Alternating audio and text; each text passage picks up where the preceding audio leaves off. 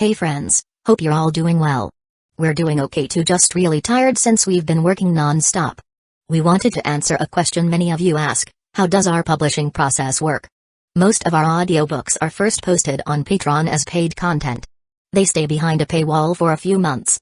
After that, they become free to access on Patreon forever. Then, a few weeks later, we upload them to other platforms like YouTube, Facebook, and Twitter, X. Lately, our community hasn't been growing much, and we could really use your help. Please share our site in your Facebook groups, Discord servers, Reddit threads, Twitter, X, or with any friends who might be interested. Every little bit helps and we really appreciate it. Thanks a lot for being with us and supporting what we do, you know. You might be right. Izuna had expected Tobirama to argue, but to his surprise, Tobirama actually nodded in agreement, sighing. If I had known things would turn out this way, maybe I really wouldn't have killed you. After your death, my chance to persuade my brother to unify the ninja world was gone. Back then, he didn't agree with that idea, while Madara was strongly in favor of it. But since Madara and I were bitter enemies, there was no way I could go to him and convince him to change my brother's mind. In the end, it was all just fate. Fate was a strange thing indeed. If Izuna hadn't died, with both of them influencing their respective brothers, they might have actually reached a consensus and created a unified ninja world. TCH. Izuna scoffed, unimpressed. What's the point of talking about it now? Then, shifting his gaze, he suddenly noticed something. Wait, the current Hokage is actually from the Uchiha clan? Kid, whose descendant are you? My mother is Naori Uchiha. You might know her, Izuna-senpai? While speaking, Kaido also connected with his mother through their communication space. Oh? Naori? Izuna raised an eyebrow in surprise. Of course, I know her. She's the granddaughter of the Great Elder. The last time I saw her, she was just a little girl. I never thought her son would grow up so strong and even become the leader of Hidden Leaf Village. Not bad. A pleased smile appeared on Izuna's face. Can you tell me more about what happened after Hidden Leaf Village was founded? What my brother said earlier was too vague, a lot of things weren't clear. Kaido shook his head. It's too much to explain in words. I'll just transfer the information to you. Saying that, he raised a hand and pointed at Izuna's forehead, directly transmitting information about the events in Hidden Leaf Village and the ninja world after the village was established. Izuna immediately closed his eyes to process the influx of information. Meanwhile, Tobirama looked at Kaido and the others, frowning. So, why did you revive this guy? Before anyone else could respond, Hashirama spoke up. It was my idea. It's to help Madara fulfill the conditions of Kaido's contract sooner. That way, we can truly revive him in the future and have him as an ally for Kaido and Hidden Leaf Village. Tobirama, you should work hard too. Kaido told me you're close to fulfilling the contract conditions. When that happens, you'll be able to come back to life completely. Don't slack off, or Madara and Izuna might beat you to it. Don't say I didn't warn you. Tobirama narrowed his eyes slightly, looking speechless at his brother. He wanted to reprimand Hashirama, but considering the looming threat of the Otsutsuki clan, he suppressed the urge. He understood that his brother's strategy was necessary for the future. Madara was indeed a formidable asset, worth reviving. Don't worry, I know what to do. Tobirama finally nodded. At that moment, Naori Uchiha suddenly teleported over, appearing next to Kaido. Seeing Izuna still absorbing the information with his eyes closed, she was briefly taken aback before sighing. I didn't expect you all to revive Izuna-senpai. But it's a good thing. She had a rough idea of the reason behind Kaido's actions. It was undoubtedly to gain Madara's favor and contract him as soon as possible. That worked well for them. After a moment, Izuna finished processing the information and opened his eyes. Spotting Naori, he was momentarily stunned before smiling. So, it really is you. It's been a long time, Naori. You've worked hard all these years. You've done well. And you've given birth to an exceptional son. After reviewing Hidden Leaf Village's history, he understood just how much Naori had contributed to the Uchiha clan over the years. Without her, the Uchiha clan wouldn't have reached its current status. He knew very well that his brother was never the best leader. Not at all. Naori shook her head with a smile. I only gave birth to a great son. If not for Kaido, I probably would have died years ago due to illness or injuries. If that had happened, Hidden Leaf Village wouldn't be in the state it is today. The Uchiha clan might have been slowly eradicated under Saratobi Hiruzen's oppression. She paused, then glanced at Tobirama. The same goes for the Senju and Uzumaki clans.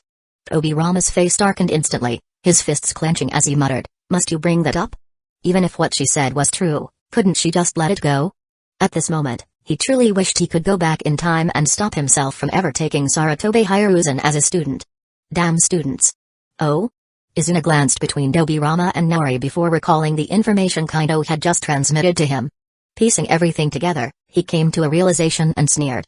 So if Kaido hadn't appeared, everything she said would have actually happened? Turning to Tobirama with a mocking expression, he continued, I never thought I'd see the day when you, Senju Tobirama, would miscalculate so badly. You actually took in a bunch of ungrateful trash who ended up destroying the Senju and nearly wiping out the Uzumaki. PFFT. What a disgrace. Tobirama's fists clenched even tighter, veins bulging on his forehead as he glared at Izuna. What does this have to do with you? You didn't even live to see the village's founding. What right do you have to comment on this? Chapter 225, Vegapunk's good news. Izuna Uchiha immediately became furious upon hearing that. He glared at Senju Tobirama with resentment and snapped, and whose fault do you think that was? You despicable, shameless sneak attacker. If he hadn't been caught off guard by the flying thunder god jutsu, how could he have died at Tobirama's hands? What a disgrace. If the situation weren't inappropriate, he would have flipped the table right then and there. Senju Tobirama was truly a bastard. Humphrey. At least right now, the Hokage of Hidden Leaf Village is from the Uchiha clan. And in the future, the one who will lead Hidden Leaf Village to greater glory and unify the ninja world will also be Uchiha. Izuna knew that continuing to argue about the past wouldn't get him anywhere, so he quickly changed the topic and taunted Obirama instead. You. Obirama was actually at a loss for words. He didn't know how to refute it because Izuna was telling the truth. At that moment, his hatred for Sarutobi Hiruzen and Denzo grew even stronger. He swore silently in his heart, when he returned to the village, he'll make them pay. Enough. Stop arguing already. Madara Uchiha, watching the two bicker like children, rolled his eyes and said impatiently, what's done is done. You've both already died once, just let it go.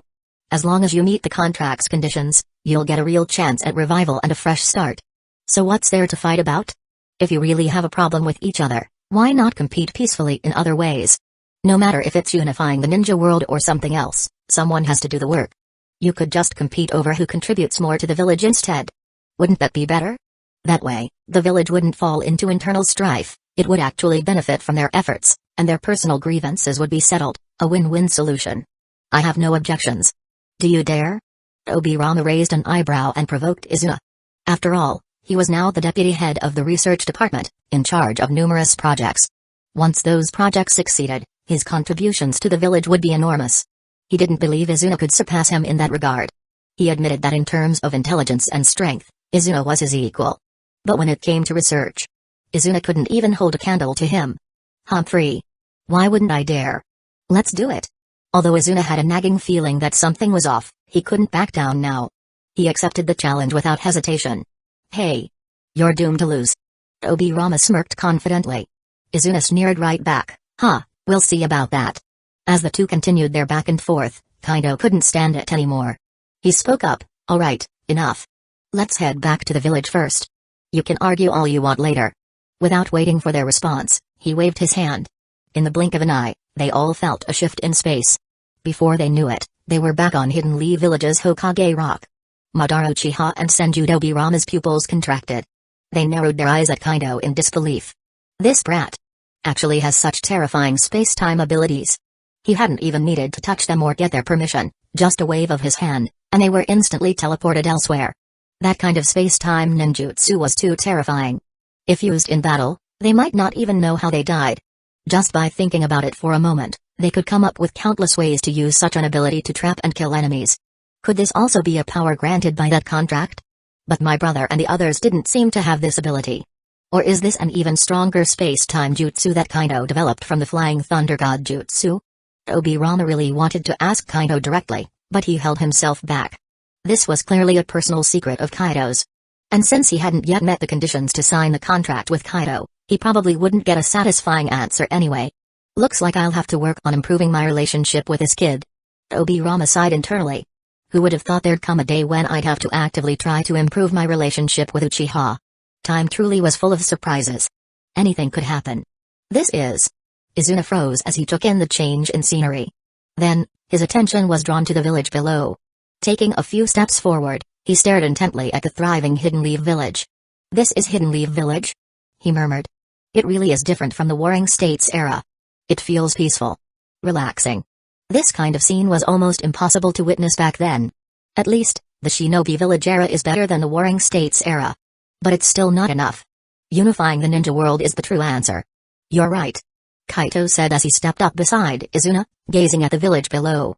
Order is always better than chaos. No matter how flawed an order is, it's still better than disorder. So, Izuna-senpai, how do you plan to contribute to the village's development? Now that Izuna had been revived, there was no way Kaito would let such a valuable asset go to waste. He was definitely going to put him to work. Thinking about lazing around? Not a chance. Izuna was momentarily stunned by the question. I honestly haven't thought about that yet.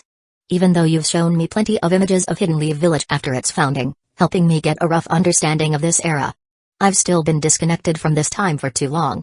I don't fully grasp how things work now. For the moment, I have no idea what I should do or what I'd even be suited for. What do you suggest? As he spoke, Izuna turned to Kaito with a questioning look. Kaito pondered for a moment before replying, how about you take on a temporary advisor role in the Hokage's office? You can assist me with handling some of the Hokage's affairs for now. This way, you'll have time to observe and understand how things work in this era while also learning a lot about Hidden Leaf Village and the greater ninja world through the job itself. It'll speed up your integration into this time period. Once you've fully adjusted, you'll naturally figure out what suits you best. What do you think? Back in the day, Izuna was able to go head-to-head with Tobirama, so he clearly had a sharp mind. Having him help with administrative work was a perfect fit. As for the issue of trust, that wasn't a problem at all. Kaito was the one who revived him. Of course, he'd left some precautions in place. He just hadn't bothered to tell Izuna or anyone else about them. For people he couldn't fully trust, he always made sure to have a backup plan. It was just how he operated. Sounds good. Izuna's eyes lit up slightly. He found the idea quite appealing and agreed without hesitation. Madara Uchiha, standing to the side, didn't say anything. Since Izuna had accepted, that was that. Besides, he could tell that Kaito wasn't trying to take advantage of Izuna. This arrangement was actually quite beneficial. Satisfied, the group continued chatting for a while before finally leaving the area. Half a month later, while Kaito was in the middle of training, a message suddenly arrived through the communication space. He immediately shifted his focus to check it. It was from Vegapunk. He had successfully replicated the human fruit. Finally. It's done. Haha. After reading the message, Kaito was ecstatic. He immediately sent a reply to Vegapunk, arranging to meet at Space-Time Gate Main Base Number 1. What's going on? What's been completed? His excitement caught the attention of Mikoto, Kushina, and the others who were training nearby. Mikoto stopped what she was doing and couldn't help but ask. Vegapunk has successfully replicated the human fruit. Very soon, we'll each have one of our own. Isn't that something to celebrate? Kaito grinned as he explained. What? Seriously? Mikoto and the others were so shocked they completely abandoned their training and rushed over to confirm. Of course it's true. Kaito nodded firmly. Come on, let's head to Space-Time Gate Main Base Number 1 and meet up with Vegapunk. I've already arranged the meeting. With that, he focused his mind, and in an instant, he disappeared from the spot. Mikoto and the others quickly followed.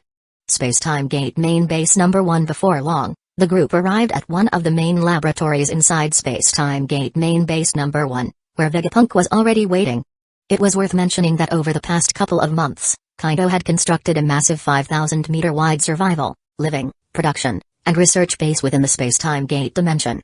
The base included a large residential area for living quarters, a production sector with vast fields for medicinal herbs, crops, fruits, and trees, 5 major research facilities dedicated to different fields of study. As for the research bases, Research Base Number 1 was assigned to Vegapunk, Research Base Number 2 was given to Orochimaru, Research Base Number 3 was under Tobirama's control. Each of them was free to work on their respective projects in their own labs. Of course, they often exchanged ideas and collaborated when necessary. Thanks to Vegapunk's contributions, the Bloodline Limit Enhancement Serum research had made tremendous progress. According to Orochimaru and the others' estimates, within a year or so, they should be able to create the first functional Bloodline Limit Serum. Once they succeeded with the first serum, developing additional Bloodline Limit Serums would become much easier and faster. Chapter 226, The Replicated Human Fruit. Back to the main topic. After arriving, Kaito looked at the 2 devil fruits placed on the central lab table. Curious, he walked up to them while asking Vegapunk, are you sure the replication was successful? How difficult was it to create? When can mass production start, and what would the output be? Vegapunk smiled and replied, I believe it's a perfect copy, but ultimately, you'll have to judge that for yourself. As for mass production and output, let's not rush into that just yet. BTW, can you tell which of these two is the original and which is the replica? Oh? Kaido raised an eyebrow and immediately used his spiritual power to scan both devil fruits, analyzing them. The result? No visible difference at all.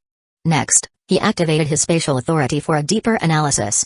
After a brief moment, he pinpointed the distinction and smirked, saying, "This replication is seriously impressive." Vegapunk's eyes lit up with curiosity. "That's correct. Can you tell me what the difference is? In your eyes, does my replicated devil fruit qualify as a perfect copy? If it were truly perfect, I shouldn't be able to tell them apart." Kaito nodded with a smile. "Normally, there's no way to distinguish them. Even my spiritual scan didn't detect any differences. But within my innate spatial domain, I have absolute control and can perceive things on a deeper level. Because of that, I can see traces of artificial replication. That said, these traces don't affect the power or function of the replicated devil fruit. So yes, it is indeed a perfect copy. Now, tell me, can this be mass-produced? What's the expected output? What resources are needed?" Hearing this, Kushina and the others also turned to Vegapunk, eager for his answer. Vegapunk laughed. "Perfect? That's great to hear. As for mass production, I can set up a production line anytime. The required materials are within my reach. However, if the output gets too high, the world government will start getting suspicious. With my current resources, I can produce a maximum of 10 human fruit replicas per month. That's my limit. But if Lord Kaido can provide additional materials, the output could increase to 50 per month. That's the absolute limit I can manage while balancing my other research and responsibilities. Here's the materials list, you can take a look." With that, Vegapunk flipped his hand and pulled out a stack of papers, handing them to Kaido. Kaido took them and quickly skimmed through the contents. His brows furrowed slightly. Most of these materials are exclusive to the pirate world. It looks like we need to speed up the development of our trade network in that world. He could tell that many of these materials were incredibly rare and not easy to obtain. To secure a steady supply, they would need considerable power and influence. Only because Vegapunk had the world government backing him could he continuously borrow from them to sustain production. Otherwise, if Kaido had to gather materials alone, he'd struggle to make even one per month. "That's exactly right." Vegapunk nodded.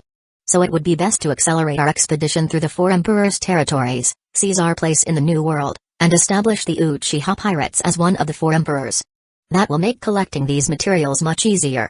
Kaito nodded in understanding. "Got it. Leave that to me. I'll have Koshiro-sensei speed up our voyage. Also, maybe I should visit Shaki more often and strengthen my relationship with her. If I can get on her good side and contract her organization, her intelligence network might give me unexpected advantages in gathering materials." Previously, he hadn't paid much attention to Shaki's intel because his needs were minimal. But now, things were different. "Shaki, huh?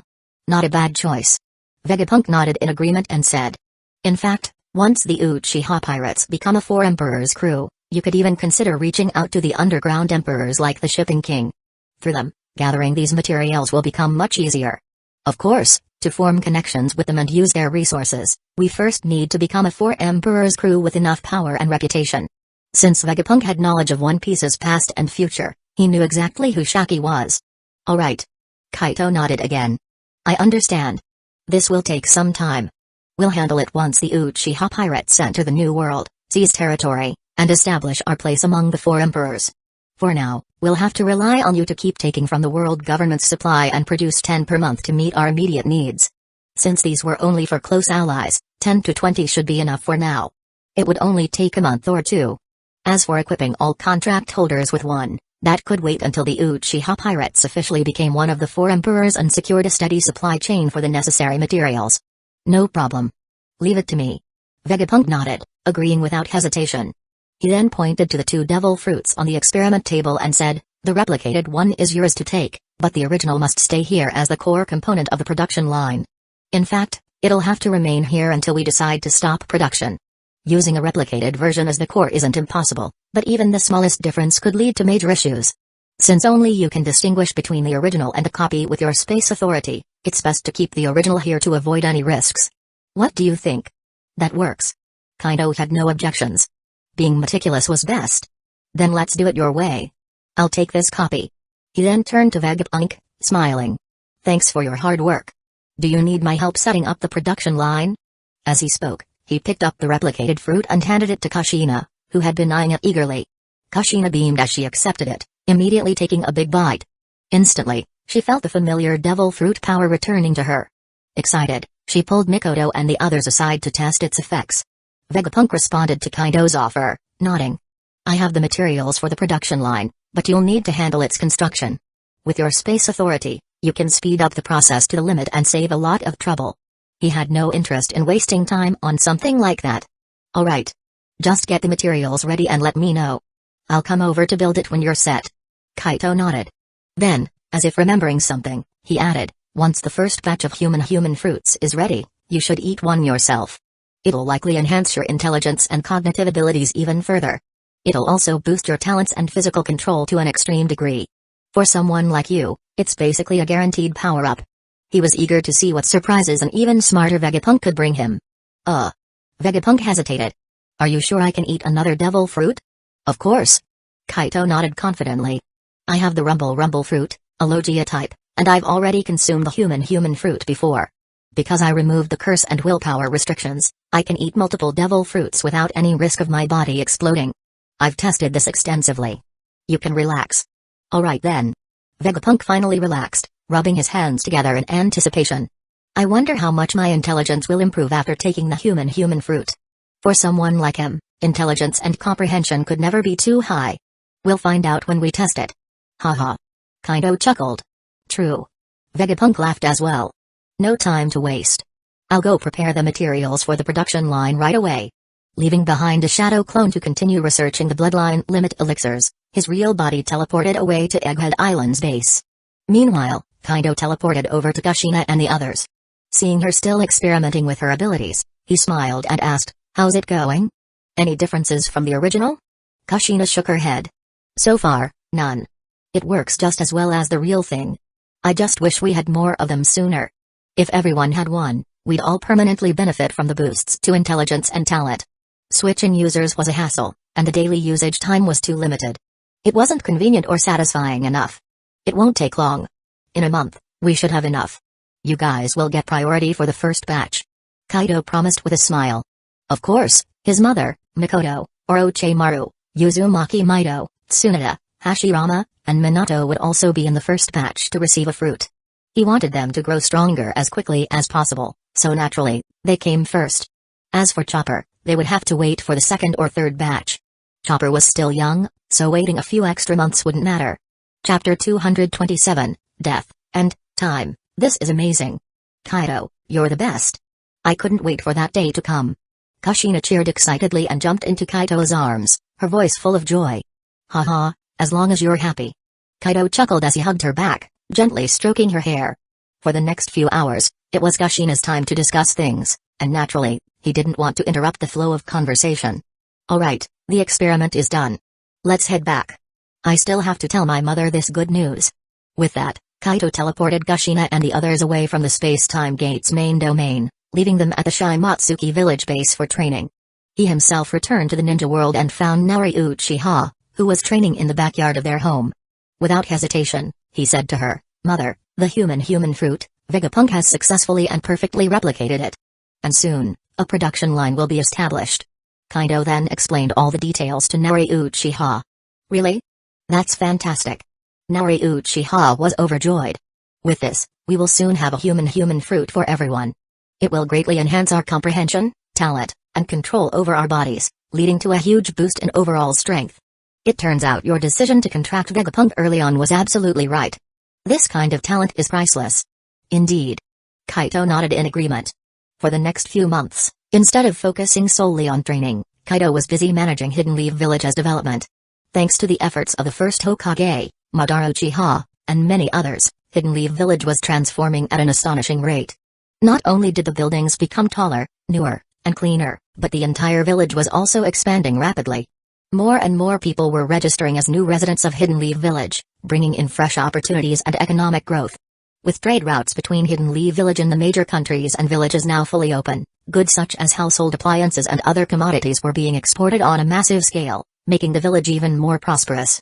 During this period, new people met the criteria for contracts every week, and Kaido personally formed contracts with them.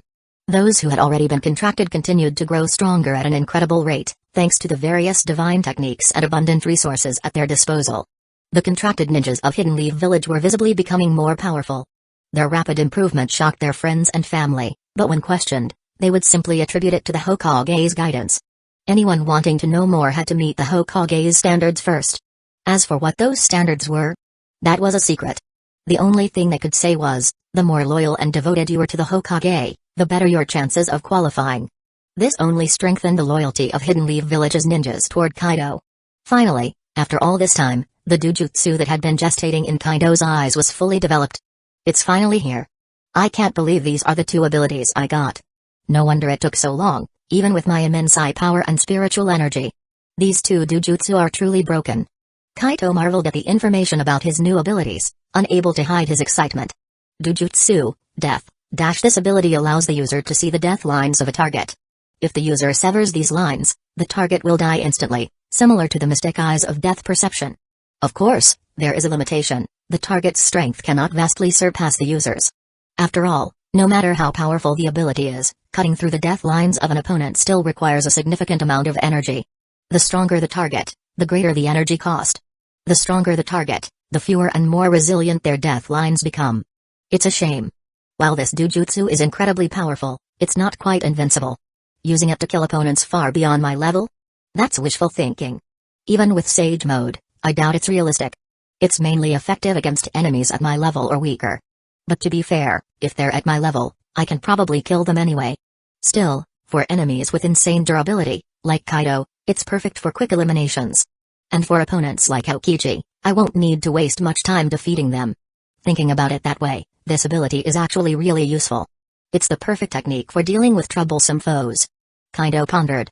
Dujutsu, time. This dujutsu grants the user control over time itself, allowing them to accelerate, decelerate, and even stop time. Wait. My second dujutsu is a time-based ability? And it's literally called time? Not only does it let me speed up and slow down time, but it also includes time stop? And as I develop it further and my power grows, its capabilities will evolve even more? This is insane. Upon seeing the details of this ability, Kaido was utterly shocked. With this, his strength would skyrocket to an entirely new level. Moreover, he would now be able to counter opponents who use time-related abilities with ease.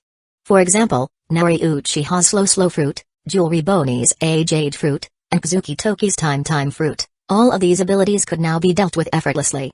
Additionally, in combat, this power was a game-changer. If used properly, even opponents significantly stronger than him could fall victim to it. With these two dujutsu, my chances against the Sage of Six Paths just went way up. Give me a little more time, and I won't even need to fear facing him directly. Haha. Kaido laughed to himself, brimming with confidence. You look so excited. These new eye techniques must be insane, huh? Tell us about them. Naori Uchiha, who had been guarding Kaido all this time, finally spoke up. Mikoto and Kushina also smiled as they looked at him expectantly. No problem. Kaido snapped out of his thoughts, scratched the back of his head in embarrassment, and then explained his two new eye techniques to the three of them. Whoa. The three of them gasped, drawing in sharp breaths. These eye techniques are crazy. One directly relates to death, and the other controls time. That's completely overpowered. So this is the kind of power you can get from perfectly evolving your eternal Mangekyo Sharingan? Naori Uchiha was in awe. The sheer strength of these abilities made her jealous. They were far stronger than her own eye techniques.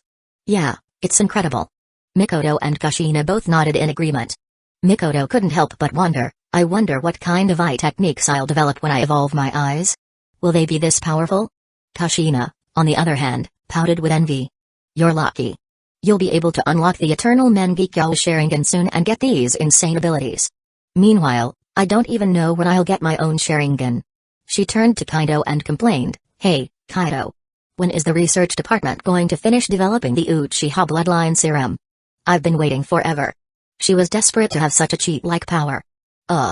Kaido raised his hands helplessly and sighed, the research department is working hard on it. With Dr. Vegapunk's help, they've already successfully developed the magnet-style bloodline serum. The Senju and Uzumaki bloodline serums are showing progress too, just wait a few more months. It should be ready soon. Actually, you could inject the magnet-style serum first. It's pretty good. Nah. Kushina immediately shook her head. I'm not interested in magnet style. I'd rather wait for the Uchiha bloodline serum. Having too many bloodline abilities isn't necessarily a good thing, it can get overwhelming. It's better to focus on developing just one or two. The Uchiha bloodline would complement my Uzumaki bloodline perfectly. At worst, I can inject the Senju bloodline serum later. Who knows? Maybe the Senju and Uzumaki bloodlines will merge and evolve into something even stronger. Magnet style just doesn't fit me. She was logical about it and didn't want to act recklessly. She wasn't like Kaido, who could master anything quickly. Alright then. It's good that you have your own plan. Just be patient. Developing bloodline limit serums isn't easy. Kaito nodded in approval and reassured her. Also, just because you unlock the Eternal Mangekyo Sharingan doesn't mean your eye techniques will be as powerful as mine. These abilities vary from person to person. The Sharingan is called the mirror of the soul for a reason. It's deeply connected to the user's emotions and state of mind. Not only do your deepest obsessions influence the type of eye techniques you get, but the strength of your soul and mental power also play a huge role. So, before you awaken your Sharingan or evolve it, make sure to train your meditation techniques. Strengthen your soul and mental power. Also, work on mastering your devil fruit abilities.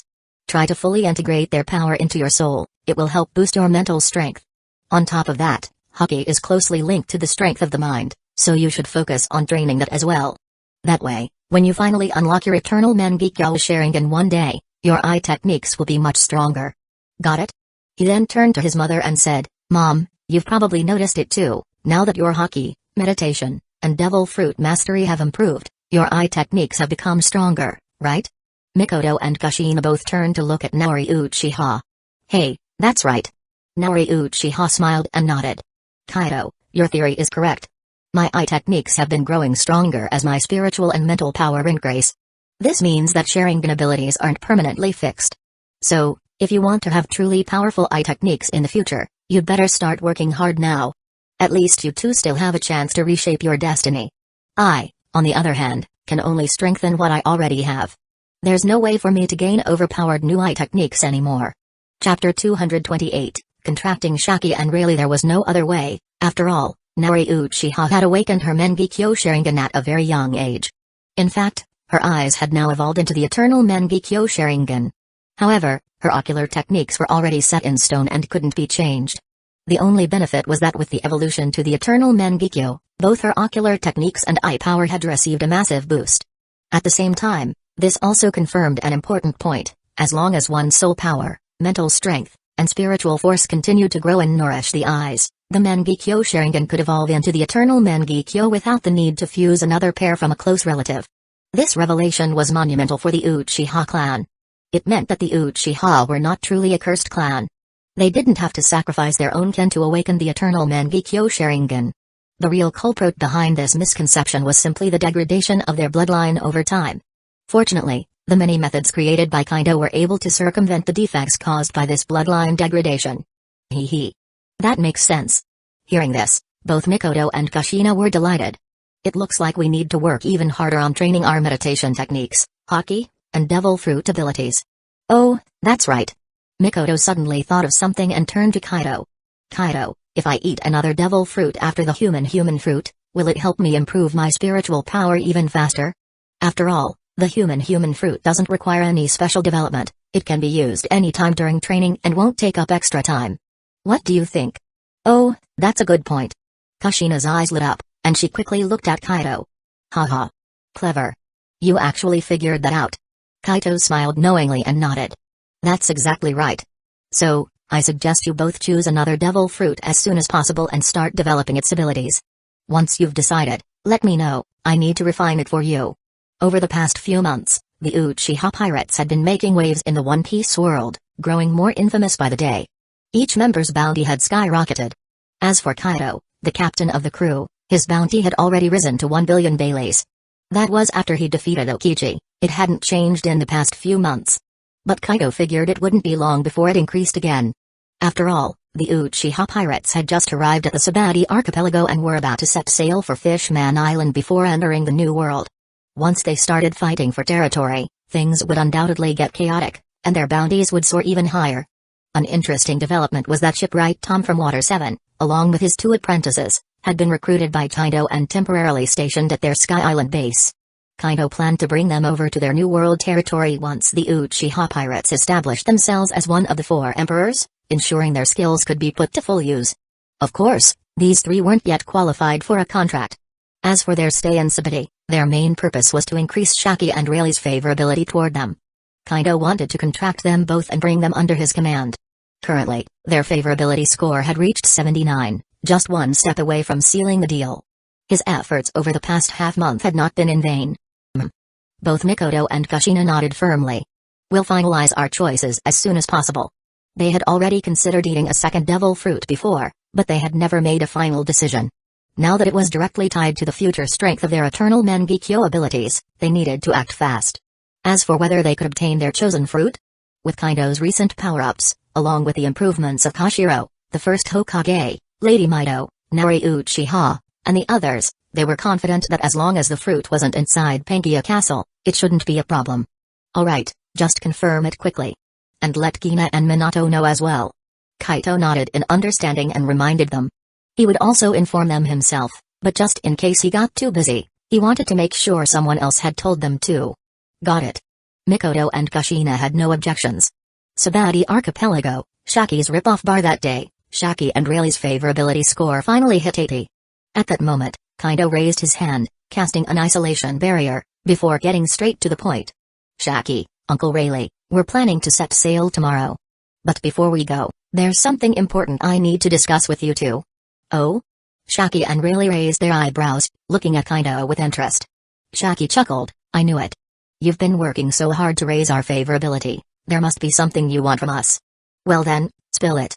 What is it you need from us that made you spend so much time buttering up 2 old folks like us? Haha, exactly. Let's hear it. Rayleigh took a swig of his drink and nodded with a smile. Honestly, with our relationship, you really don't need to be so formal. As long as it's not something too difficult, we wouldn't refuse you. It's not that I'm being overly polite. Kaido shook his head helplessly. It's just that this is a necessary condition for forming a contract. He then explained his desire to contract them, detailing both the benefits and the restrictions that came with it. After hearing everything, Shaki and Rayleigh fell silent for a moment. So, if we agree to this contract, we'll gain significant benefits, but at the same time, we'll be bound by certain restrictions, such as being unable to harm you? Can you tell us more about these benefits? Shaki asked after exchanging glances with Rayleigh. This was a big decision, not something to take lightly. No wonder Kaito had been working so hard to raise their favorability. I can't reveal everything just yet. Kaito admitted with a nod. But I can tell you this, one of the basic benefits is spatial teleportation. Also, I possess a pill that can extend a person's life by up to 90 years. If you agree to the contract, these will be yours. And there are even greater benefits that you'll only learn about after signing the contract. The spatial teleportation ability was something Shaki and Rayleigh had already suspected. After all, everyone around Kaito seemed to have it, which was far from normal. When they later met Aikok and saw that she had also acquired this ability instantly, it became clear that it must be something Kaito could grant. Now, their suspicions were confirmed, it was indeed a perk of the contract. As for the longevity pill, this was truly tempting. Given their age and experience, the prospect of regaining their youth was incredibly appealing. As expected, upon hearing about the pill, their focus shifted entirely from the teleportation ability. Their eyes lit up as they stared at Kaito, both asking at the same time, are you serious? If we sign the contract, you'll really give us a pill that extends our lives by 90 years? Of course. Kaito assured them with a confident nod. This may be a rare treasure, but to me, it's not that big of a deal. So, do you agree to the contract? At that moment, Shaki and Rayleigh's favorability toward Kaito shot up by 5 points, reaching 85. Kaito couldn't help but sigh inwardly. If I had known this earlier, I should have used the longevity pill to tempt them from the start. It would have made raising their favorability much easier. But hindsight was still 20, and things had worked out well enough. What are we waiting for? Let's do it. What do we need to do? Shaki and Rayleigh exchanged another glance before making up their minds. They were willing to take the gamble for 90 more years of life and a chance at youth. Besides, given their relationship with Kaito and their understanding of his character, they weren't too worried about him tricking them. If worse came to worst, they were confident in their ability to break free from any contract. They assumed it must be some kind of devil fruit ability, perhaps a contract fruit. As long as it was a devil fruit power, they believed there had to be a way to counter it. Unfortunately for them, their confidence was misplaced. They had no idea what kind of power they were truly dealing with or just how high its level was. Meanwhile, Koshiro and the others simply watched with knowing smiles, choosing not to interfere. Kaido could tell what they were thinking, but he didn't bother correcting them. Instead, he chuckled and said, "All right then." With that, he condensed 2 contract runes from his forehead and sent them toward Shaki and Rayleigh. "Touch these runes and agree in your heart, and the contract will be formed." "Got it." Shaki and Rayleigh were mesmerized by the mysterious contract runes. Without hesitation, they reached out and touched them. The moment their minds accepted the contract, the runes disappeared into their foreheads, embedding themselves deep within their consciousness. Then, a flood of information about the past and future of the pirate world, and even glimpses into the ninja world, poured into their minds. Overwhelmed, they had to close their eyes and focus on processing the knowledge. Shortly after, techniques such as meditation methods, life force cultivation, and primal chakra refinement also entered their minds. Half an hour later, they slowly opened their eyes and exhaled deeply. Wow! They then turned to look at Kaido and the others with expressions of shock and amazement. Rayleigh was the first to speak. "So that's the truth. You guys really come from another world? No wonder we could never find any information on you before. It was as if you appeared out of thin air." Shaki nodded in agreement, still processing everything she had just learned. The truth had finally been revealed to them. Chapter 229, Different Visions. Yeah. Hearing this, Shaki let out a wry smile and nodded. "Back then, we already made some bold guesses, but even our imagination was too limited." "Hey." Kaido chuckled and said cheerfully, "Well, there was no way for me to tell you the truth before we made a contract. So? Do you regret signing the contract with me now?" "Oh, right. Here, take these life extension pills. 5 per person. If you take them all, you should be able to extend your lifespan by about 90 years. This is also the limit of what a person can take." As he spoke, Kaido flipped his hand, producing 2 porcelain bottles, and casually tossed them to Shaki and Rayleigh. The 2 of them quickly caught the bottles, opened them up, took a sniff, and examined the pills inside. Their eyes lit up with excitement. But instead of taking them right away, they closed the bottles and said in unison, "No regrets. Honestly, we're just glad we agreed in the end. Otherwise, we wouldn't even know what an incredible opportunity we missed out on." Shaki added. "Exactly." Rayleigh nodded in agreement. "Like you said, teleportation and these life extension pills are just the basic perks of the contract. Everything else you've shown us is downright godlike." Far from regret, the 2 of them felt like they had hit the jackpot. At the same time, they were relieved they hadn't refused. Otherwise, they might have regretted it for the rest of their lives. Or maybe not. Because if they hadn't signed the contract, they would have never known what they had missed in the first place. "By the way, about what you told us regarding our world. The information you just sent in our minds. You said Garp's grandson, Luffy, would become my disciple, and he's very likely to become the Pirate King, fulfilling Roger's dream?" Kaito nodded firmly. "Yeah, if it weren't for me and the ninja world interfering, that's how the future would have played out." Rayleigh couldn't help but ask, "But now, with you and the ninja world involved, plus the fact that we've signed a contract with you, the future will definitely be completely different, right?" Kaito said with a little smile. "Who knows? We might not even have to wait for Luffy to set sail before we overthrow the world government, turn the world upside down, and establish a new order. As for whether you still want to take Luffy as your disciple, that's entirely up to you. But even if you don't, I'll still find a way to bring him into my contract. After all, both his brother, Ace, and Sabo are already under my contract. Under my training, they're growing stronger at an incredible pace. By the time they set sail in the future, their strength will probably be on a whole different level. The future's path will be completely different from what it was meant to be." Changing the fates of characters he liked was something Kaido enjoyed doing. Ace, Luffy, and Sabo were among them. But even if he couldn't contact someone, it didn't matter, he wasn't the one who lost. Like Luffy, he was just going to contact him himself, doing it for Ace and Dragon's sake. After all, to Kaido, things like main characters didn't mean much. Now that he was here, the only protagonist of these 2 worlds was him. Everyone else had to take a back seat. "That's true." Rayleigh fell silent for a moment, then nodded with a complicated expression. Roger's plan was simply to use Nika's power and the prophecy, gather all forces from the world, wipe out the celestial dragons, and kill the one pulling their strings, Imu, to overthrow the world government. But after toppling the world government, what comes next? How do we change the world for the better? Neither he nor we ever thought that far ahead. Or rather, we weren't capable of thinking that far ahead. Compared to your plan, I have to admit. Ours seems rather short-sighted, or we had different abilities back then. Now that he thought about it, If things had gone according to their original plan, defeating the celestial dragons and overthrowing the world government, it wouldn't necessarily have led to a better world.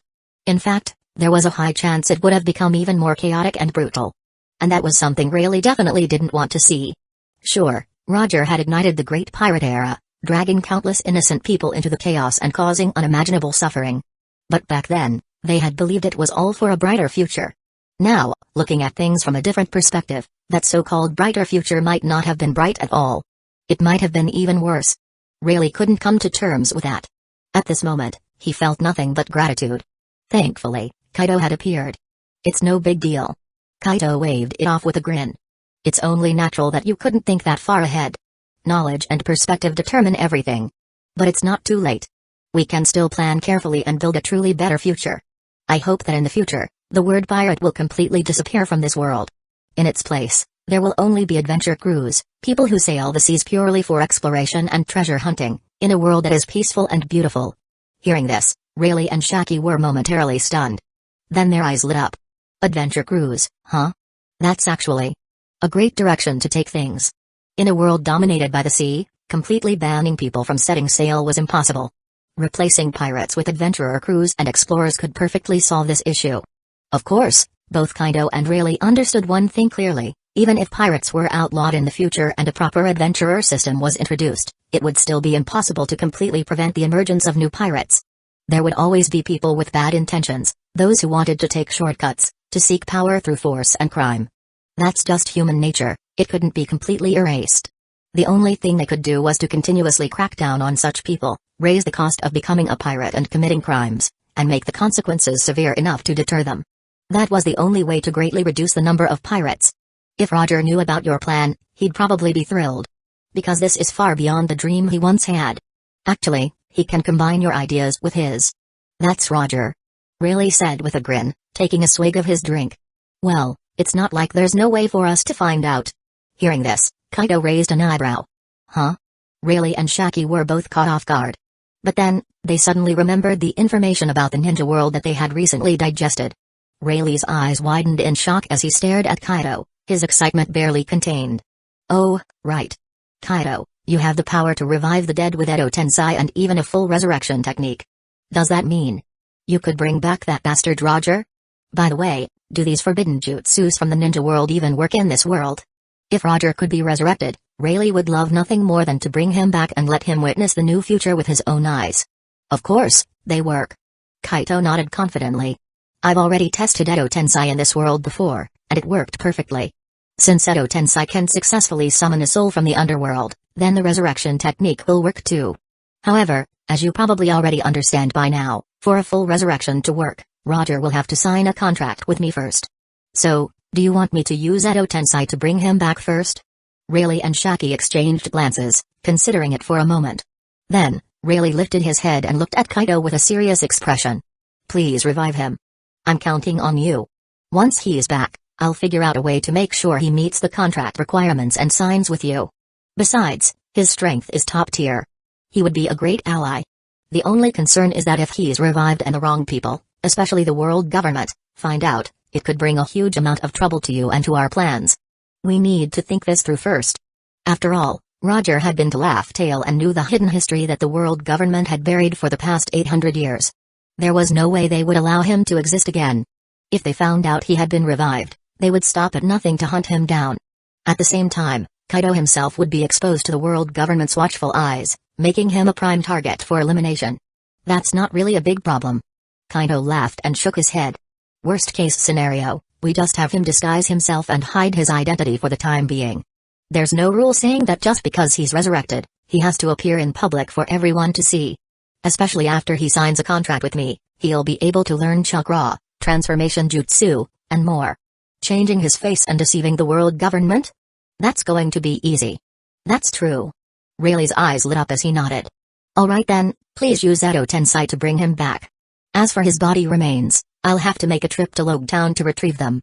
That's right, Roger's body was buried on the island where Logetown was located. His homeland.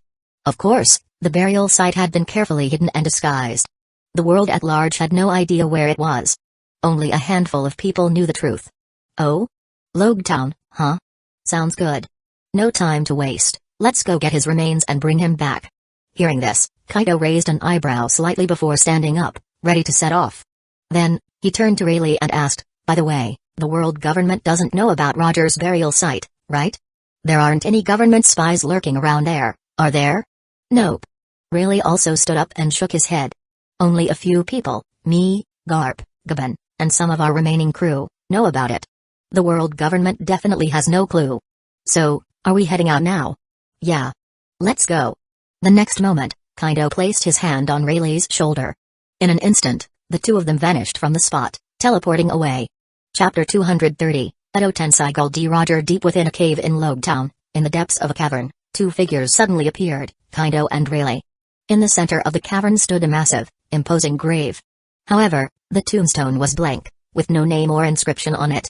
Clearly, someone didn't want the identity of the person buried here to be known. Rayleigh gazed at the long-lost grave and turned to Kaido. This is it. Do you need me to open the tomb? He asked. No need. Kaido shook his head. I can retrieve it directly. With just a thought, his spiritual energy swept through the tomb, instantly revealing its contents. Inside, all that remained of Goldie Roger's body were bones.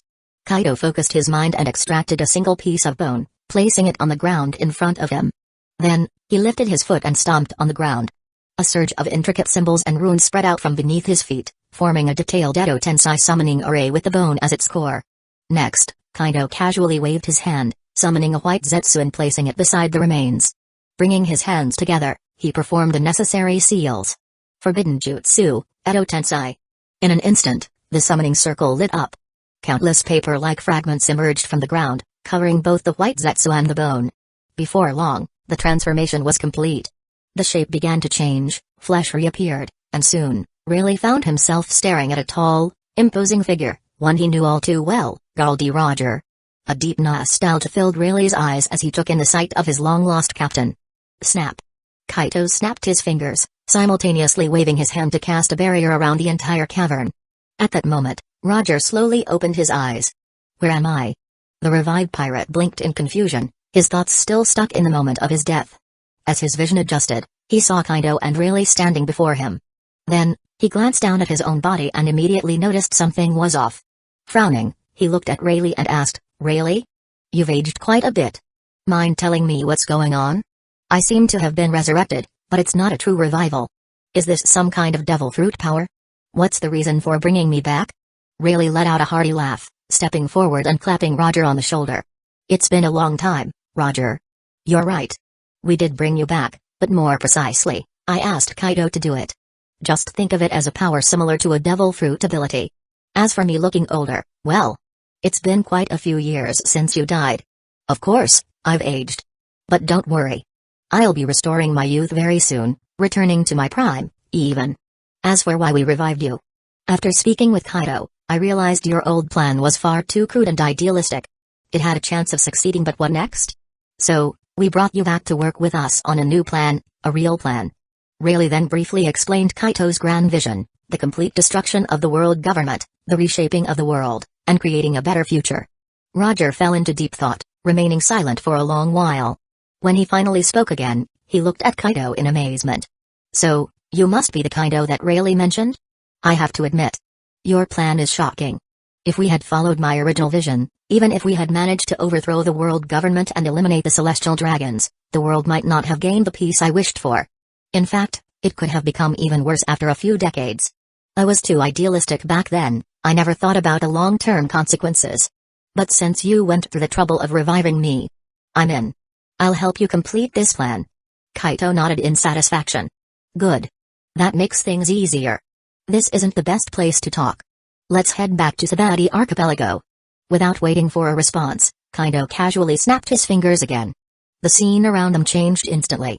The dark cavern vanished, and in the blink of an eye, Roger found himself standing inside a familiar establishment, Shaki's bar. You guys are back already? And Roger, long time no see. Shaki greeted them with a smile, though her eyes lingered on Roger with a hint of amusement. So this is Edo Tensei, huh? Pretty incredible. Shaki muttered to herself, intrigued by the forbidden technique. Haha, Shaki. It really has been a long time. Roger grinned as he raised a hand in greeting. But after giving her a closer look, he raised an eyebrow in surprise. I wasn't expecting this. Not only have you not aged like Rayleigh, but you actually look even younger than before. That's pretty unbelievable. Is this some kind of secret technique from Amazon Lily? Rayleigh, hearing this, turned to Shaki as well. He had been so focused on reviving Roger that he hadn't noticed before, but now that he looked, Shaki really did look like she was in her 20s or early 30s, completely restored to her prime. Wait a second. You took the pills? Rayleigh asked in shock. And they worked this well? Shaki smiled mischievously. Yep. I took them. The effects are amazing. You should hurry up and take yours too. Otherwise, if you keep walking around looking like some old geezer, I'm going to start disliking you, she giggled teasingly. Rayleigh let out a hopeless sigh at her teasing, but without hesitation, he grabbed his own bottle of pills. Popping the cap open, he tilted his head back and swallowed all 5 pills in one go.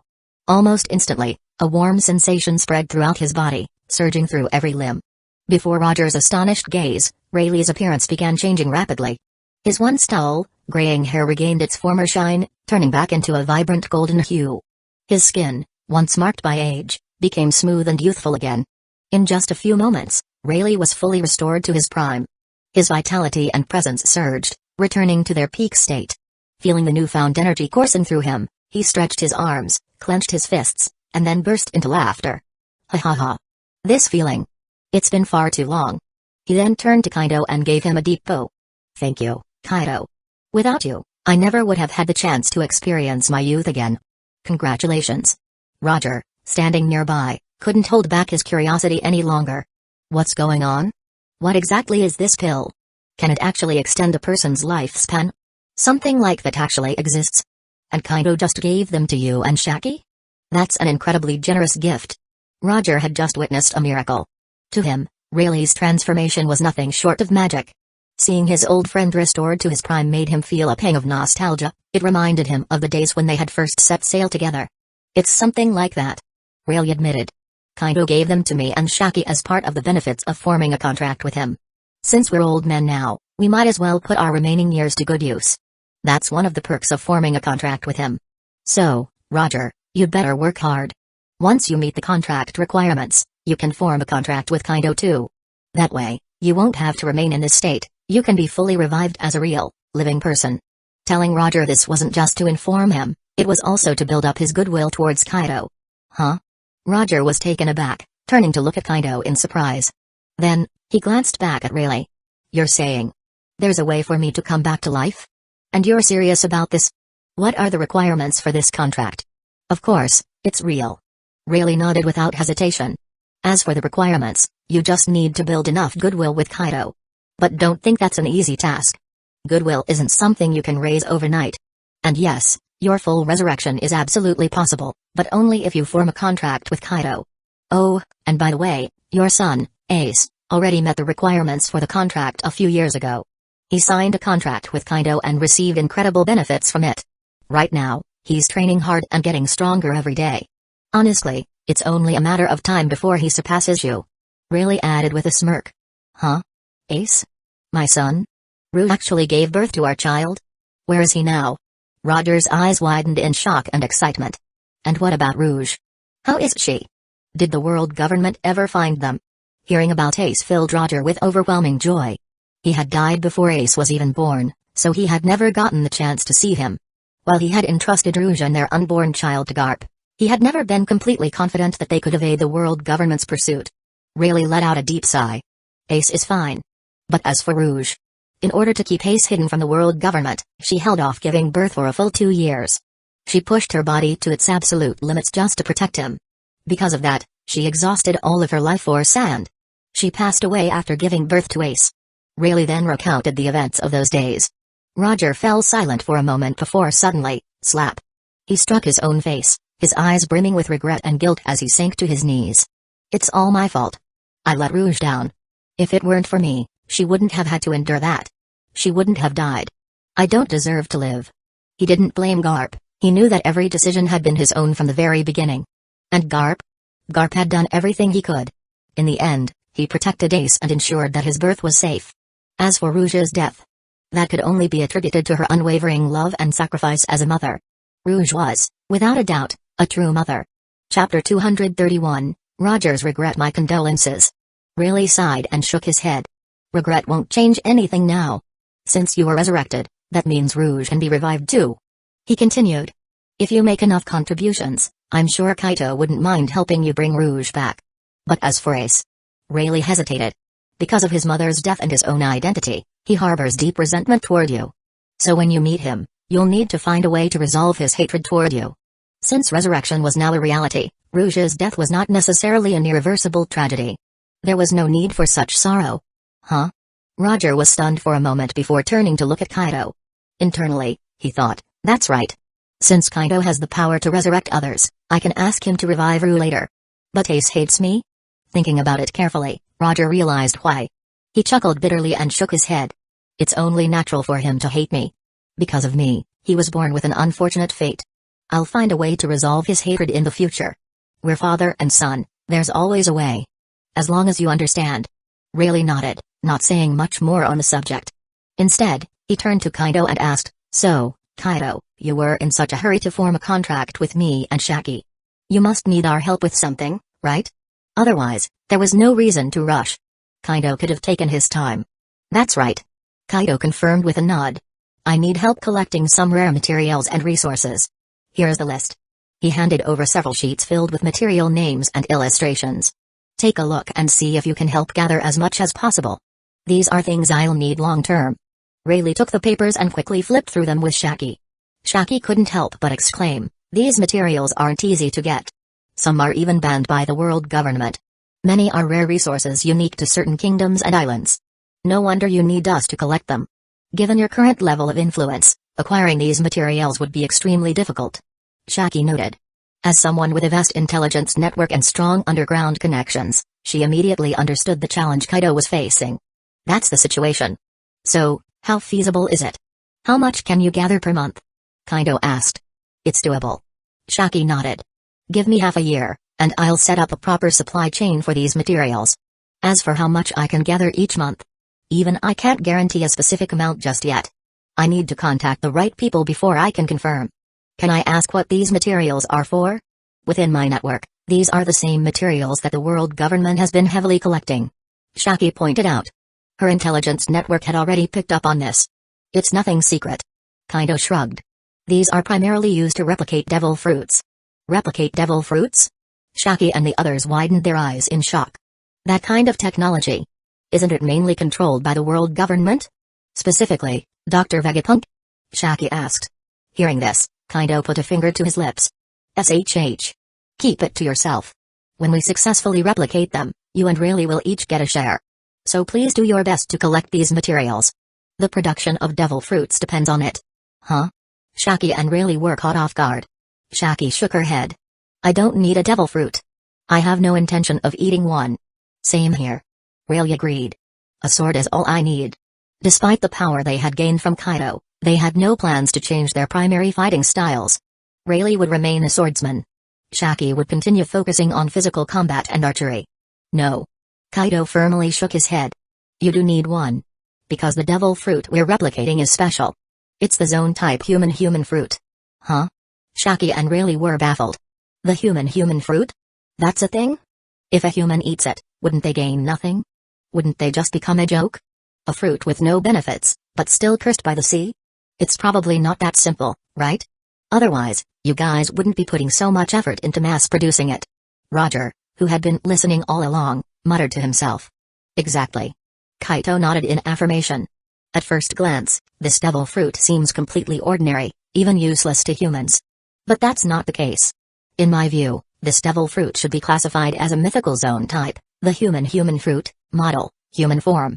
Whoever eats this fruit will become an all-rounder, able to master any skill a human is capable of. Their comprehension ability will multiply, and their control over their body will reach extreme levels. In short, anything a human can learn, the user of this devil fruit can master at an unparalleled level. What? Shaki and the others were stunned. That's how it works? Rayleigh's eyes lit up. Then this devil fruit is incredibly valuable. It's something that anyone would dream of having, especially for those of us who focus purely on physical and swordsmanship training.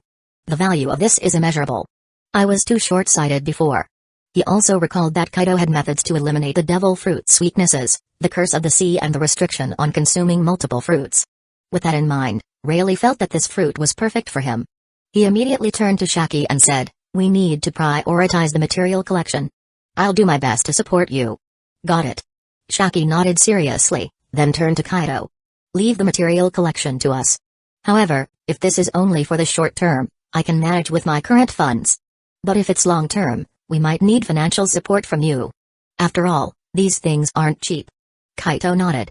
Money won't be a problem. I've recently acquired a massive fortune and have already transferred a portion into your storage space. You can check it now and use it as needed. If it's not enough, just let me know. Apart from the wealth he had amassed through business ventures in the ninja world and the mountains of gold he obtained from Skypiea, just the riches collected from annihilating countless pirate crews along the way amounted to over 10 billion baileys, enough for Shaki to use for a long time. As he spoke, Kaido activated his ability, directly transferring 100 billion baileys from his storage space to Shaki's. Shaki immediately received the notification. Upon checking, she couldn't help but click her tongue in amazement. Damn. I heard rumors that you guys wiped out countless pirate crews, but this proves it. That's an insane amount of loot. Koshiro and the others chuckled knowingly. Kaido shrugged. We had no choice. Trouble kept finding us, plus the high bounty on our heads attracted all kinds of fools. Fortunately, they were all scum who deserved to die, so no regrets there. At this point, he turned to Roger and said, I have to say, you were too naive. The great pirate era that you started has brought endless suffering to the common people. It created too many evil pirates. Saying you have a heavy burden of sin is an understatement. Regardless of Roger's intentions, his actions caused irreparable harm. A noble goal executed the wrong way is still evil. Roger scratched his head awkwardly and laughed. Well, that couldn't be helped. I guess you just appeared too late. If you had shown up earlier and shared your plan with me, maybe I wouldn't have done what I did. Of course, I'm not blaming you for my actions. I just feel a bit of regret. If possible, he wouldn't have wanted to cause such a tragedy. Kaito sighed. What's done is done. The only thing you can do now is try to make up for it. Of course. Roger nodded firmly. I will do everything I can to help you achieve your vision, to make this world truly different, truly better. This was his way of atonement. With those words, his goodwill towards Kaito skyrocketed. He was deeply grateful that Kaido had given him the chance to make up for his past mistakes and set things right. At the same time, he admired Kaido's world-changing plan. I'll be watching with anticipation. Kaito nodded. For now, stay with Rayleigh and help him out. Since Roger wasn't under contract, staying with the Uchiha pirates wasn't convenient. Got it. Roger had no objections. Chapter 232, The Fishman Island. All right. Then it's time for us to set off for Fishman Island and the New World. Let's go. With that, Kaido, Koshiro, and the others all stood up, ready to depart. We'll see you off. Shaki and Rayleigh quickly got up to bid them farewell. Soon, the group arrived at a nearby harbor. As Kaido and the others boarded the Uchiha pirates' ship, Rayleigh couldn't help but ask, so, when do you think we'll get our hands on the human fruit? Now that he had regained his youth and acquired incredible martial arts skills, he was eager to train and grow even stronger. He was already imagining the day he could beat down Roger, Whitebeard, and Garp. That was going to be a sight to behold. With such exciting prospects ahead, his enthusiasm for training was at an all-time high. Just wait. If you gather enough materials quickly, you might get your turn in a month or two. But if you're slow, collecting too little, then it might take a year or two. So, work hard and collect those materials. There's a long line of people waiting for devil fruits. The more you contribute, the sooner you'll get one. Kaido grinned as he encouraged them. Understood. We'll do our best to gather materials. Safe travels. Rayleigh and Shaki nodded in agreement and waved goodbye. Same to you guys. We're off. Kaido and his crew waved back before setting sail. With a command, the ship's coding activated, and they started descending into the depths. Before long, they vanished beneath the water's surface. Rayleigh and Shaki then returned to the bar. As soon as they entered, Roger looked at Rayleigh and asked, Hey, Rayleigh, would it be possible for me to see Ace? Also, what do I need to do to get that slacker kid to bring Rouge back to life? Even if it's just bringing her back the same way I was revived, that would be fine. Seeing Rouge again would even help ease the hostility between him and Ace. Otherwise, things could get a bit tricky. You can see Ace anytime you want. Rayleigh smiled. Since I made a contract with Kaido, I've gained the ability to teleport. I can take you to see Ace whenever you're ready. As for reviving Rouge, that's even simpler. No extra conditions are needed. I'll just ask Kaido to bring her back. But it'll only be Edo Tensei. If you want a true revival for both of you, that'll require effort on your part. You'd need to form a contract with Kaido first. So? Do you want me to take you to Ace now, or should we go revive Rouge first? Thanks to Kaido's contract, Rayleigh had access to plenty of information on the subject, so he could answer with confidence. He knew that Kaito definitely wanted Roger on his side. He'd be a valuable fighter. If they were going to overthrow the world government in the future, someone like Roger would be essential. The more powerful allies, the better. Wait. It's that easy? Kaido just left for Fishman Island. Wouldn't it be a bit late to ask him now? Are you suggesting I chase after him? Roger was slightly stunned. No need for all that hassle. Rayleigh chuckled and shook his head. Since I'm contracted with him, I can contact him anytime. And with his abilities, he can teleport over whenever he wants. No need to make things complicated. Though, we'll have to locate Rouge's grave first. All I know is that it's somewhere on Bayterila Island. You're familiar with the place, right? Roger's face showed a nostalgic expression. Bayterila Island, huh? Yeah, I know it well. No time to waste. Should we head over there now? Can you teleport directly to Bayterila Island? Nope. Rayleigh shook his head, amused. That place hasn't been marked yet, so I can't teleport there directly. But I can get us to an island a few hundred kilometers away that's already marked. From there, I can summon a flying ninja beast to take us the rest of the way. It won't take long. You stay put here at the bar. Don't wander off. Also, let's keep the bar closed for now. We don't want anyone noticing you, especially the world government or the navy. That would be a huge headache. That was precisely why Rayleigh hadn't let Roger join them in seeing Kaito off earlier. Got it. Roger nodded. I won't do anything reckless. You hurry up and get things done. All right. Rayleigh nodded and glanced at Shaki. Go on. The sooner, the better. I've got material collection to organize here. Shaki waved him off. She had more on her mind. Not only did she want to secure human fruit for herself and Rayleigh, but she also wanted to get some for the elite warriors of Amazon Lily. Hancock was already taken care of. She had formed a contract with Kaito long ago and was deeply infatuated with him. Given their close relationship, Shaki didn't need to worry about Hancock getting a devil fruit. But Amazon Lily needed more strong warriors for the battles ahead. In fact, Shaki was already thinking about how to get the entire island to glorify Kaito, ensuring they met the requirements to form contracts with him. The best outcome would be for all of Amazon Lily to become his contracted followers. That way, the island would gain a significant advantage and become incredibly powerful in the future. All right then, I'm off. Rayleigh nodded, and in the next moment, he vanished from the bar. Meanwhile, aboard Kaito's ship. Whoa. The view down here is amazing. So many strange and exotic fish, even sea kings. This is way more beautiful than the seas of the ninja world. Kaito marveled at the underwater scenery outside the ship's coating. Agreed. Tsukumo Hatake and the first Hokage both nodded in approval. The flora and fauna of the One Piece pirate world were indeed much richer and more diverse than those of the ninja world. Hey, why don't we call Mido and the others to enjoy this rare sight too?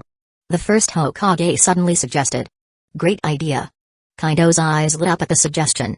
He immediately used the communication space to send a message to Uzumaki Mido, Nari Uchiha, Kushina, Mikoto, Minato, Kuina, Nami, and others. Before long, they all teleported aboard the pirate ship. Wow! Seeing the breathtaking underwater scenery beyond the ship's coating, everyone gasped in amazement. After a while, Nari Uchiha asked, So, you're heading to Fishman Island? Yeah. Kaito nodded. I just formed contracts with Rayleigh and Shaki and asked them to gather materials to replicate the human fruit. Oh, and I also resurrected Goldie Roger. Now that everything here is taken care of, it's time to head to the new world. Oh? Nari Uchiha raised an eyebrow. You actually revived Roger? That's interesting. But will he really listen to you? Would he even agree to a contract? People like him were probably as stubborn as Madara Uchiha. Of course. Kaito nodded confidently and explained his plan to win Roger over. He added, besides, I plan to revive Roger's wife, Rouge. Between that and my mentorship of Ace, I'm not worried about Roger's loyalty. He'll definitely form a contract with me. He had already laid out the perfect strategy. Sounds good. Nari Uchiha nodded in satisfaction.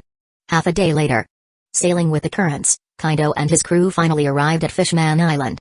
That flag. It's the Uchiha pirates. Quick. Notify King Neptune. We need instructions on how to respond. The guards at Fishman Island's entrance were stunned to see the familiar flag and quickly relayed the news. Kaido and his crew saw the commotion but didn't pay much attention. They simply sailed through the checkpoint and docked at one of Fishman Island's harbors. At the same time, Neptune and Queen Atoheim had already received word of the Uchiha pirates' arrival. They hurriedly made their way toward the port, instructing the guards to ask Kaido and his crew to wait for them. The guards obeyed and approached Kaido's ship. King Neptune asks you to wait for a moment. He will be here shortly. Understood. We'll wait. Kaido and his crew exchanged glances before responding to the guard. Since they were in someone else's territory, it was only polite to comply. Besides, Fishman Island played a key role in Kaido's long-term plans. Not to mention Princess Shirahoshi's immense strategic value as Poseidon, the island itself held great importance. If properly developed, it could become a vital stronghold for them. Half an hour later, Neptune, accompanied by Queen Atoheim and their eldest son, arrived at the checkpoint and finally met Kaido's crew. After a brief conversation confirming that the Uchiha pirates meant no harm and were simply passing through before heading to the New World, Neptune breathed a sigh of relief. Then, he extended an invitation. Since you have came to Fishman Island, as the host, I must extend my hospitality. Would you be willing to join me at Ryugu Palace for a banquet? Neptune was well aware of the Uchiha pirates' reputation. Unlike most pirate crews, they weren't known for pillaging or senseless destruction. On the contrary, they actively fought against evil pirates. From this brief interaction, he could tell these people were different, so he extended the invitation. Fishman Island's situation was precarious, so forming a relationship with such a strong and promising crew was a worthwhile move. If they could establish a bond of trust, Fishman Island might have powerful allies to rely on in times of trouble. Chapter 233, Getting the Mark fruit. At this time, Fishman Island was not yet under the protection of the Whitebeard pirates.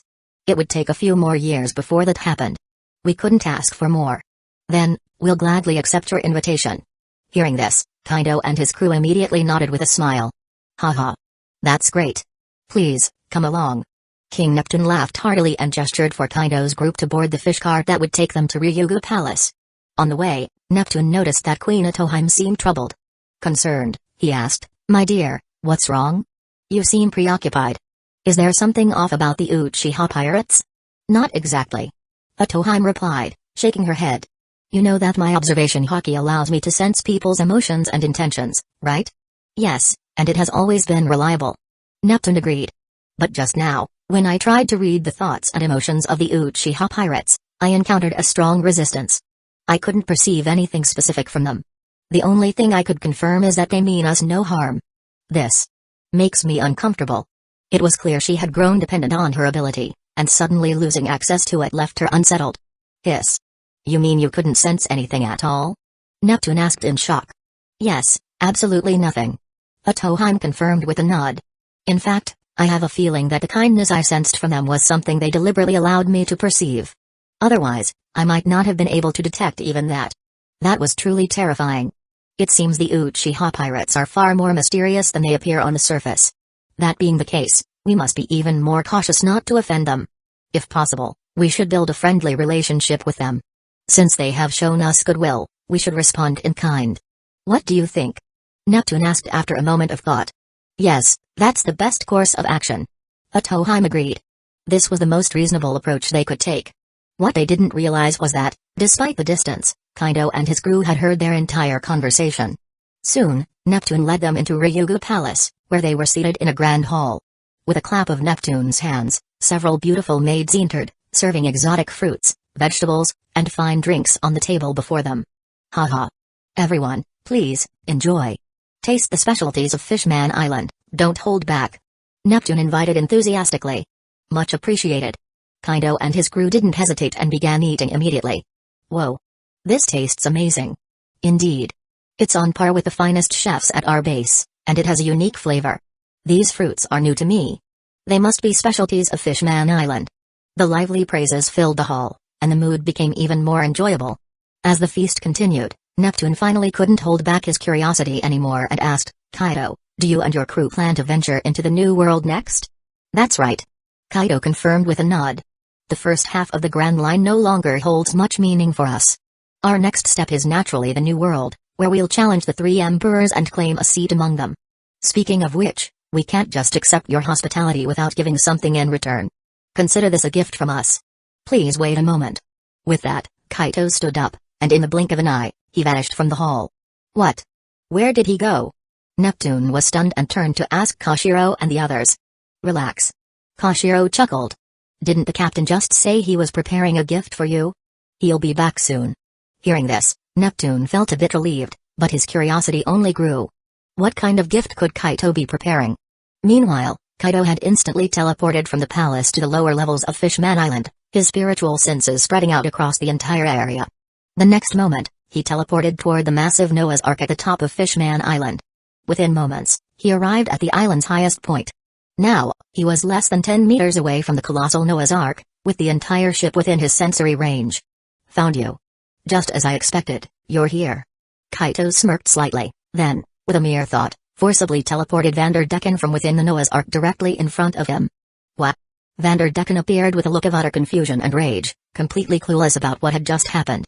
The moment he saw Kaito, he opened his mouth to speak, but Kaito had no patience for his nonsense.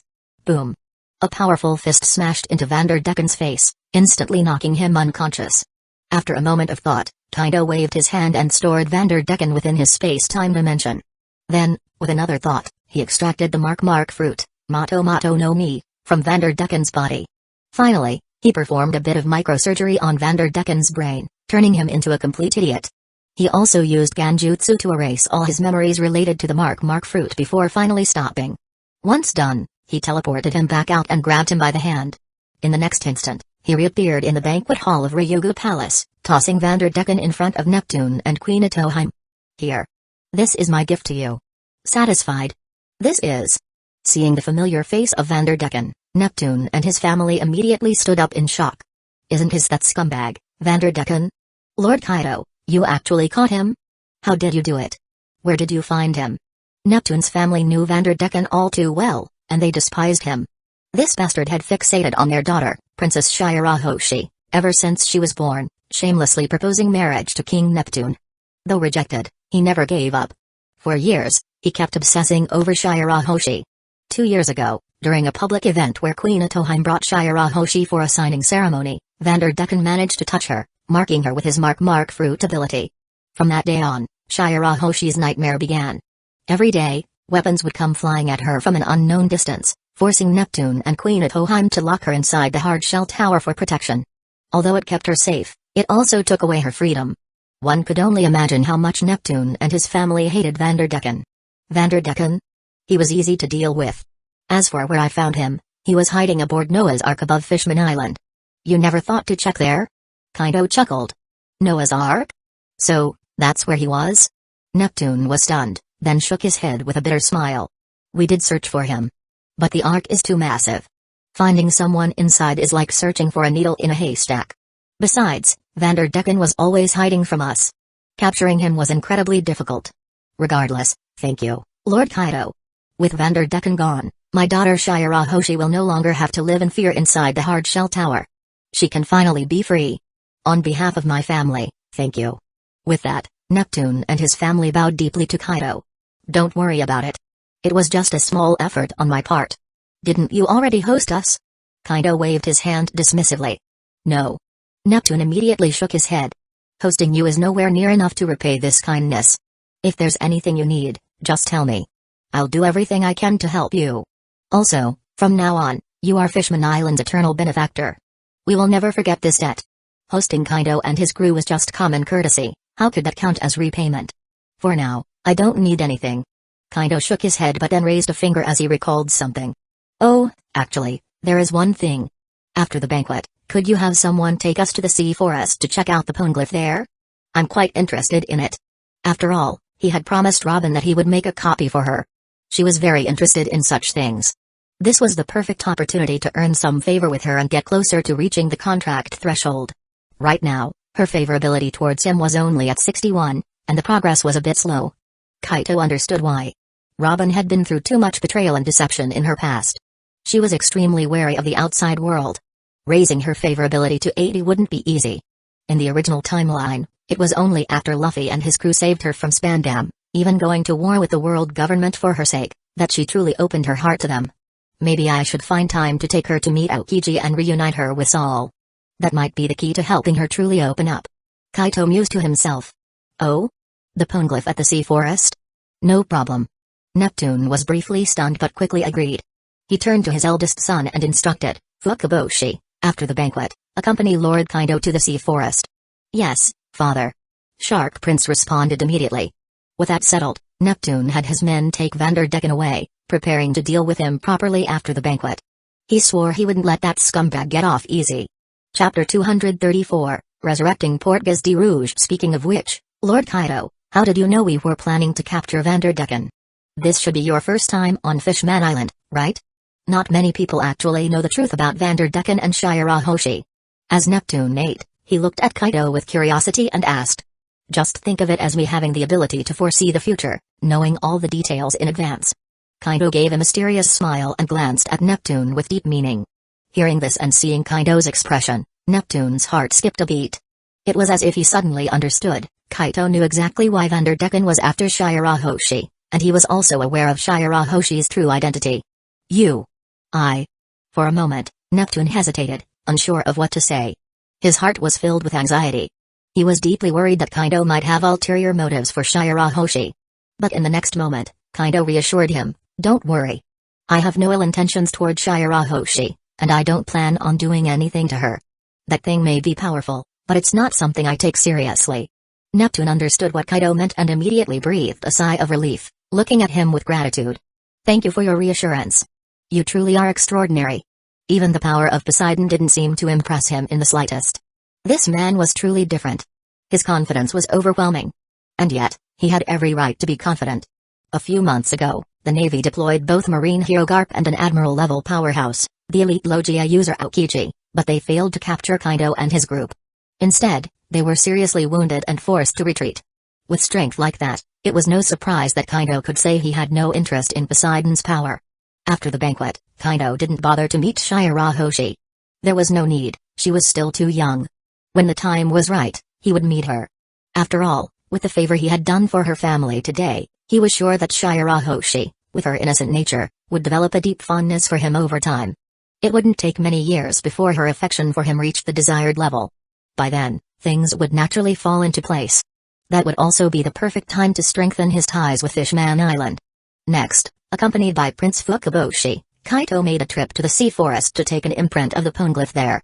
After that, he returned to Fishman Island, spending a day exploring with Mikoto, Hancock, and the others. They didn't linger for long, and under Neptune's farewell gaze, they boarded their ship and set sail once more, heading toward their next destination.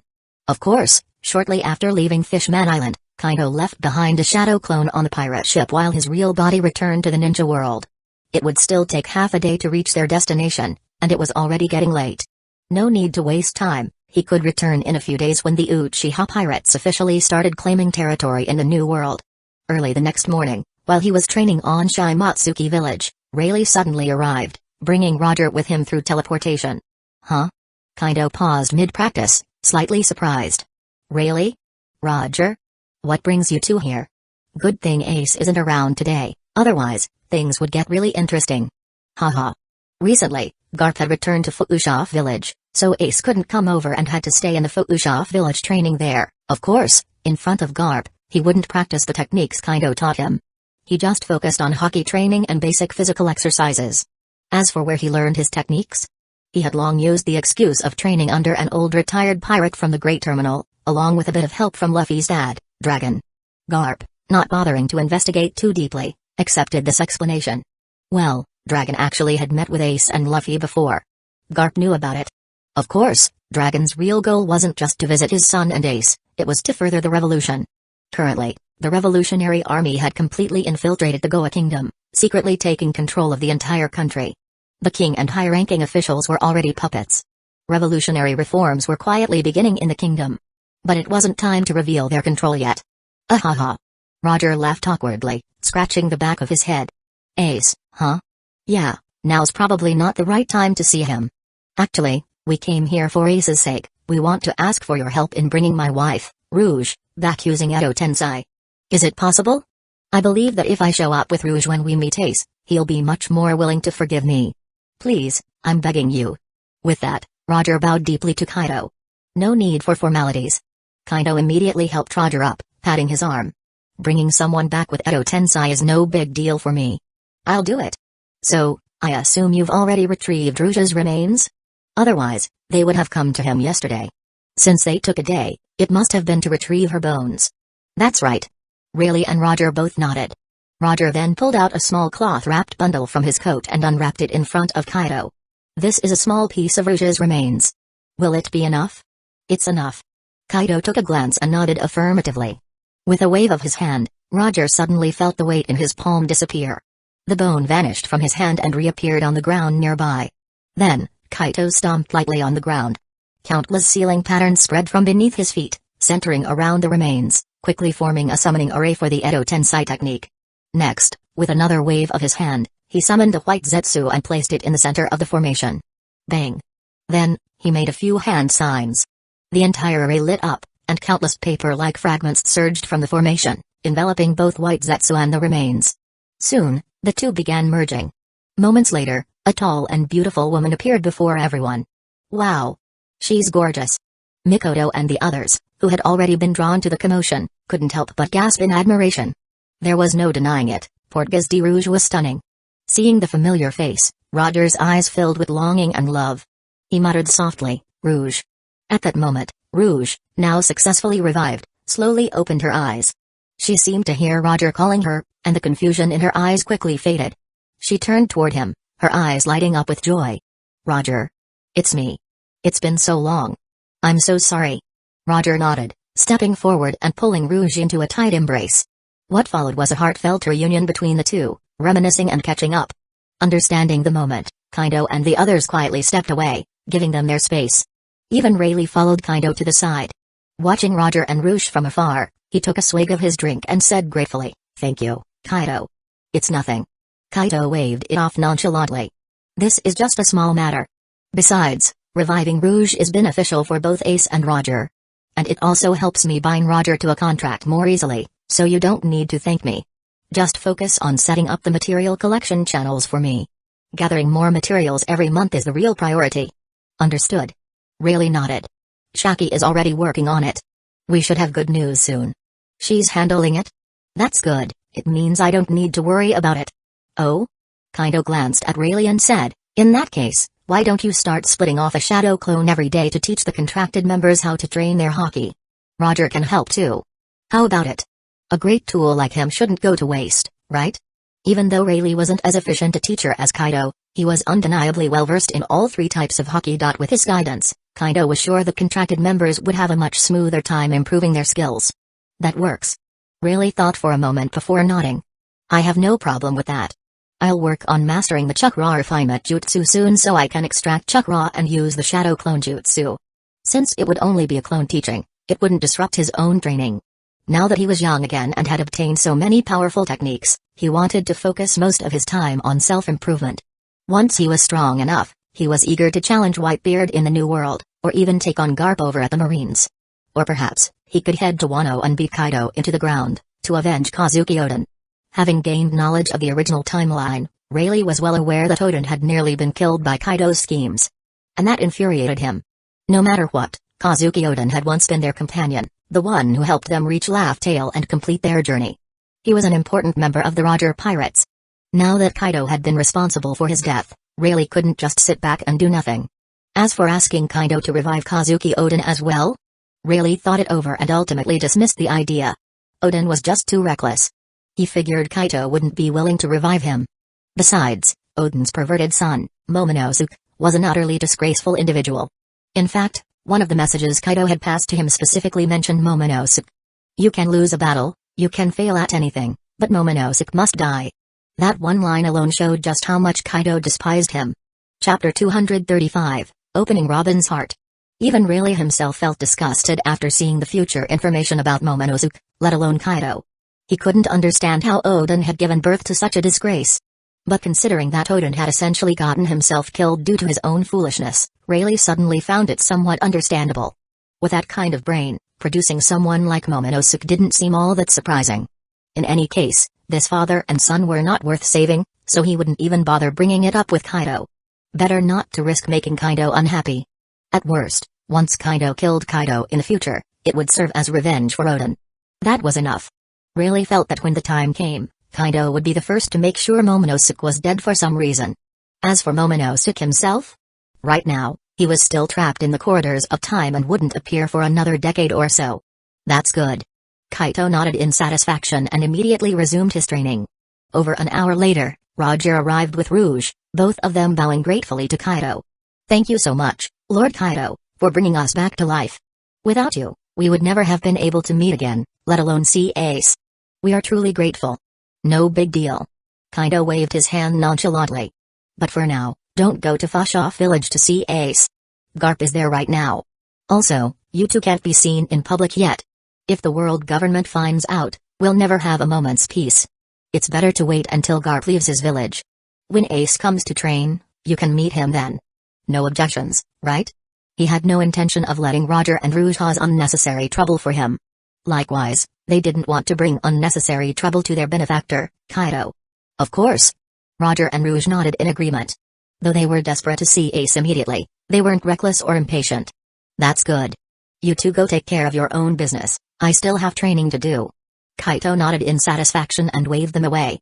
Roger and Rouge quickly nodded and left, heading off to chat and enjoy their time together. After finishing his morning training, Kaito suddenly remembered the poneglyph and decided to find Robin, who was currently training at the Sky Island base. He flipped his hand and took out the poneglyph rubbing from the sea forest on Fishman Island, handing it to Robin. Robin. Here, this is the poneglyph rubbing from the sea forest on Fishman Island. Eh? Really? Thank you. Robin's face lit up with joy as she eagerly accepted the poneglyph rubbing. She immediately spread it out on the table and began reading carefully. After a long while, she finally looked up with a slightly disappointed expression. Unfortunately, it's not the true history buried 800 years ago. It's just an apology letter from someone named Joy Boy to the Mermaid Princess. That's normal. Kaito smiled slightly. If it actually contained the history from 800 years ago, the world government would have already found a way to destroy or remove it. There's no way it would still be left there. Never underestimate the intelligence network of the world government. Besides, the name Joy Boy itself isn't simple. When I go to Laugh Tale one day, I can take you there to see the real history for yourself. By then, you'll understand. Of course, if you can't wait, I can send you to ask the vice captain of the Roger Pirates, Dark King Rayleigh, about the truth of Laugh Tale. What do you think? Robin was slightly stunned and fell into deep thought. If possible, she would definitely prefer to ask Rayleigh directly about the truth of Laugh Tale.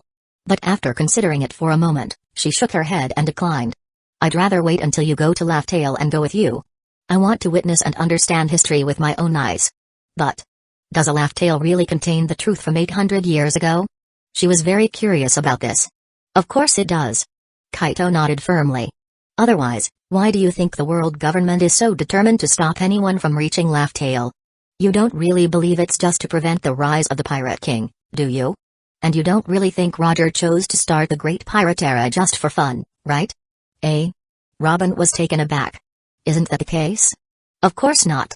Kaito shook his head. Although Roger was terminally ill and knew he was going to die soon. But when he chose to start the Great Pirate Era during his execution, that was deliberate. He did it to overthrow the rule of the world government. The reason is that he saw the real truth of 800 years ago on Laugh Tale. He knew very well that the world government and the celestial dragons behind them were never the good guys. Kaito hadn't confirmed this directly with Rayleigh or Roger, it was just his own deduction. But he was certain that the truth from 800 years ago existed on Laugh Tale. Whether there was more to it, that was something only Rayleigh or Roger could answer. However, Kaito had no intention of asking them. Instead, he planned to gather all 4 road poneglyphs himself and head to Laugh Tale to see the truth firsthand. Such things were best experienced personally to hold real significance. By then, it would also be the perfect time for him to execute his final plan to overthrow the world government and take down Emu. The timing would be perfect? This is unbelievable. Robin was utterly shocked, but the more she thought about it, the more she felt that Kaito's words made perfect sense. But the Pirate King actually turned himself in? And he was dying of a terminal illness? Wasn't he captured by the marine hero, Garp? She had always believed that Roger was captured. You think Garp could capture Roger that easily? Kaito shook his head. Roger was the Pirate King, one of the strongest people in the world. Garp chased the Roger pirates for years and never caught them. So how could he suddenly succeed right after Roger became the Pirate King? It just doesn't add up. The Marines and the world government just spread that story to boost their reputation. Very few people actually know the truth. And those who do, for the sake of Roger's plan, won't reveal it. At least, not yet. In the original timeline, maybe one day, If Luffy led the pirates and marines to overthrow the world government and destroy the celestial dragons, the truth would come out. I see. Robin nodded, finally understanding. Thank you for telling me this. At that moment, Kaito noticed through his ability that Robin's favorability toward him had increased to 65 points. He was pleased. Progress at last. Thinking about how he could eventually contract Robin and help her grow stronger, he decided to continue. By the way, you've probably heard by now that I, in disguise, defeated Okiji recently, right? That's right, Robin knew about Kaito's undercover identity in the Uchiha pirates. She was stuck on Skypiea, so it wasn't like she could leak the information. Besides, since he wanted to gain Robin's trust as quickly as possible, there was no need to keep this a secret from her. Yes. Robin nodded, looking at him with a complicated expression. I never imagined you were so powerful. I never thought even someone like Okiji could lose. Why are you bringing him up? She felt a surge of anxiety. Was Kaito going to hand her over? Relax. Kaito noticed her fear and smiled, reaching out to pat her head reassuringly. It's nothing bad. I'm not turning you into the Marines. You should know by now that I'll openly oppose the Marines sooner or later. And since I went through so much effort to rescue you, you belong to me. I wouldn't do something like that. Robin finally relaxed and nodded. All right. Seeing this, Kaito continued, I brought him up because I know about your past and how Okiji is a big shadow in your heart. I want to help you move past it, which is why I mentioned him. I plan to take you to see him sometime, to help you overcome your fear. This. Robin trembled slightly, unsure of how to respond. She had complex feelings about Okiji, fear, resentment, and even a bit of gratitude. She wasn't ready to face him. Seeing her hesitation, Kaito decided to drop a bombshell. Did you know? Okiji didn't actually kill your friend Saul. What? Robin's head snapped up in shock. She grabbed Kaito's arm, her voice urgent. Is that true? Saul is alive? Do you know where he is? This was incredible news to her. But at the same time, she was terrified it was a lie. Of course. Kaito nodded. Saul was Okiji's close friend. Knowing Okiji's personality, do you really think he would kill him?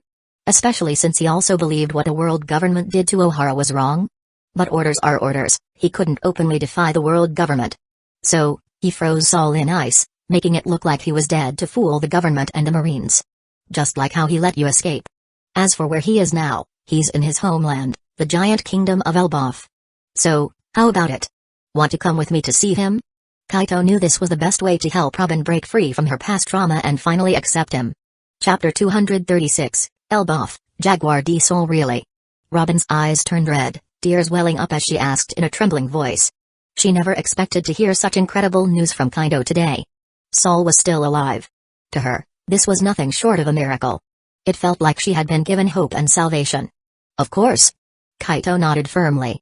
If you want, we can't leave right now. But, I haven't set a teleportation point in Elbaf yet, so we can't warp directly there. We'll have to fly on the Ninja Dragon. It will take some time. Have you decided? Do you want to go now? Yes. Robin nodded without hesitation, looking at Kaito with pleading eyes. Please, Lord Kaito. Take me to see Saul. After speaking, she bowed deeply to him. All right. No need for formalities. Let's go right away. Kaito quickly helped her up, placed his hand on her shoulder, and once she nodded in confirmation, he activated his teleportation ability. In the blink of an eye, they vanished from the floating island and reappeared in the closest mapped location in the new world near Elbaf. Then, he immediately contacted the Ninja Dragon through the communication space. Whoosh! In no time, the Ninja Dragon appeared out of nowhere. Its massive form materialized suddenly, startling Robin. Let's go. Kaito chuckled at her reaction, then instantly teleported them onto the dragon's back. He patted its scales and said, set course for Elbaf. Fly as fast as you can. As he spoke, he waved his hand, forming a protective barrier around the dragon's back to shield them from the turbulent airflow. All right. Hold on tight, we're taking off. The Ninja Dragon's voice echoed in their minds before it flapped its enormous wings, soaring into the sky. Within moments, they were thousands of meters high, racing toward Elbaf at full speed. At its maximum speed, it took them only half a day to reach the skies above the kingdom of Elbaf. Kaito extended his spiritual perception and quickly locked onto Saul's location. Ninja Dragon, you can head back now. Thanks for the ride. Kaito expressed his gratitude before dissolving the protective barrier. Holding Robin's hand, he activated his teleportation ability, taking them off the dragon's back. Once they were gone, the Ninja Dragon wasted no time and teleported back to the West Blue. Huh? Who are you? The sudden appearance of Kaido and Robin gave Saul a huge scare. He immediately became alert, eyeing them cautiously. But soon, his gaze locked onto Robin. His whole body trembled slightly, shock, disbelief, and hope flickered in his eyes. His lips quivered as he asked in a hoarse voice, You're Robin? Yes. Robin's eyes turned red as she bit her lip, staring at Saul's familiar figure. Hearing his shaky voice, she couldn't hold back her emotions. Tears welled up and began to fall uncontrollably as she nodded vigorously. It's me, Saul. It's been so long. I thought you died back in Ohara. I never imagined you were still alive. This is amazing. She couldn't contain herself any longer. She burst into tears, sobbing uncontrollably. Tears streamed down her face like a broken dam, flowing endlessly. She cried, but it wasn't just sorrow, it was also relief. Kaido could feel it. Years of pain, suppression, and loneliness locked inside her heart had finally been released. A weight she had carried for so long had finally been lifted. Yeah. It's truly amazing. I honestly thought I was dead back then too. Saul wiped the tears from his own eyes and let out a hearty laugh. It was all because Kyuzen couldn't bring himself to kill his old friend. In the end, he held back. Thanks to him, I survived. But because of that, I didn't want to bring trouble to him. So all these years, I've been in hiding here in Elbaf. I didn't dare to set sail and search for you. But I always asked Kyuzen to keep an eye on you, to ensure your safety whenever possible. A while ago, he sent me a message saying you had disappeared, and I was really worried. I never thought I'd get to see you so soon. Seeing you safe, seeing how much you've grown. It makes me so happy. Wahaha. Tears continued to stream down Saul's face as he reached out and gently patted Robin's head, his voice filled with emotion. Then, he turned to look at Kaido. You must be Kaido Uchiha, captain of the Uchiha pirates, right? I've heard of you. I've even seen your bounty poster. I didn't expect that Robin-chan would end up in your crew. And now, you've brought her here to see me. I truly owe you my thanks. I can tell, she's been living well. Saul had no doubts about Kaido's intentions toward Robin. If Kaido meant any harm, Robin wouldn't have been doing so well all this time. And he certainly wouldn't have brought her here to reunite with him. It was clear that Robin had found real companions who cared for her. That reassured him completely. Haha. It was just a happy coincidence. Kaido chuckled, waving a hand dismissively. Robin-chan is a sweet and kind girl. She shouldn't have had to suffer so much at such a young age, constantly on the run, always in danger. You two go ahead and catch up, I'll take a look around. He said before stepping away, leaving them to their reunion. Saul watched Kaido with growing admiration. Old friends always had a lot to talk about, and it wouldn't be right for him to stay and intrude. So, he started asking Robin about her experiences over the past years. Robin, trusting Saul completely, shared everything except Kaido's secrets. Her respect and gratitude for Kaido had skyrocketed, almost reaching an overwhelming level of appreciation. Even as she spoke to Saul, her heart swelled with warmth for the man who had given her safety and purpose. This was exactly what Kaido had hoped for. His mission was accomplished. After a long conversation, Saul let out a deep sigh. Wow. You've really been through so much. That must have been really hard on you. Kyuzen never told me most of this. He probably kept it from me so I wouldn't worry, or worse, so I wouldn't get reckless and leave Elbaf to search for you. He shook his head with a bitter smile, his heart aching even more for Robin. It's okay. It's all in the past now, isn't it? Robin beamed. Right now, I'm safe and being taken care of. I'm learning and growing, and I feel truly happy. More importantly, seeing you alive and well is more than enough for me. Hope changes everything. As long as there is hope, past sufferings become bearable. You're a good kid, Robin. Saul said, ruffling her hair affectionately. So, are you planning to stay with Kaido? I didn't see your name in the news alongside his crew. And judging by how you two just appeared out of nowhere, it looks like some kind of teleportation ability? It doesn't seem like you've been traveling with his pirate crew. Thinking back to how suddenly they had arrived, Saul realized that Kaido must have a devil fruit ability related to space manipulation. That would explain how the Uchiha pirates had risen so quickly in such a short time, defeating even the likes of Aokiji and Garp. Back when Saul saw that news, he had been completely shocked. As a former vice admiral, he knew exactly how strong Aokiji and Garp were. They were top-tier warriors on par with the emperors. Yeah. Robin nodded. Kaito-sama has placed me on Skypiea, where the Marines can't reach. It's a safe place. Skypiea? Saul's eyes widened. No wonder Kyuzen couldn't track you down. That place is a perfect hiding spot. But he knew Robin wouldn't be content staying there forever. Still, you're not planning to stay there your whole life, are you? Saul asked knowingly. Despite their brief time together, he understood Robin well enough. She was strong-willed, and after witnessing the destruction of Ohara, she could never let go of that history. He was sure she wanted to uncover the truth. And just as he expected, Robin nodded firmly. I plan to set out once I'm strong enough, to search for the poneglyphs and uncover the truth behind the Void Century, the history that God Ohara destroyed. Then, I'll share it with the world. Kaido-sama supports my goal. In fact, when he goes to Laugh Tale in the future, he promised to take me with him. I already agreed to go with him. Sol sighed, both understanding and feeling helpless. He wanted to stop her. This was an incredibly dangerous path, one that would make her an enemy of the world government. But he knew he couldn't. This was Robin's choice, and nothing could change her mind. At least she wasn't alone. The Uchiha pirates were willing to protect her, and with their strength growing rapidly, they might actually be able to keep her safe. So, instead of discouraging her, he simply gave her a heartfelt reminder. Since you've made up your mind, I won't try to stop you. Just promise me you'll be careful. And always listen to Kaido, understood? Robin smiled warmly and nodded repeatedly. Even if Sol hadn't said it, she would have done so anyway. To her, Kaido was an irreplaceable benefactor. She had no reason to let go of his protection. Moreover, Kaido had earned a place near Sol in her heart, someone she could trust completely. So why wouldn't she rely on him? Chapter 237, Contracting Nico. Robin. About half an hour later. Kaido sensed that Robin and the others had finished their conversation, and she was getting ready to come find him. Without waiting, he took the initiative and returned to them, smiling as he looked at the two women. So? Finished talking? Robin-chan, are you coming back with me, or do you want to stay here for a while? Robin immediately replied, I'll go back with you. Staying here might bring unnecessary trouble or even danger to Elbaf and Sol.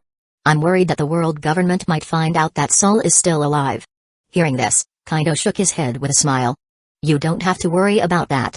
At least for now, I haven't detected any world government spies monitoring Sol. Of course, that doesn't mean they haven't planted informants among the giants. Since you've made up your mind, let's go. If you ever miss Sol, just tell me anytime, and I'll bring you back. Anyway, Robin's favorability toward him had already reached the required level, far exceeding it, in fact. He planned to contract her as soon as they returned. Once the contract was in place, Robin could teleport here anytime she wanted, without the needing him to escort her. Robin nodded, touched by his words, and sincerely thanked him. Thank you, Lord Kaido. Don't call me Lord. Just call me Brother Kaido. Kaido chuckled, reaching out to pat Robin's head. Then he asked, do you want to stay here a little longer, or should we head back now? Let's go back. We've talked enough for today. I'll visit again next time. Robin glanced at Sol, and when he nodded in agreement, she turned back to Kaido and confirmed her decision. Alright, then let's go. Kaido nodded, took Robin's hand, and gave Sol a slight nod as well. See you again. With that, he teleported away with Robin. In the next moment, Kaido and Robin arrived back at the Sky Island base. Seizing the opportunity, he explained the contract's details to her, outlining its pros and cons. Robin was surprised. So, Kuina and the others, along with the rest of the base members, only gain their training techniques after making a contract with you? And their ability to teleport, don't tell me that's part of it too? Robin was sharp. She instantly grasped the key point. You got it. Kaido nodded. It's not that I didn't want to teach you before. It's just that these techniques are incredibly valuable and important.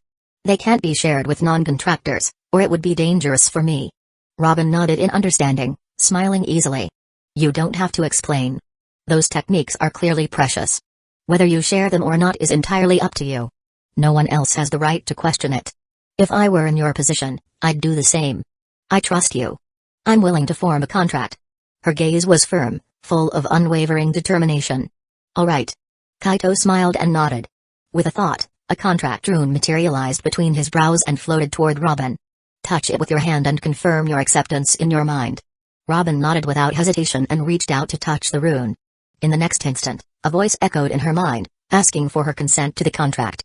Robin didn't hesitate and agreed immediately. The rune then merged into her hand, traveling up her arm before settling into the center of her consciousness. The moment it did, an immense flood of information surged into her mind, details of the past and future of the pirate world, as well as glimpses into the ninja world's history. Along with it came knowledge of advanced techniques, primal chakra refinement, meditation methods, life force jutsus, and many other powerful skills. The sheer volume of information was overwhelming, forcing Robin to close her eyes and focus entirely on processing it all. Over an hour later, Robin finally opened her eyes, filled with awe. She looked up at Kaido, astonished. So, this is the truth? You and Kushina and the others. You all came from another world? Hey. Kaido chuckled knowingly. Surprised? I couldn't tell you before the contract, but now you know. Robin nodded repeatedly. I understand completely. That makes perfect sense. By the way, can I visit the ninja world someday? A world full of ninjas sounds fascinating. As an archaeologist, Robin was deeply intrigued. She wanted to see it all firsthand, the unique ninjutsu, the history, the culture. Everything. Of course. Kaito smiled. Now that you're contracted with me, you're welcome there anytime. I've already made arrangements. The first time you go, you'll appear at a designated teleportation point. There will be people to welcome you and help set up your identity in that world. However, for your first visit, it's best to go with Mikoto and the others. They can act as your guides, showing you around Hidden Leaf Village and other parts of the ninja world. Just because Robin had been staying at the Sky Island base didn't mean she wasn't familiar with Mikoto, Kushina, and the rest. Far from it. Kushina, Mikoto, and the others visited the Sky Island base almost every week. Sometimes for training, sometimes just for fun. Occasionally, they would even take Robin along to other bases for a change of scenery.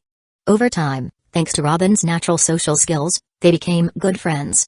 So, without hesitation, Robin agreed to Kaido's suggestion. Alright. I'll ask Kushina and the others for help. Then, after a slight pause, she looked at Kaido with curiosity and asked, are all those things you told me about our world's past and future really true? I'm supposed to join that pirate crew called the Straw Hats in the future? Since you saved me and brought me here, has my fate already changed? Kaito nodded affirmatively and gave her a look of approval. You're smart. You understand that the future isn't set in stone. The future information I provided is what would have happened if I hadn't appeared. But ever since I arrived, many things have started changing. The more of us that come here, the longer we stay, and the more we do, the more the future shifts. So, use that information as a reference, but don't take it as absolute truth. Robin nodded in understanding. Got it. At the very least, this information has deepened my understanding of our world. I now have a much clearer picture of the people and powers involved. She couldn't help but feel a sense of excitement at having such a godlike perspective over history. This will be incredibly useful for my future growth. Kaito smiled approvingly. I'm glad you understand. She really was a smart girl. After that, Kaido patiently guided Robin through the basics of primal chakra refinement. He helped her form her own chakra seed and extract her chakra successfully. Once that was done, he took her to the Shimatsuki village base and handed her over to Kushina and Mikoto. I'll leave Robin in your care, Kushina and Mikoto. He said. She's now one of my contract holders, so make sure to help her with her training. Oh, and she also wants to visit the ninja world. You two can be her guides. Kushina grinned and pounded her chest. Leave it to us. Hee hee. Then, she grabbed Robin's hands with a big smile and congratulated her. Robin-chan, congratulations. You're finally contracted. Now we can train together and grow stronger side by side. Robin smiled warmly. It's my honor. She then stole a quick glance at Kaido, her eyes filled with gratitude. If not for him, she would have had to endure over a decade of suffering. Even if she eventually joined Luffy's Straw Hat Pirates, she would have faced numerous hardships and uncertainties. But now, she felt that her future was bright and full of possibilities. Still, she loved the Straw Hat Pirates and she was planning to help them all get contracted as well. Oh, right. Mikoto suddenly remembered something and turned to Kaido. Did you remove the Devil Fruit's curse and will from Robin yet? Huh? Kaido blinked in surprise. I actually haven't. He then turned to Robin. Don't resist. I'll take you to the space-time gate to remove the curse and will of your Devil Fruit. This way, you'll no longer be affected by seawater or sea stone. At the same time, the hidden dangers of your Devil Fruit will be eliminated, and you'll even be able to consume additional Devil Fruits. Alright. Robin had already read about this possibility in the information Kaido had provided, but with everything happening so fast, she had temporarily forgotten about it. Now, she certainly wouldn't refuse. This was an incredible opportunity. Great. With a wave of his hand, Kaido transported Robin into the main dimension of the space-time gate. Before Robin could react, he focused his thoughts and extracted the curse and will of the flower fruit model, replicate human devil fruit from her body. Chapter 238, The Limits of Chakra. Robin had just stepped out, still feeling a little dazed.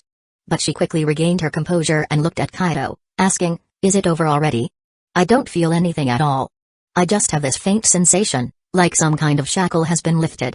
That's exactly right. Kaito smiled and nodded. Because I've extracted all the curse and will embed it in your devil fruit. From now on, as long as you keep developing your flower fruit, you'll eventually be able to completely assimilate it and make it fully your own. And from now on, you won't have to fear seawater or sea stone anymore. Really? That's amazing. Robin's eyes lit up. Work hard. The potential of the flower fruit is immense. Actually, every Paramsha-type devil fruit had vast potential. It all depended on the user's ability to develop it. With Robin's intelligence and perception, the future looked bright for her. I will. Robin nodded seriously. 6 months later, your primal chakra refinement jutsu has broken through its ultimate limit. You have achieved enlightenment, merging the essence of Sage Chakra method, Eternal Life Jutsu, and parts of the Eternal Vision meditation. You have created a new method, Origin Power Method, Phew. It finally worked. As expected, breaking through the limits of the Primal Chakra Refinement Jutsu and merging it with the Sage Chakra Refinement Method really allowed me to create a new jutsu. But I didn't expect that I could also integrate the Eternal Life Jutsu and meditation into it, forming a technique that refines body, energy, and spirit simultaneously, true boost in all 3 aspects. Kaito was in awe as he sensed the Origin Power Jutsu operating within his body. His body, energy, and spirit were all improving together, and his eyes gleamed with excitement. The results far exceeded his expectations. Not only did this technique refine all 3 aspects, body, energy, and spirit, making it even more comprehensive and powerful, but more importantly, he no longer needed to divide his time between training chakra, meditation, and life force techniques separately. Just by developing the Origin Power Jutsu, he could achieve the effects of all these methods combined, and with results that were multiple times stronger. That said, the entry requirements for this technique are quite high. At the very least, one must have mastered the Primal Chakra Refinement Jutsu to perfection, achieved small success in Sage Chakra condensation, and reached peak mastery in both the Crystal or Uchiha meditation method and the Life Force Jutsu. But given how powerful it is, that level of requirement isn't really unreasonable.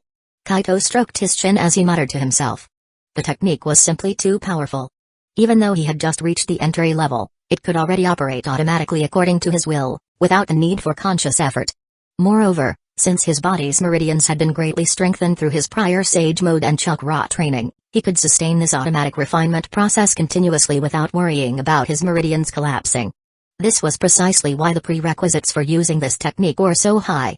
Of course, at this point, Kaito could theoretically create simplified or downgraded versions of the Origin Power Jutsu. For instance, a version specifically designed to absorb and refine natural energy into Sage Chakra, or rather, spirit energy. But he felt no need to do so. Rather than having others start with a weaker version, it was better to let them first master the Primal Chakra Refinement Jutsu, Life Force Jutsu, meditation, and Sage Chakra condensation. That way, not only could they maximize their potential and power, but they would also build a solid foundation for developing the Origin Power Jutsu in the future, allowing for faster progress. With this technique, it should take just a few more days to fully refine and transform all the chakra in my body into pure energy, the Origin Power. Still, no need to rush. I'll continue my closed-door training until the transformation is complete. With that thought, Kaito sent a message to his mother and the others through the communication space, informing them of his decision, before resuming his training in seclusion. 3 days later, as the last trace of chakra in Kaito's body was refined and transformed into Origin Power, an overwhelming energy surge erupted from within him. His aura skyrocketed, increasing more than tenfold. It took a while before Kaito finally withdrew his aura, bringing everything back to a state of calm. He slowly opened his eyes, stretched his body, and felt the high-quality pure energy containing countless unique properties. A faint smile curled at his lips. With this, my strength should have reached at least the peak of the Super Kage level. Now, the only thing standing between me and the 6 paths level is time.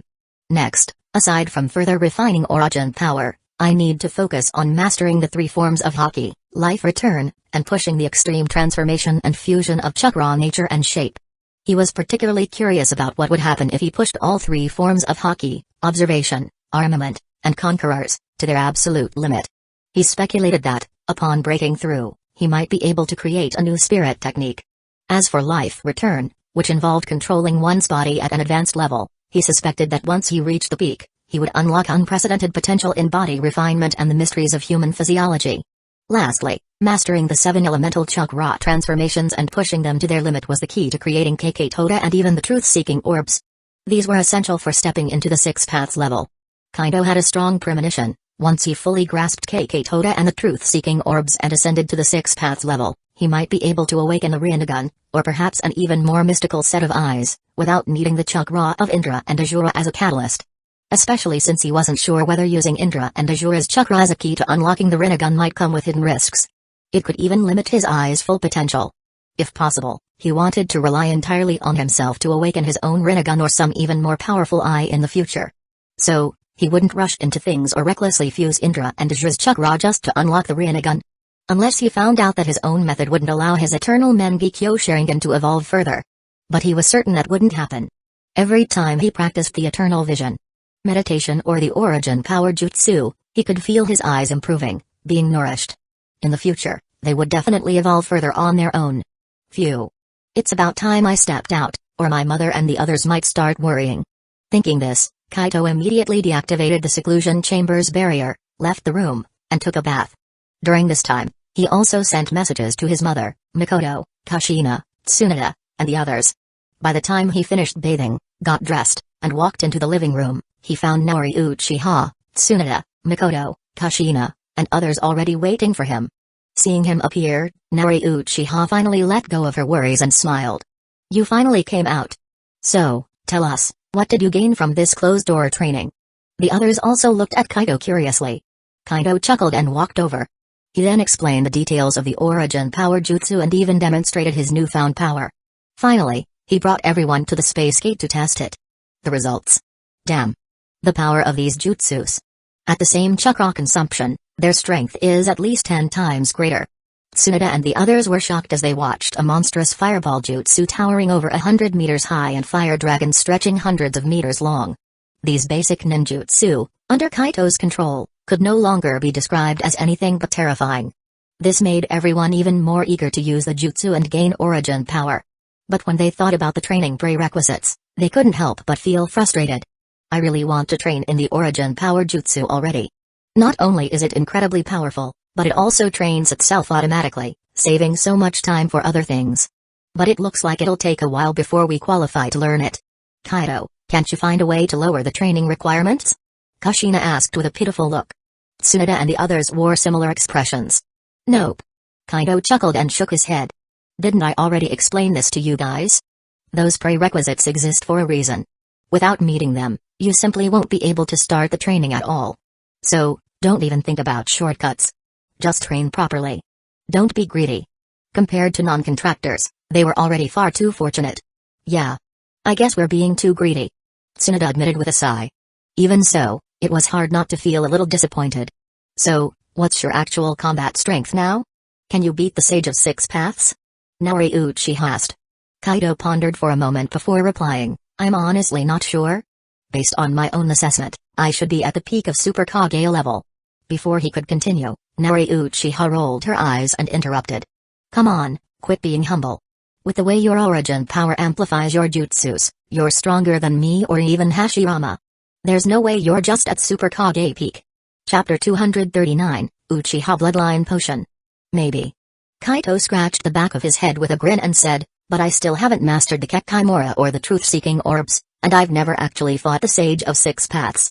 So, whether I can defeat him or not, I honestly have no idea. You can only know for sure after fighting him. But we can't take that risk, right? If they won, great. But if they lost, they would have no choice but to abandon everything they had built in the ninja world and retreat to the pirate world to develop their strength for a few more years before coming back for revenge. That's true. Naori Uchiha nodded in agreement. It's better to play it safe. Once you've mastered Kekkaimora and form your own truth-seeking orbs, then you can reveal yourself to the Sage of Six Paths. Yeah, we'll see then if he's truly a man or a ghost, a friend or a foe. Although, from their perspective, the probability of the Sage of Six Paths being their enemy was quite high. After all, from various signs, it was clear that the sage had been orchestrating things in the ninja world for centuries. He had a strong desire to control everything, wanting to bring the entire world under his grasp, treating it as his own resource for growth. This directly clashed with Kaito's future plans. Their interests were fundamentally opposed, and the conflict was unavoidable, unless the sage was willing to back down and abandon his ambitions for the ninja world and even the Pure Land. But was that even possible? The Sage of Six Paths had been planning for over 1,000 years. How could he suddenly submit to someone who awakened later than him? As for the idea that they might not come into conflict, some believe that since the sage once stopped his mother, he must have had the noble goal of saving the ninja world in his heart. Kaido found that ridiculous. He admitted that, perhaps in the past, the Sage of Six Paths truly had such ideals and acted accordingly. But 1,000 years was enough to change too much. From the moment he defeated and sealed his mother, their roles had begun to reverse. Everything had changed. Haha. That's exactly what I think. The longer we delay revealing ourselves, the more advantageous it is for us. The ones who should be worried aren't us. The more time that passes, the better it is for us. Kaito smiled knowingly. Oh, right. At that moment, Kushina couldn't help but interject. Kaido, I heard that the research department has successfully developed the Uchiha bloodline potion. Is that true? The others also turned to Kaido, eager to hear the answer. It's true. Kaito nodded with certainty. And not just the Uchiha bloodline potion, potions for Senju, Uzumaki, Hazuki, Magnet Style, and many other Kekkei Genkai have also been successfully developed. Recently, Orochimaru, the second Hokage, and Vegapunk have been researching ways to mass-produce them. They're setting up production lines as we speak. Very soon, the village will be filled with ninjas possessing various Kekkei Genkai. After 6 months of research, the department had finally produced results. Of course, this progress was largely thanks to Vegapunk's involvement. Without him, it would have taken at least another year or two. So many. Even the Uzumaki and Senju bloodline potions? If I inject the Senju one, does that mean I'll be able to use wood style? Kushina asked in shock. Wait, wood style is possible too? Tsunoda's eyes widened in surprise. You're overthinking it. Kaito sighed and explained, I've said this before, wood style isn't just a Kekkei Genkai, it's a Kekkei Toda. The first Hokage's wood style is actually the result of an extreme fusion of water, earth, and yang chakra natures. The true Kekkei Genkai version of wood style should be the one Yamato uses in the original future timeline. The two are completely different. Since there isn't a natural wood style Kekkei Genkai, only the Kekkei Toda version, I can't provide a ready-made bloodline potion for it. But both Orochimaru and the second Hokage are extremely interested in it and are determined to recreate it through science. It was inevitable, every Hidden Leaf village shinobi held a deep admiration and attachment to the first Hokage's wood style. And this obsession was particularly strong in the second Hokage. Kaito had joked more than once that Tobirama's obsession with wood style must have stemmed from his failed attempts to develop his own version in the past. The frustration of failing to obtain it only deepened his determination. That's a shame. Kushina and Tsunoda both looked disappointed upon hearing this. But they understood. The first Hokage's wood style was just too powerful, it was nothing like an ordinary Kekkei Genkai. Well, the Uchiha bloodline potion is still an option. When can I get one? I want to awaken my own Sharingan. Seeing you and Mikoto skyrocketing in strength thanks to the Sharingan makes me envious. Kushina looked at Kaito expectantly. Me too. I'm really interested in the Sharingan as well. Tsunoda quickly raised her hand in agreement. Over the past few years, they had watched countless Shinichi, after being contracted by Kaito, combine their powerful jutsu with the Sharingan and experience rapid growth in strength. Especially Eternal Mangekyo users, just by unlocking their eyes, they could essentially step into the Super Kage level tier, gaining incredibly powerful ocular abilities. Who wouldn't want that? For you guys, I'll have Orochimaru and the others produce a few more doses in the coming days. Kaito said casually. But keep in mind, these bloodline limit potions require extracting your blood first for genetic matching and adjustments. At the moment, we still can't create an adaptable version of the bloodline potions. That's not a problem. Tsunoda nodded in understanding. But if the potion needs to be customized, how do you plan to mass-produce them? Kaito shrugged. We've been working on this issue for months now, and we've split the bloodline potions into two components. One part is an adaptable version, while the other must be adjusted according to the user's genetic makeup. Once both parts are combined, the final customized bloodline potion is complete. The first component is complicated to produce, but once we perfect the production line, we can manufacture it in bulk to save time and costs. The second part is relatively simple. The main challenge is conducting genetic tests and making adjustments to the formula.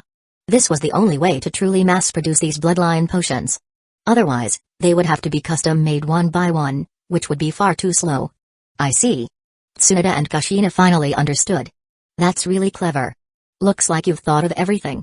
So, when do we need to give our blood samples? In a few days. I'll let you know when it's time. Kaito replied. Got it. Neither Tsunoda nor Kushina had any objections. Kushina was especially excited.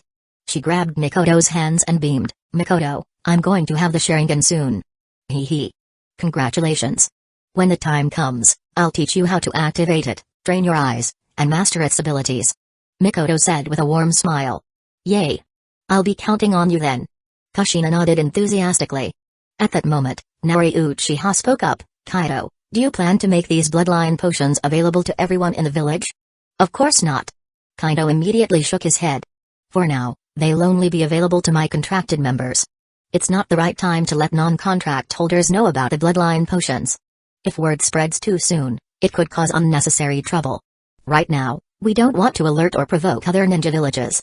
Hidden Leaf Village's reconstruction has just begun, and our expansion is only about 10% complete. Our economic infiltration plan has barely started, so we're not ready to go public yet. He wasn't stupid. Making a reckless move now would only invite trouble. You have to take things one step at a time. That's a relief. Naori sighed in satisfaction. I was worried you'd rush things. But as always, you've thought everything through. Starting with the contract holders is a smart move.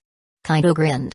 Honestly, even just meeting the demand among contract holders will take a while. The number of contract holders keeps increasing, and they already make up about 40% of Hidden Leaf Village's ninja force. That's several thousand people, not a small number. Among them, the Uchiha, Senju, and Uzumaki clans accounted for about a third. And even they needed additional bloodline abilities beyond their own. The Uchiha all wanted the Rinnegan, of course. Meanwhile, the Uchiha themselves needed Senju and Uzumaki bloodlines to enhance their own, accelerating the evolution of the Sharingan. That makes sense. Then, did you consider the problem that the Sharingan and the Uchiha bloodline might become too common? Naori voiced her concerns. Mom, I anticipated that from the beginning. The bloodline potion only grants the basic abilities, it doesn't enhance them like a natural bloodline. If someone wants stronger abilities, they have to use higher grade potions. Also, the effects aren't inheritable, meaning that if someone outside the clan uses it and starts a family, their descendants won't inherit the abilities. So, the clans won't lose their natural advantages. The Uchiha clan can use the Senju bloodline potion to boost their powers, and other clans can do the same. Besides, I have complete control over who gets to use the potion and who doesn't. That's good, Kaido. Everything is fine now. Naori nodded. Speaking of which, hasn't Tobirama met the contract requirements yet? You mentioned he was close a few months ago. If this keeps up, Madara Uchiha and even Izuna might qualify for a contract before he does. It had already been half a year. Naori felt that the sooner Tobirama, Madara, and Izuna were contracted, the better. Only then could she truly relax. Those three were not easy to deal with. He's met the requirements already. Kaido chuckled. A while back, Tobirama got so obsessed with research that he barely talked to me, which slowed down his favorability growth. But ever since the Uchiha and Senju bloodline potions were successfully developed, his favorability toward me skyrocketed, jumping past 80 points. If I hadn't been in seclusion a few days ago, I probably would have contracted him already. As he spoke, Kaido checked the favorability status of several key individuals. Chapter 240, Contracting Madara, Izuna, and Tobirama. To his surprise, he discovered that both Madara Uchiha and Izuna Uchiha had reached the required level of favorability toward him. Well, this is unexpected. Kaido was quite surprised. What is it? Naori Uchiha asked curiously. I just realized that Madara Uchiha and Izuna Uchiha have both reached the favorability threshold. I can form a contract with them now. That's pretty surprising. Kaido replied, stroking his chin. Oh? Naori Uchiha raised an eyebrow, a little surprised, but then nodded knowingly. Well, maybe it's not that unexpected. Perhaps they've been feeling pressured by the rapid growth of the Uchiha clan and even the first Hokage lately. Oh, I have some good news for you. Just a couple of days ago, your Aunt Jessie and her husband both successfully awakened their eternal Mangekyo Sharingan. With them included, along with you and me, our clan now has several members wielding the eternal Mangekyo. Maybe that's what pushed Madara and Izuna to take action. After all, they're far from being fools, in fact, they're incredibly smart. They must have realized that all these changes stem from your contracts. If they still refused to do something about it and didn't try to find a way to enhance their favorability toward you, they'd really be fools. It wasn't just the Uchiha, even Senju Hashirama had undergone tremendous growth over the past 6 months. Through training and chakra refining techniques, life force, and the 3 forms of haki, his strength had skyrocketed, showing noticeable improvements day by day. It would be difficult for Madara and Izuna not to notice and feel envious. So that's how it is. Kaito suddenly understood. I didn't expect Aunt Jessie to awaken the eternal Mangekyo as well. As expected of my mother's sister, such strong genes and talent. Speaking of talent, my uncle-in-law is also incredibly gifted. He even awakened the eternal Mangekyo before Aunt Jessie. No surprise, considering he's the son of Kagami-senpai and the future father of Shizui. Yes, the other person who awakened the eternal Mangekyo was Zen Uchiha, Shizui's future father. In the original timeline, he didn't even have a name, he died without ever making an appearance. Kaito suspected that Denzo was behind his death. Of course, it could have been some other unfortunate incident. But in this world, with Kaito's presence, there was no way he'd die an unknown death at such a young age. Indeed. Naori Uchiha smiled knowingly. The offspring of strong individuals have a higher probability of being geniuses. Especially in a bloodline clan like ours, that holds even truer. By the way, your aunt is already pregnant. Who knows? Maybe Shizui will be born a few years earlier than in the original timeline. Huh? Kaito was taken aback. She's already pregnant? Well, that makes sense. The second Shinobi War ended years earlier because of my influence, so it's natural that births would happen earlier too. Maybe not just Shizui, many other famous figures from the future might be born sooner than expected. But if the timing changes, will they still be the same people? Kaito had his doubts. Naori Uchiha hesitated for a moment, then furrowed his brows. You're right. There's a real chance that different people will be born instead. It looks like fate's trajectory is shifting more and more. I just hope your aunt still gives birth to a genius. Of course, even if the child isn't a genius, as long as they form a contract with you, they'll eventually become one through those divine techniques. Their potential will skyrocket. But naturally, if someone is already a genius to begin with, combining that with these techniques will grant them an even greater future. Innate talent is still important. Let's hope so. Kaito didn't dwell on it too much.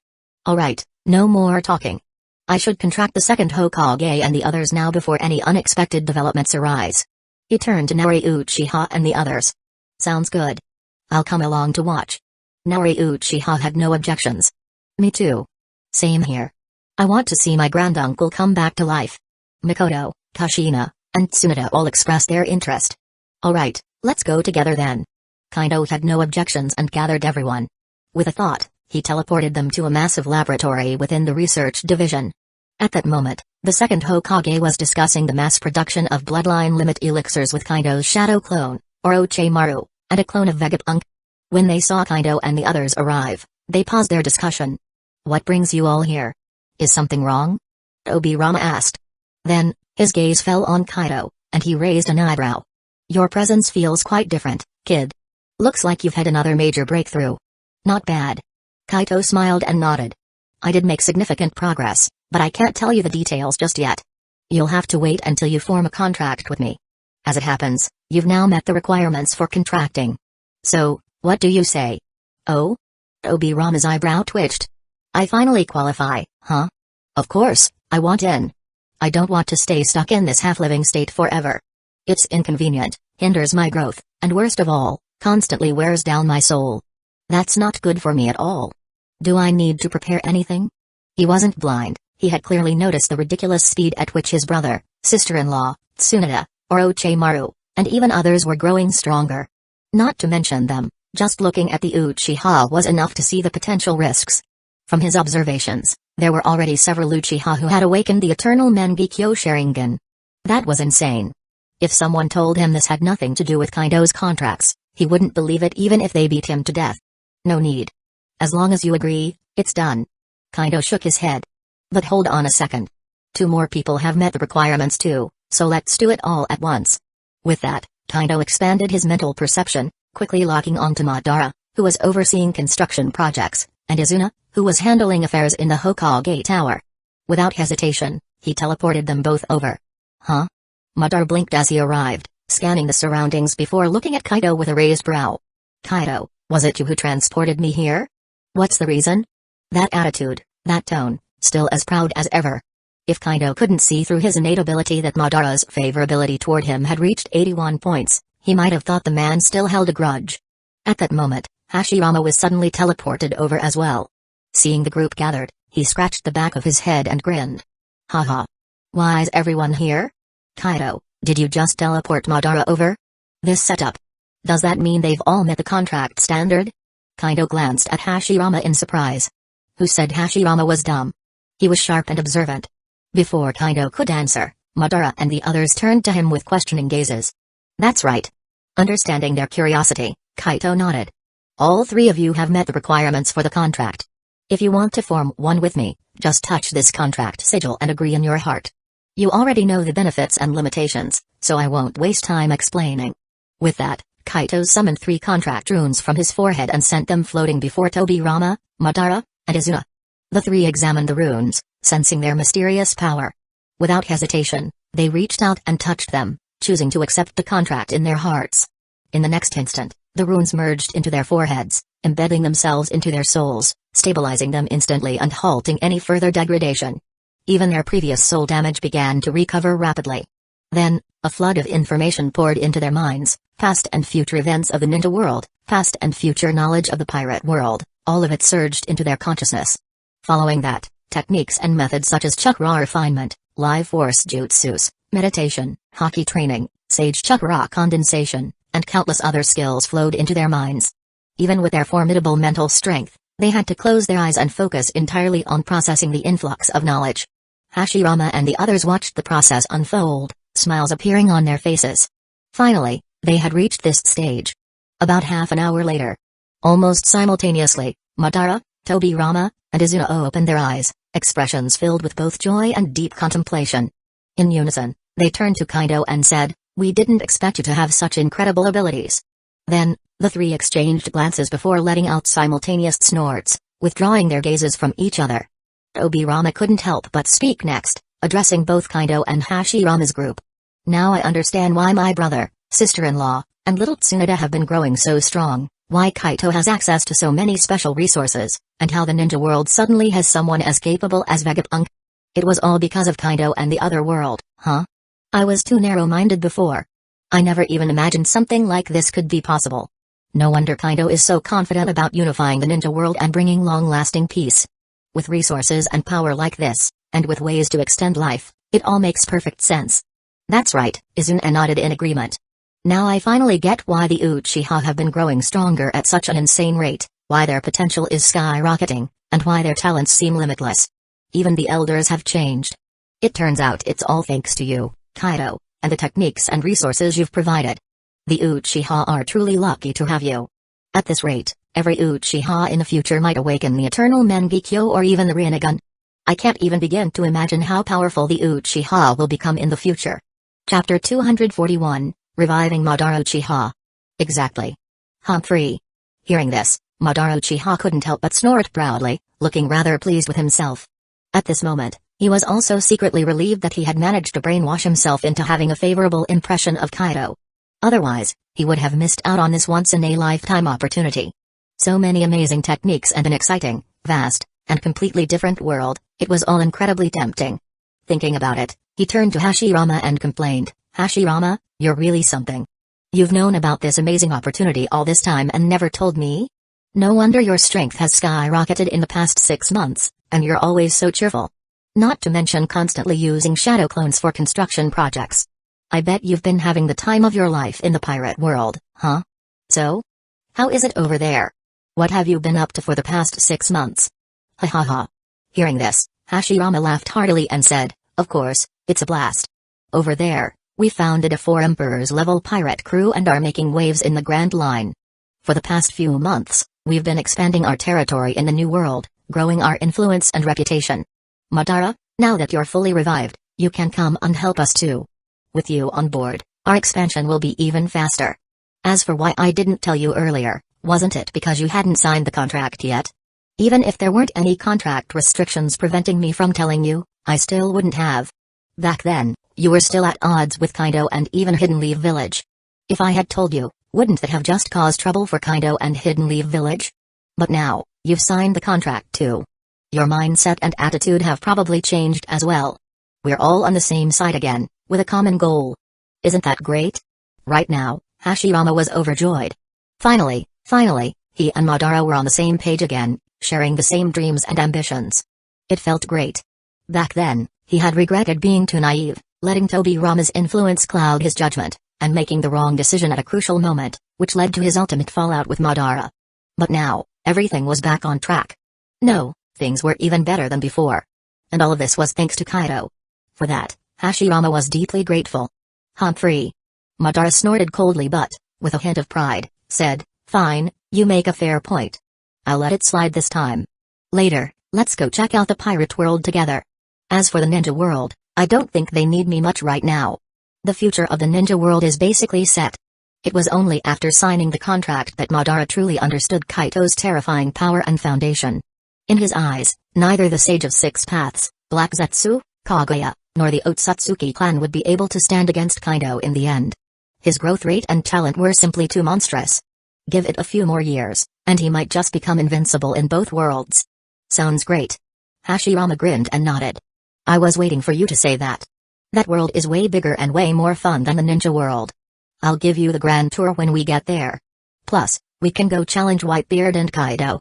Those guys are really strong. Over the past few months, the Uchiha pirate crew had clashed multiple times with the other four emperors' crews while vying for territory. Naturally, Hashirama had fought Whitebeard, Big Mom, and Kaido in person. The result? A stalemate. Whitebeard put some pressure on Hashirama, but defeating him was nearly impossible. Especially after signing the contract, several months of training had pushed Hashirama beyond his original peak. He was now undeniably at the pinnacle of emperor-level strength. As for Kaido and Big Mom, they were both tough opponents. Hashirama could suppress them but hadn't yet reached the level where he could outright defeat them. Mainly because he hadn't had enough time to fully integrate all the techniques and body-strengthening training yet. There were still some weak spots in his development. Those three, huh? Madara smirked, recalling what he knew about them. Even if you didn't mention it, I was already planning on fighting them. Hey. At that moment, Tobirama, who had been listening from the side, turned to Vegapunk and said, I never expected you to be from another world or to possess such a strange and powerful devil fruit ability like the brain fruit. No wonder we never found any trace of you in the ninja world. I had some guesses about your identity before, but I never imagined the truth. Haha. Vegapunk laughed heartily. If you haven't been contracted by Kaido, it's impossible to even comprehend the existence of other worlds. As for the brain fruit, if you're really that envious, it's not impossible to research and replicate it. For now, though, you can start by eating the human fruit. That alone can increase your intelligence several times over, even by more than tenfold. It also grants you unparalleled talent across multiple fields.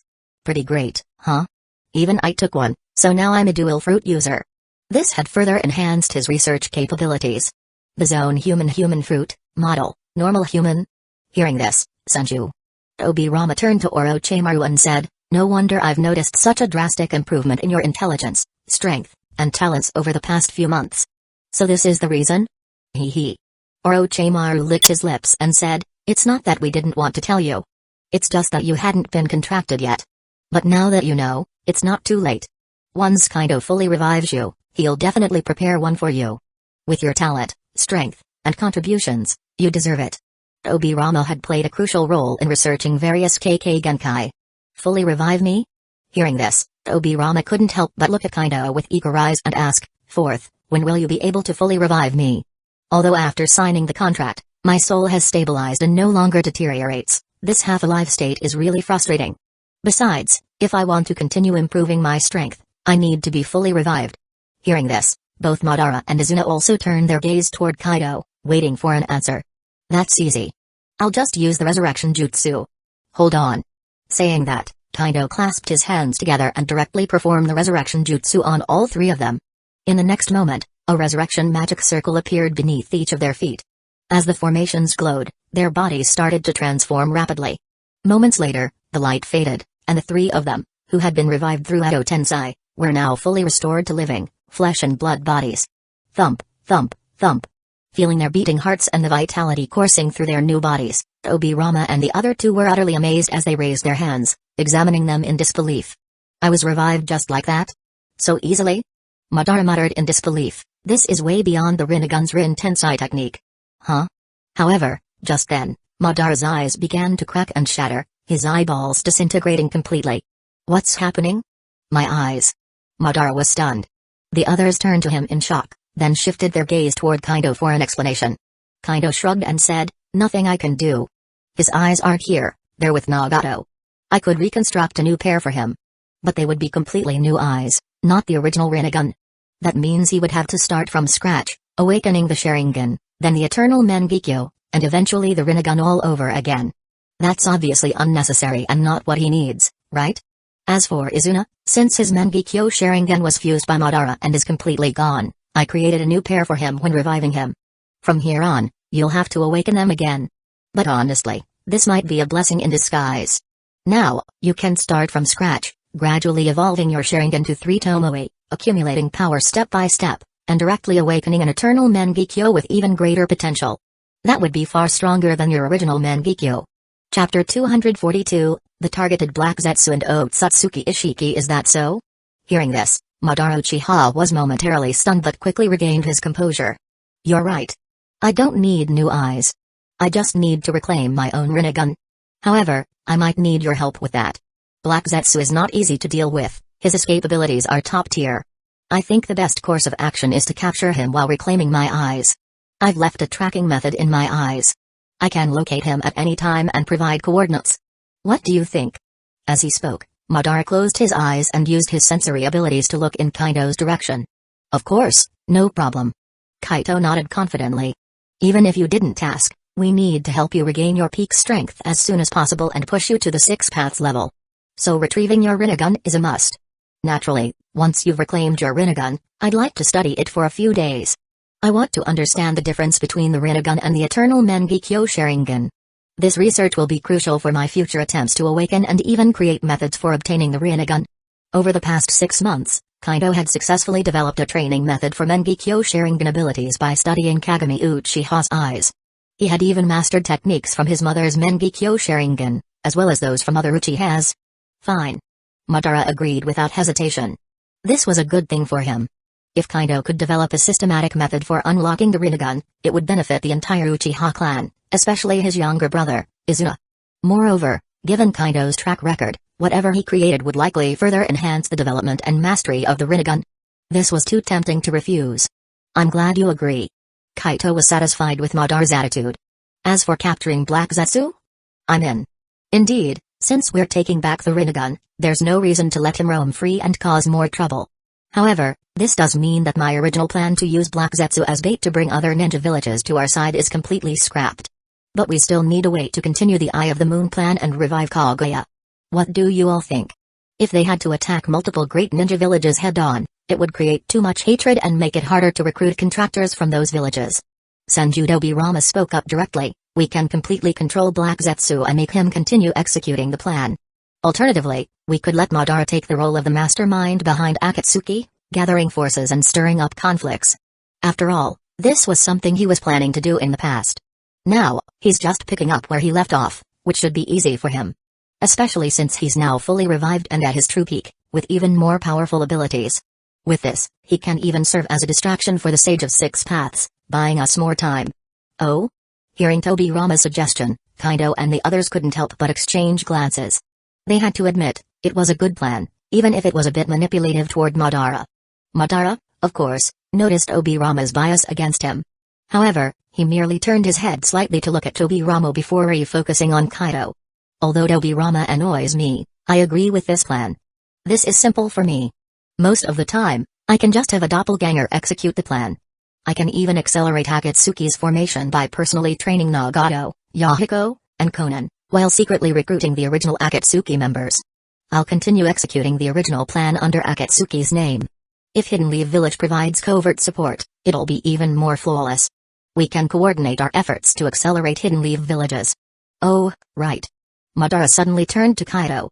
You should create a fake identity within Akatsuki as well. I'll help you earn the members' trust so you can contract them and turn them into our people. That way, we'll have even more powerful subordinates in the future. What do you think? Oh? Kaito's eyes lit up at the suggestion. I expected no less from you, Madara Uchiha. This opens up so many possibilities. Great, I approve of this plan. Once we've captured Black Zetsu, I'll send a shadow clone to assist you in forming Akatsuki. As for Hidden Leaf Village's cooperation, that's not an issue at all. Izuna-senpai can oversee Hidden Leaf Village's part of the plan and coordinate with you. How does that sound? He then glanced at Izuna Uchiha. Agreed. Madara and Izuna exchanged a look. Although Madara couldn't physically see, he could sense Izuna's presence. Both nodded in agreement. Haha. This works out nicely. Hashirama laughed cheerfully.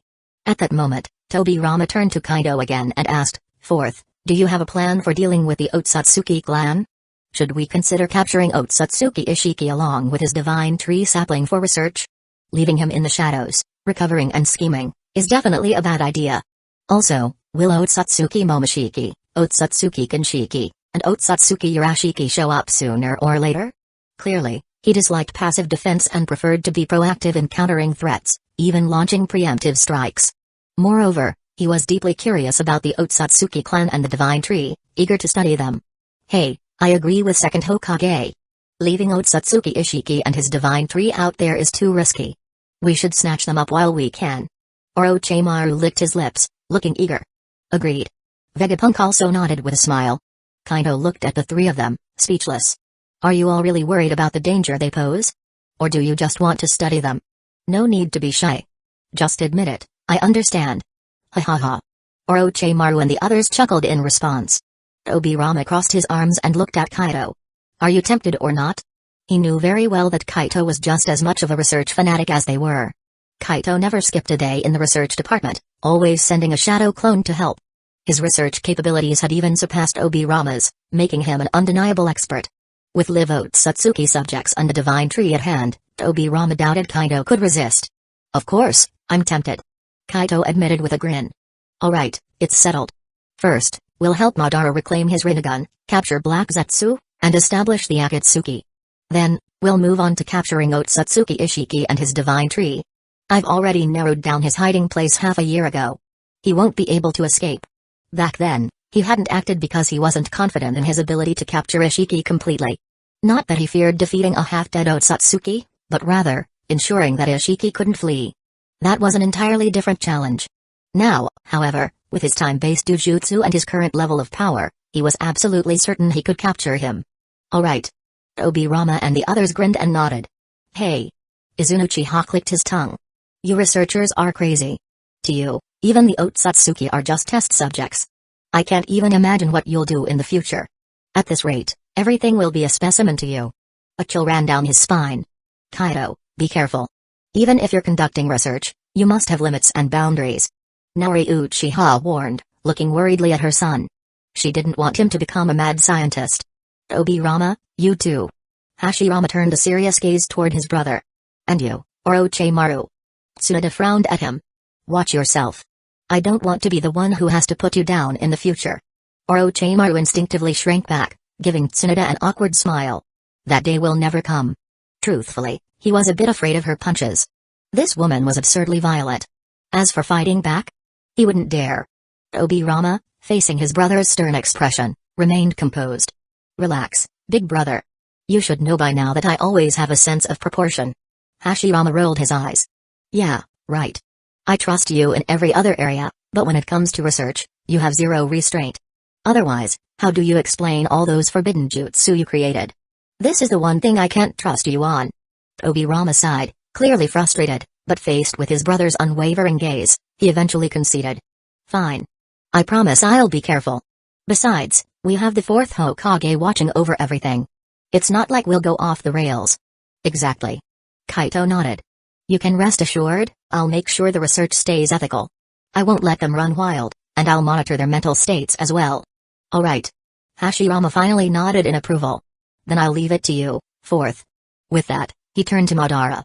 "Madara, try to sense where your eyes are. Let's get your Rinnegan back and capture Black Zetsu first." After all, Hashirama was eager to take Madara on a trip to the pirate world. Chapter 243, Black Zetsu easily sealed. "Let me sense it for a moment." After saying this, Madara Uchiha immediately focused his senses. In no time, he locked onto the location of his eyes and pointed toward the land of rain. "It's in this direction. But to pinpoint the exact location, we'll have to get closer. Let's just teleport there directly." Kaido glanced in the direction Madara was pointing, made a rough judgment, and said, "If it's this way, then it can only be the land of rain. Hey, interesting. Looks like Black Zetsu is hiding right under everyone's nose. Alright then, let's go check it out first. But we shouldn't get too close, and not too many people should go. We don't want to alert him. Madara and I will go confirm the location first. Once we've locked onto him, we'll summon everyone to set up an inescapable trap and capture Black Zetsu." With that, Kaido focused his mind and instantly teleported himself and Madara Uchiha to the border of the Land of Rain. As soon as they arrived, he spread out his mental senses and asked Madara, "Try sensing again, which direction?" "That way." Madara immediately pointed toward Hidden Rain Village, the central area of the Land of Rain. At the same time, Kaido also managed to detect the presence of Black Zetsu and Uzumaki Nagato inside the village. His brows slightly lifted in surprise. "Didn't expect that guy to be right here. Well, that saves me a lot of trouble. I've locked onto Black Zetsu and Uzumaki Nagato's locations. Let's go." Without hesitation, Kaido once again teleported with Madara, and the next second, they appeared inside a massive underground chamber within a tall building in Hidden Rain Village. What? Black Zetsu instantly sensed the sudden intrusion and turned his head in shock toward Kaido and Madara. The moment he recognized them, his expression changed drastically. "How is this possible? How could it be you two? How did you find me now? And Madara, you're fully revived? What the hell is going on?" Even as he shouted in panic, Black Zetsu wasted no time. He immediately tried to grab Uzumaki Nagato and sink into the ground to escape. Dujutsu, time freeze. In the next instant, Kaido's Eternal Mangekyo Sharingan activated, and he unleashed the power of his left eye. Time stopped.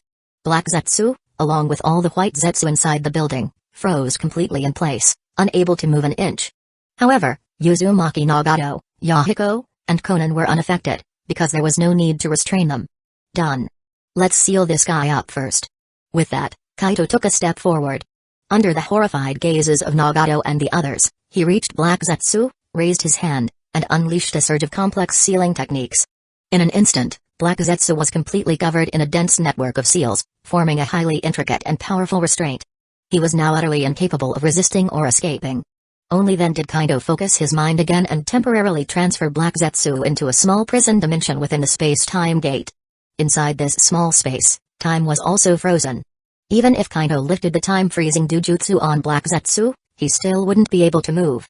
Next, Kaido took just a few seconds to teleport throughout the building over 100 times, knocking out and sealing away every hidden white Zetsu. He stored them in another special dimension meant solely for holding white Zetsu. After finishing everything, he flashed back to the large chamber. Ah! My eyes. The moment he returned, he saw Madara Uchiha standing in front of Uzumaki Nagato, calmly plucking the Rinnegan from his eye sockets and placing them into his own. Then, Madara turned to Yahiko and Konan with an indifferent expression. "Brats, these eyes don't belong to this kid, they're mine. Black Zetsu just temporarily stored them in this Uzumaki brat. You didn't actually believe an Uzumaki could awaken the Rinnegan, did you? Hey!" Though his words were spoken with absolute certainty, Yahiko and Konan refused to believe him and just protected Nagato. Nagato, however, was starting to believe. Because deep down, he had always felt like something was missing from his memories. Not only that, but he had never been able to fully control these eyes. They constantly drained his chakra and even sapped a small amount of his life force. That was far from normal. And now, the moment they were removed, his entire body felt lighter, as if a crushing weight had been lifted from him. It was the first time he felt truly free. "Madara, you really have no sense of delicacy, huh? Couldn't you at least explain things properly before yanking out his eyes?" Kaito sighed, shaking his head in exasperation. Without saying much more, he immediately teleported Hashirama, Tobirama, and several others to the room. Then, without any further explanation, he appeared in front of Nagato. As Yahiko and Konan looked at him in horror, he placed a hand gently on Nagato's forehead. A moment later, a warm, radiant light surrounded Nagato's head, filling the room with a comforting glow. What are you doing? Stop! Yahiko and Konan shouted in alarm, attempting to rush forward and pull Kaido away. Yahiko! Konan, wait! I'm fine. This man is healing me. Nagato suddenly lowered the hands that had been clutching his empty eye sockets. When he opened his eyes again, they were no longer the Rinnegan, but his original, bright, and clear eyes. Nagato! Your eyes! They're back? Yahiko and Konan froze in shock, staring at him in disbelief. At the same time, their gaze shifted back to Kaido, full of suspicion and confusion. Yeah. Nagato nodded firmly. He glanced at Kaido with a complicated expression, then bowed slightly in gratitude. Thank you, sir. For restoring my eyes. It's nothing. Kaido replied with a light smile, waving off the gratitude. I was just cleaning up Madara's mess. By now, you should have realized. What he said was true. The Rinnegan wasn't yours to begin with, was it? Nagato. Is that true? Yahiko and Konan looked at Nagato with wide eyes, waiting for his answer.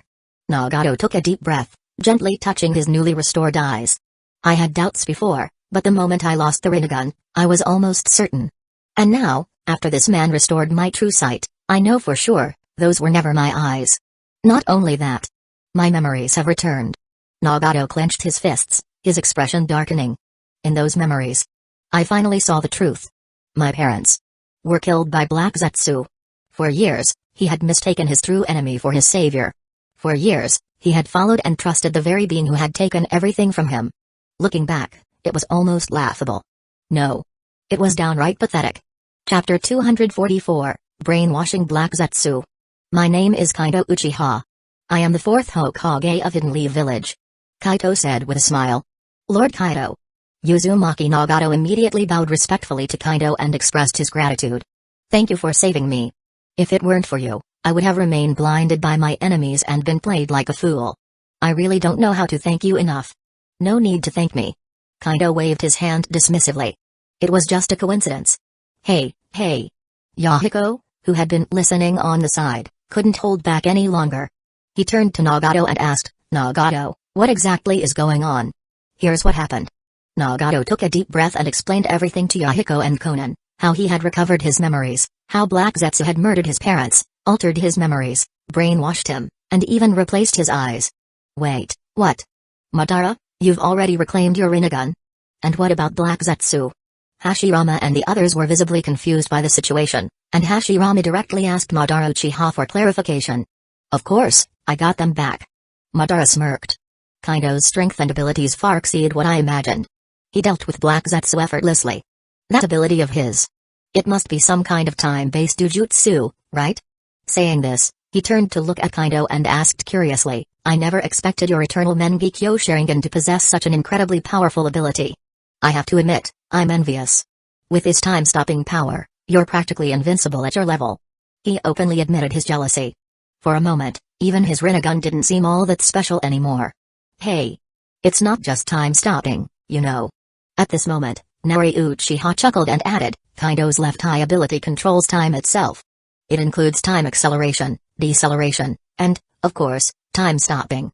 It's a pure time-based jujutsu. What? Madara and the others were all shocked.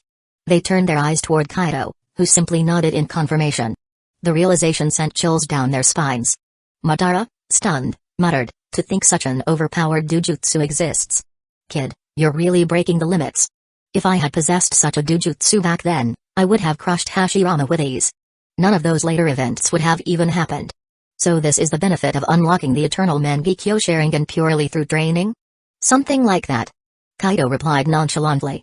When the Mengekyo evolves naturally through accumulated experience and effort, the resulting ability tends to be much stronger. However, the specific jujutsu one receives still depends on both oneself and a bit of luck. The Sharingan is often called the eye that reflects the heart, but ultimately, the jujutsu it grants is influenced by one's emotions, experiences, and fate. That makes sense.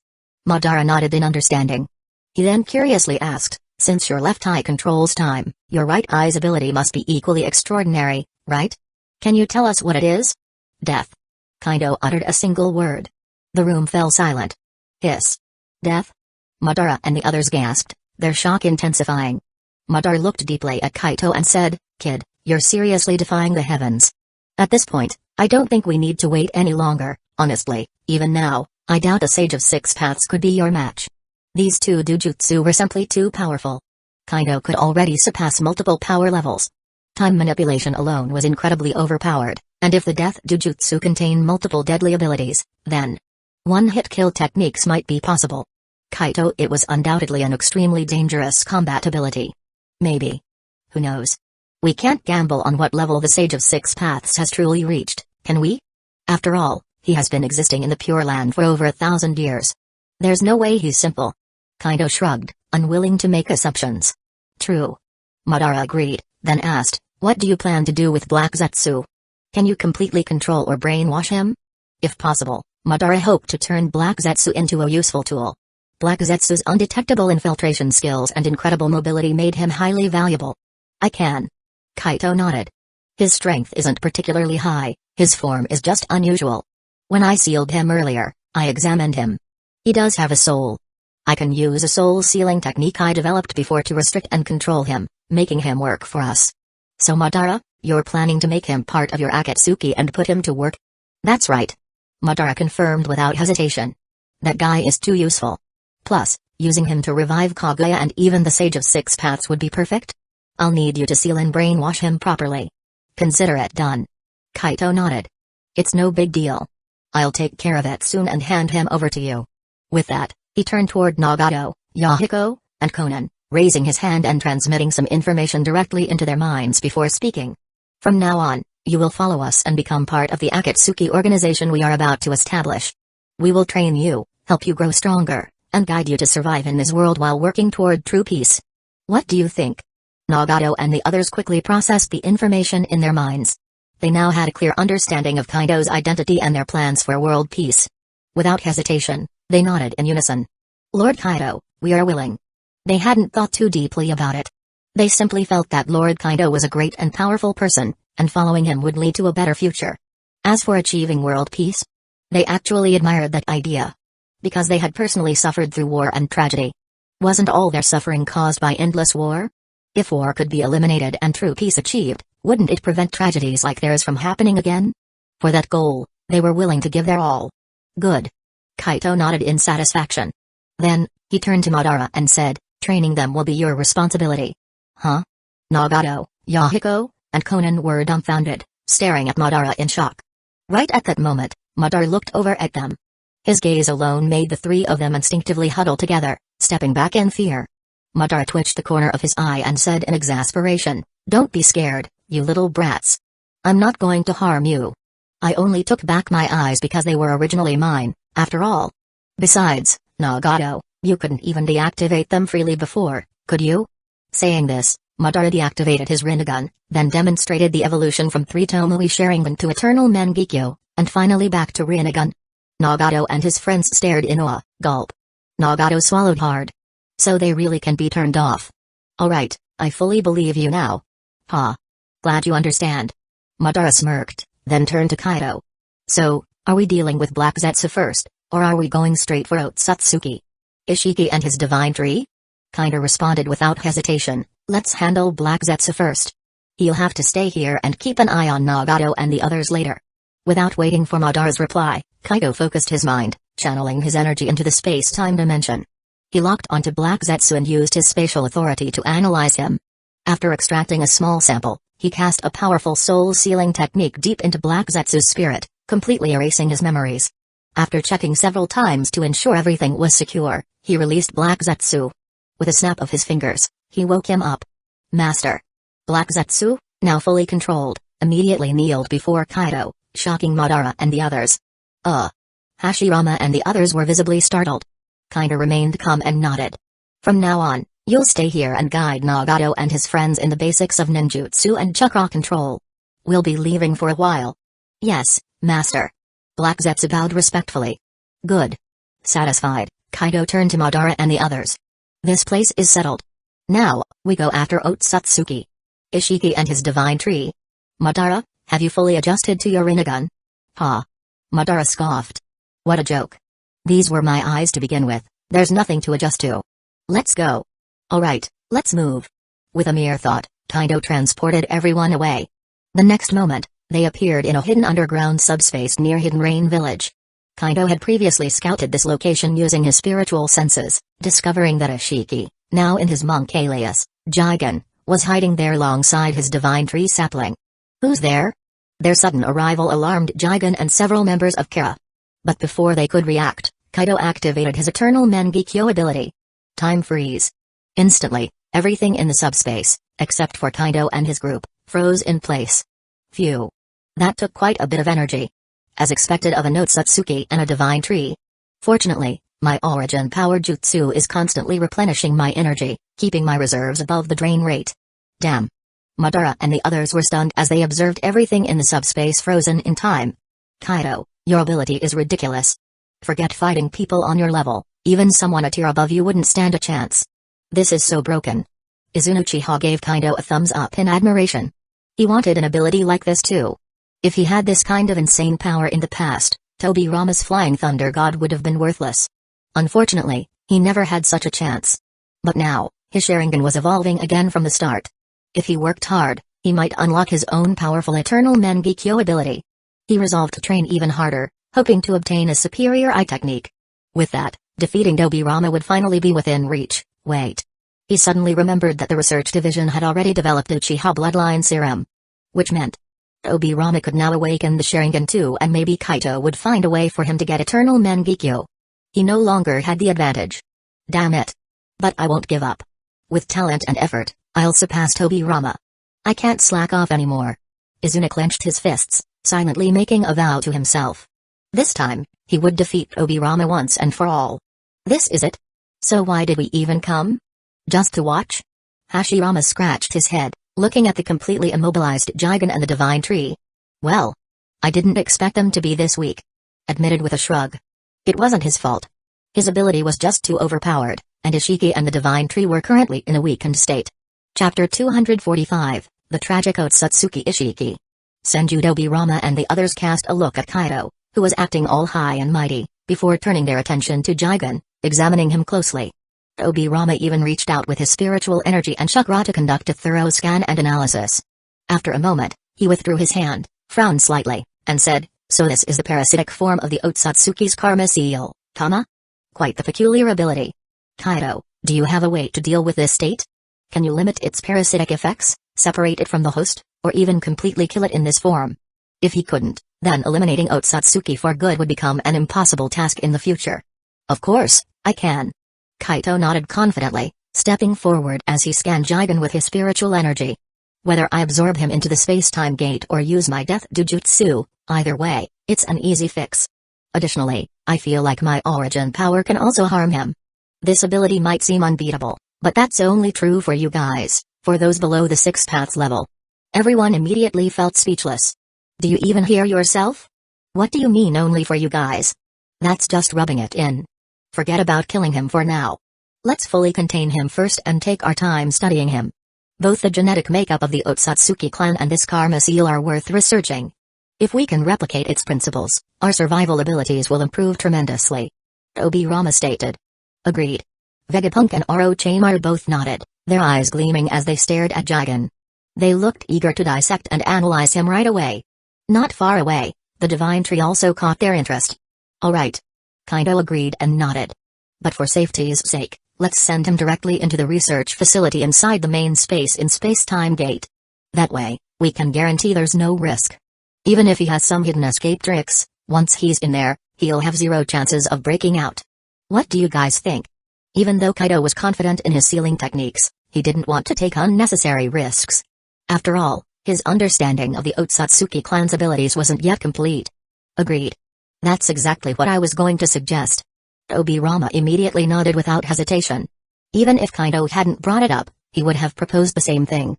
A dangerous figure like Otsutsuki Ishiki should obviously be locked away in a secure dimension in the space gate.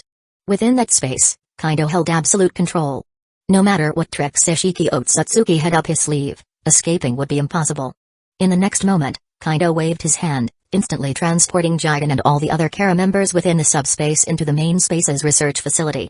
Using his authority over space, he froze their souls in a permanent state of temporal stasis. Unless Kaito chose to release them, they would never wake up, no matter what kind of experiments were conducted on their bodies. Kaito, can this Divine Tree transform into a Ten-Tails? If I became its Jinchuriki, would I be able to break through to the 6 paths level? Madara Uchiha studied the Divine Tree sapling and couldn't help but ask. If possible, he naturally wanted to reach the 6 paths level as soon as possible. That way, not only would the issue of the Sage of 6 Paths be completely irrelevant, but his power would also surpass Hashirama once again. Turning it into a Ten-Tails is definitely possible. But as for whether becoming its Jinchuriki would allow you to break through to the 6 paths level, that, I'm not entirely sure. Kaito shook his head and continued, in the future I know of, you did indeed break through to the 6 paths level after becoming the Ten-Tails Jinchuriki and even condensed truth-seeking orbs. But I don't know exactly how much of a role the 9 tails, the other tailed beasts, and the previous 10 tails power played in that process. To be on the safe side, it's best if you first master Kekkaimora and then condense your own truth-seeking orbs to reach the 6 paths level. That would be the optimal path, ensuring your future potential remains intact. After all, external power is still just external power. Relying on the 10 Tails Jinchuriki transformation to reach the 6 paths level is too unstable. You should have understood that from the future intel I provided. Mastering one's own developed power is the most reliable path. That makes sense. Madara nodded in agreement, his expression filled with pride. Hearing you say that, I have no reason to chase after the 10 Tails Jinchuriki route. It's simply not suited for me. With my talent, plus all the techniques and resources you've given me, I'm confident I can reach the 6 paths level on my own within a year or two. There's no need to rely on external power. At this point, he had lost interest in using the 10 tails to ascend. That's the Madara I know. Hashirama couldn't help but laugh and give Madara a thumbs up. Humphrey. Madara scoffed in annoyance. What was this? Did he look like a child who needed praise? Of course, the slight upward curve of his lips betrayed his true feelings. Since you're not interested in it, how about letting us study this divine tree sapling instead? At this moment, Vegapunk spoke up. He was incredibly intrigued by the divine tree, which could absorb the planet's essence and produce unique power-granting fruits. A phenomenon like this truly lived up to the name divine tree. If he hadn't learned from Kaido that devil fruits in the pirate world were the miraculous byproducts of human consciousness from 800 years ago, he might have suspected they were somehow linked to this tree. I have no objections. Madara and the others shook their heads. Since this thing wasn't useful for advancing to the 6 paths level, its value had significantly dropped. They might as well hand it over to the researchers. Who knows? They might develop something beneficial from it. Just look at the bloodline potions and the clone zone type devil fruits, they were amazing examples. Over the past 6 months, the research division had produced numerous valuable results, making everyone take it more seriously. Kaido, what do you think? Vegapunk turned to Kaido. Sure. Kaido agreed without hesitation. I'll store it in the space cave as well for you to study. Leaving it outside makes me uneasy. If it takes root in the ninja world and continues absorbing its essence, I fear the already weakened planet could suffer irreversible destruction, eventually turning into a dead world. There was no helping it, the divine tree's absorption ability was simply too powerful. Chapter 246, Establishing the Akatsuki That Makes Sense. Obirama and the others looked at the divine tree with complicated expressions before nodding in agreement. Something this terrifying had no place remaining in the ninja world. Likewise, it wasn't suitable to exist in the pirate world either. Both of these worlds were already considered part of Kaido's domain, so he naturally didn't want them to be drained of their essence by the divine tree. Without hesitation, Kaido waved his hand and stored the divine tree sapling in the space gate, setting specific restrictions on it. He worried that if left unchecked, the divine tree might have adverse effects even within the space gate. He planned to conduct further research and experiments later. Alright. Everything here is settled. We can head back now. After finishing everything, Kaito addressed the group. Agreed. Everyone nodded. Without waiting for them to act, Kaido directly teleported everyone to the Land of Rain, Hidden Rain Village. Their next task was to help Uchiha Madara take over Hidden Rain Village and the entire Land of Rain while establishing the Akatsuki organization. For those present, this was a simple matter. Using the Sharingan's Genjutsu, they easily controlled key individuals, allowing them to take over Hidden Rain Village and the Land of Rain without resistance. After that, Izuna Uchiha and the others left, returning to the family base. As for Hidden Rain Village, Madara remained to solidify their control and establish the Akatsuki organization. At the same time, he began teaching Nagato, Konan, and Yahiko. To speed up the process and improve their loyalty, Kaido left a shadow clone to personally guide the three. 10 days later, at the research division, Kushina, Mikoto, Izuna Uchiha, Uzumaki Mido, Tsunade, and several other high-ranking Hidden Leaf Village members gathered. All of them were contract holders. Non-contract holders weren't even allowed to know about the core secrets of the research division. Kushina, are you sure you're ready? Kaido held a syringe in his hand, smiling as he asked her. Yeah. Do it. I can't wait to get my own Sharingan. Hee hee. Kushina eagerly stepped forward, rolled up her sleeve, and exposed her arm for the injection. Kaido didn't waste words. He immediately inserted the syringe and injected the Uchiha bloodline serum into Kushina's body. Let's move to the space gate. It'll be safer there, and we can monitor the changes more thoroughly. With a thought, Kaido transported everyone to the research sector within the space gate. He then placed his hand on Kushina's shoulder, using his spiritual power and space authority to carefully observe every change occurring in her body. Although the serum had already been tested on death row prisoners over 10 times, proving it had no side effects, Kaito still felt concerned when it came to Kushina. Mikoto, Mido, Tsunade, and Nori were equally anxious. All eyes were locked on Kushina. Kushina, how do you feel? Mikoto asked nervously. Nothing bad. I just feel a warm current spreading through my body, transforming each of my cells. Also, my brain, my eyes, and the areas around them feel a little itchy. I can sense that some nerve connections are forming in my brain. My eyeballs are also undergoing some kind of change. Obviously, these must be the modifications caused by acquiring the Uchiha bloodline. Honestly, I thought the process would be painful, but it actually feels kinda nice. Hee hee. Kushina giggled as she described her experience. Ha ha ha. Hearing this, Vegapunk couldn't help but laugh aloud. You underestimate us. If we couldn't even eliminate the pain caused by a simple serum injection, could we still call ourselves top-tier scientists? We've already developed various bloodline serums. Removing discomfort during injection is a trivial matter. Actually, this is more than just a simple enhancement. This can be considered a genetic upgrade for those of the ninja world. If no issues arise after further observation, I'd recommend you inject a dose of Senju bloodline serum and another dose of Uzumaki bloodline serum as well. Kushina was startled. I understand the Senju bloodline serum, but why would I need an Uzumaki bloodline serum? I'm already from the Uzumaki clan. Isn't that redundant? Uzumaki Mido also spoke up. That's what I was thinking too, Vegapunk. What's the reason? It's quite simple. Vegapunk nodded and explained. While studying the bloodline limits of the various ninja clans, I discovered something. Uchiha bloodline genes, despite varying in purity, can be enhanced through training. That's why different Uchiha members awaken the Sharingan at different levels. However, they can develop and refine their bloodline, evolving their Sharingan step by step. Once an Uchiha awakens the eternal Mangekyo Sharingan, the differences in their bloodline purity become almost negligible. But for bloodlines like the Uzumaki and Senju clans, which focus on bodily enhancements, it's a different story. Although you can refine your bloodline through training and techniques like life force cultivation and spiritual refinement, it takes too long. Instead of spending years slowly optimizing your bloodline, wouldn't it be easier to directly inject a compatible bloodline serum and instantly perfect it? Kushina hesitated. So you're saying my Uzumaki bloodline isn't at its full potential, and injecting this serum would enhance it? Exactly. Vegapunk nodded confidently. From what I've observed, your adamantine sealing chains are your strongest ability, right? Yeah, but... Kushina suddenly smiled. Actually, I unlocked my adamantine sealing chains 2 years ago through my own training.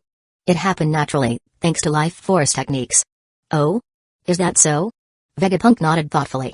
That's great. But I still recommend injecting the Uzumaki bloodline serum. My analysis suggests that your innate potential still isn't fully realized.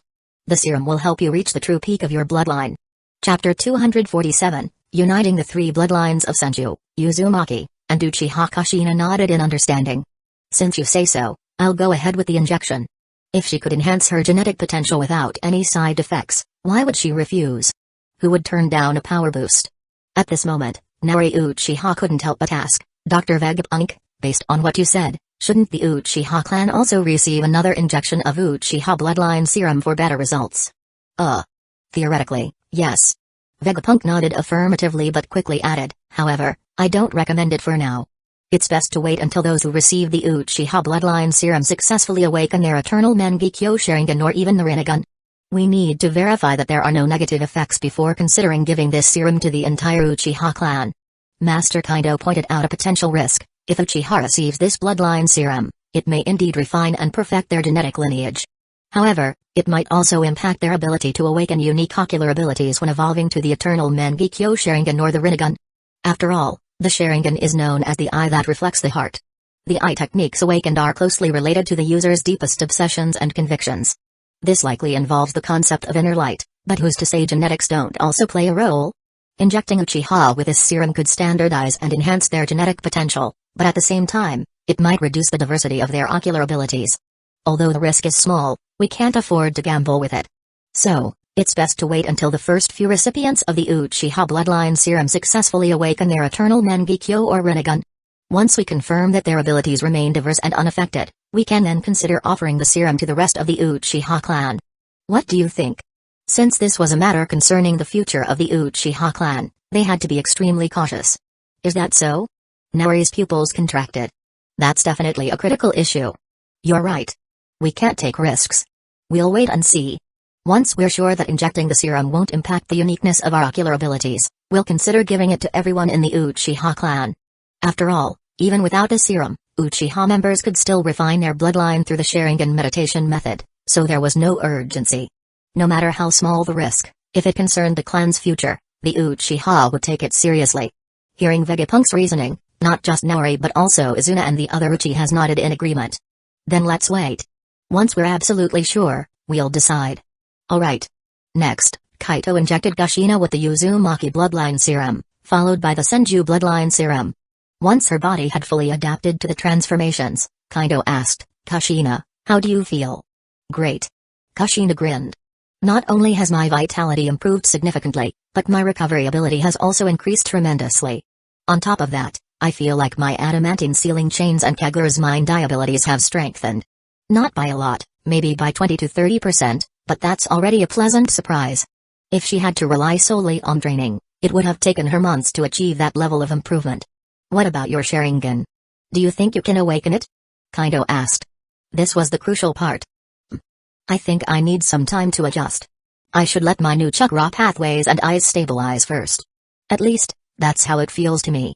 Kushina said after some careful introspection. Her physical and mental strength had long surpassed the threshold needed to awaken the Sharingan. However, since her Uchiha bloodline had just been injected, the corresponding chakra pathways had only recently formed. Rushing the process wouldn't be good for her. That makes sense. Take your time adjusting. Use your chakra and mental energy to nourish and strengthen your new pathways naturally. There's no need to rush. Kaito reassured her. He was worried that Kushina might be impatient, but now it seemed she was more composed than he had expected. Next, Kaito used his spatial authority and mental power to analyze Kushina's body thoroughly. Once he confirmed that the fusion of the three bloodlines had gone smoothly and there were no side effects, he turned to Vegapunk. Everything looks good. Now we need to focus on mass production. We should set up a production line for these bloodline serums as soon as possible. The number of contractors is increasing daily, and the demand for these serums will only grow. Let's not drag this out too long. Of course, I'll send some shadow clones to help with the process. Since he had been using shadow clones to assist in research daily, his scientific expertise was rapidly advancing. Especially after consuming the copied human fruit, his talent had been further enhanced. Combined with his Heaven Rewards diligence ability, his progress in scientific and other fields had accelerated significantly. At this point, he had already surpassed Obirama and Orochimaru in many research fields, only Vegapunk remained ahead of him. But surpassing Vegapunk was only a matter of time. Sure, Vegapunk had eaten the brain fruit and human fruit, making him a terrifying genius. But Kaito had his own cheat code. With Heaven Rewards diligence combined with his immense talent, he could reach a level even the brain fruit couldn't match. He was constantly progressing, never stagnating. That was the true power of Heaven Rewards diligence. Got it. I'll devote more time and energy to this project. Vegapunk nodded in understanding. To be honest, he had already secretly injected himself with all three bloodline serums. He even went a step further and added the magnet-style bloodline to the mix. Clearly, he was just as fascinated by these powers. Especially the Sharingan. It wasn't that he cared about the combat potential of the eye techniques, he was more interested in its powerful insight and copying abilities. For a researcher like him, a pair of eyes with unparalleled analytical ability was invaluable. Chapter 248, The Tenseigan and Plans for the Hyuga Clan. Oh, right. I wonder if I can study the Byakugan next. Honestly, I'm really interested in it. I feel like the Byakugan's potential value for my research is even greater than the Sharingan. It's such a shame that I can't obtain this kind of KK Genkai. Vegapunk suddenly turned to Kaito and said. He had considered studying the Byakugan before, but Kaito had temporarily put that plan on hold, instructing him to focus first on the Uchiha, Senju, and Uzumaki bloodlines. Now that those studies had been successfully completed, he was growing more impatient. Kaito pondered for a moment before nodding. It's about time. Let's begin the research immediately. I'll have my shadow clone provide you with some Hyuga clan blood samples for study. Try to develop the Hyuga bloodline formula as soon as possible. Also, don't forget that the Otsutsuki clan also possesses the Byakugan, one that's even more refined and advanced than the Hyugas. I think we should also focus on researching Otsutsuki Ishiki's Byakugan. In fact, we can compare the Hyuga's Byakugan with the Otsutsuki's. I'm sure we'll gain a lot from it. Hearing this, Vegapunk nodded excitedly. You don't even need to say it, I already realized that. I'll draft a research plan as soon as possible. At that moment, Senju Obirama frowned slightly and looked at Kaito. Fourth Hokage, are you planning to take action against the Hyuga clan? What exactly do you intend to do? Since Kaito was preparing to create a bloodline formula for the Hyuga, it was inevitable that he would have to deal with their strict traditions. If the Hyuga elders found out, they would never sit idly by. That clan was incredibly protective of their bloodline and would never allow it to become something that anyone could obtain. It would be best to proceed cautiously. The Hyuga clan's main house elders aren't easy to handle. Uzumaki Mido added with a frown. Madara Uchiha crossed his arms and sneered, "You people overthink things too much. In the face of absolute power, all those stubborn old relics are nothing but trash. If they refuse to comply, just wipe out those ancient Hyuga elders. Honestly, we should have dealt with them long ago. In this era, they're still using internal enslavement and control techniques to prevent their so-called bloodline from spreading. Don't you find that ridiculous? Our Uchiha Sharingan is far superior to the Byakugan. Have you ever seen us pulling this kind of nonsense? In the end, their main house is just too weak, and they're driven by selfish greed. This kind of village within a village power structure should never be allowed to continue." He scoffed. From both his expression and tone, it was clear that Madara harbored deep disdain for the Hyuga clan, especially their main house and the caged bird seal system. Agreed. Izuna Uchiha nodded in support, before shifting the topic. But can the Byakugan actually evolve into the Tensei again?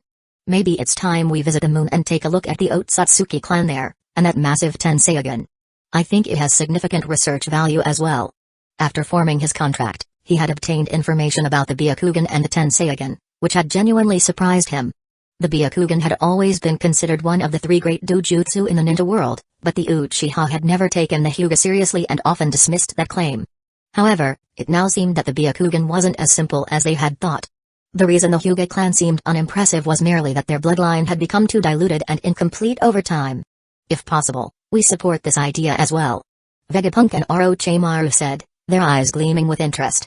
But before Kaido could respond, Tobirama shook his head and said firmly, "That's not an option for now. I do not recommend that we send people to the moon to study the Otsutsuki clan or the Tenseigan at this time. Don't forget, the moon was created by the Sage of Six Paths' brother, Otsutsuki Hamura, as a means to monitor the ninja world. Even though he's supposedly dead, how can you be sure he's truly gone? Given his power, I suspect he, like the Sage of Six Paths, only lost his physical body. His soul might still exist on the moon or in the Pure Land. If we don't go, we might be fine. But if we do, we could alert him, or even the Sage of Six Paths himself. And that's not something we want right now, is it?" "Agreed." Kaito nodded. "Second Hokage, you just said exactly what I was thinking. For now, we should avoid alarming them.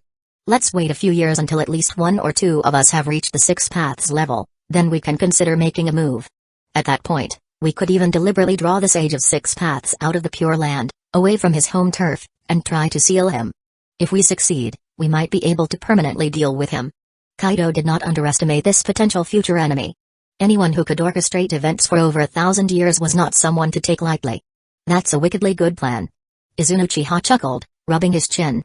He was clearly pleased with the strategy. This kind of scheme might actually work against the Sage of Six Paths.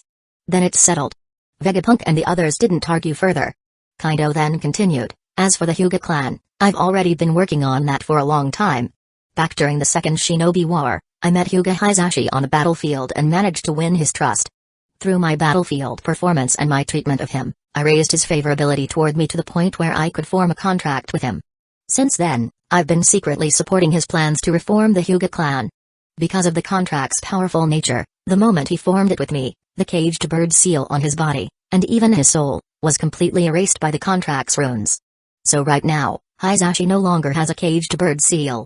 However, to prevent the Hyuga elders from noticing, I spent time researching the caged bird seal and created a perfect disguise for Hisashi, keeping him from being exposed.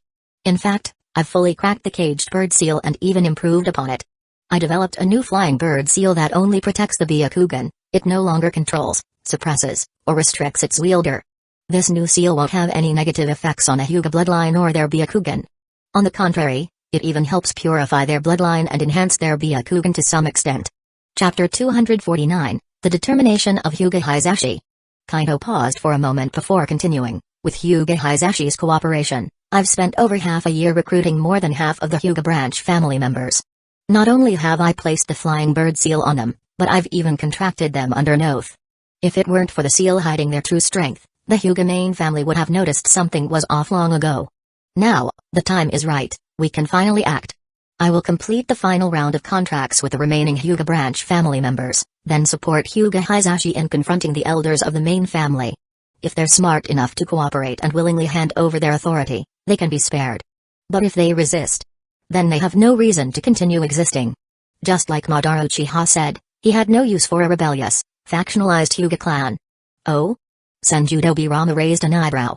So you've been preparing for this all along? And to such an extent? Seems I've underestimated you. Hyuga Hisashi, huh? If I remember correctly, he's the twin brother of the current Hyuga clan leader, isn't he? And now he's the leader of the branch family. Humphrey. No wonder you were able to turn him so easily. Honestly, anyone in his position would feel resentment.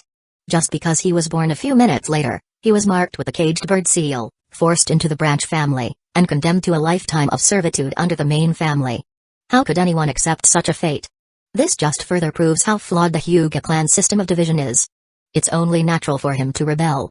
Hyuga Hisashi?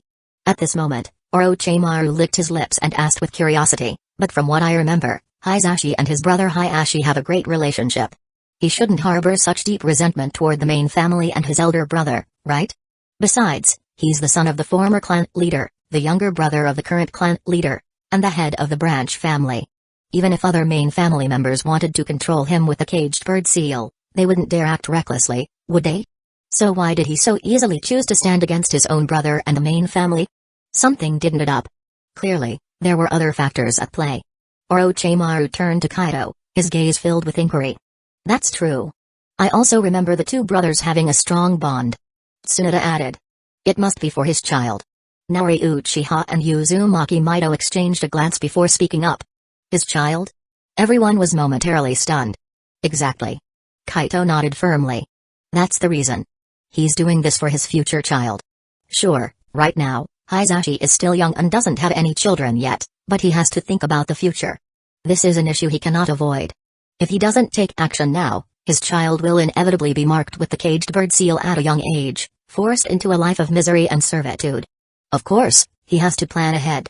Fortunately, due to my terrifying war record from the Second Ninja War, he already admired me greatly. That admiration made it easier for me to sway him. I showed him the future, his own fate and the tragic destiny awaiting his son. If even that couldn't convince him to act, then there would be nothing more to say. But clearly, Hyuga Hisashi wasn't indifferent to his son. He kept his older brother from learning about his plans with Kaido to prevent his son from suffering the same fate. Even though their bond was still intact and Hisashi felt guilty about the clan's divisions and the caged bird seal system, Hisashi remained silent. Because he couldn't afford to gamble. He didn't dare to take that risk. If he lost the gamble, his only options would be to kill his brother or launch a premature coup within the clan. But Hisashi wasn't interested in killing his own brother or committing patricide. That's true. Uzumaki Mido nodded. No matter how close they are as brothers, Hisashi is simply doing what any parent would do for their child's future. As a parent, unless they're heartless, no one can stand by and watch their child be doomed to a miserable fate. Since you've already won over so many members of the branch family, that's actually a good thing. This way, the internal coup in the Hyuga clan won't involve too many innocent people, and the casualties will be minimized.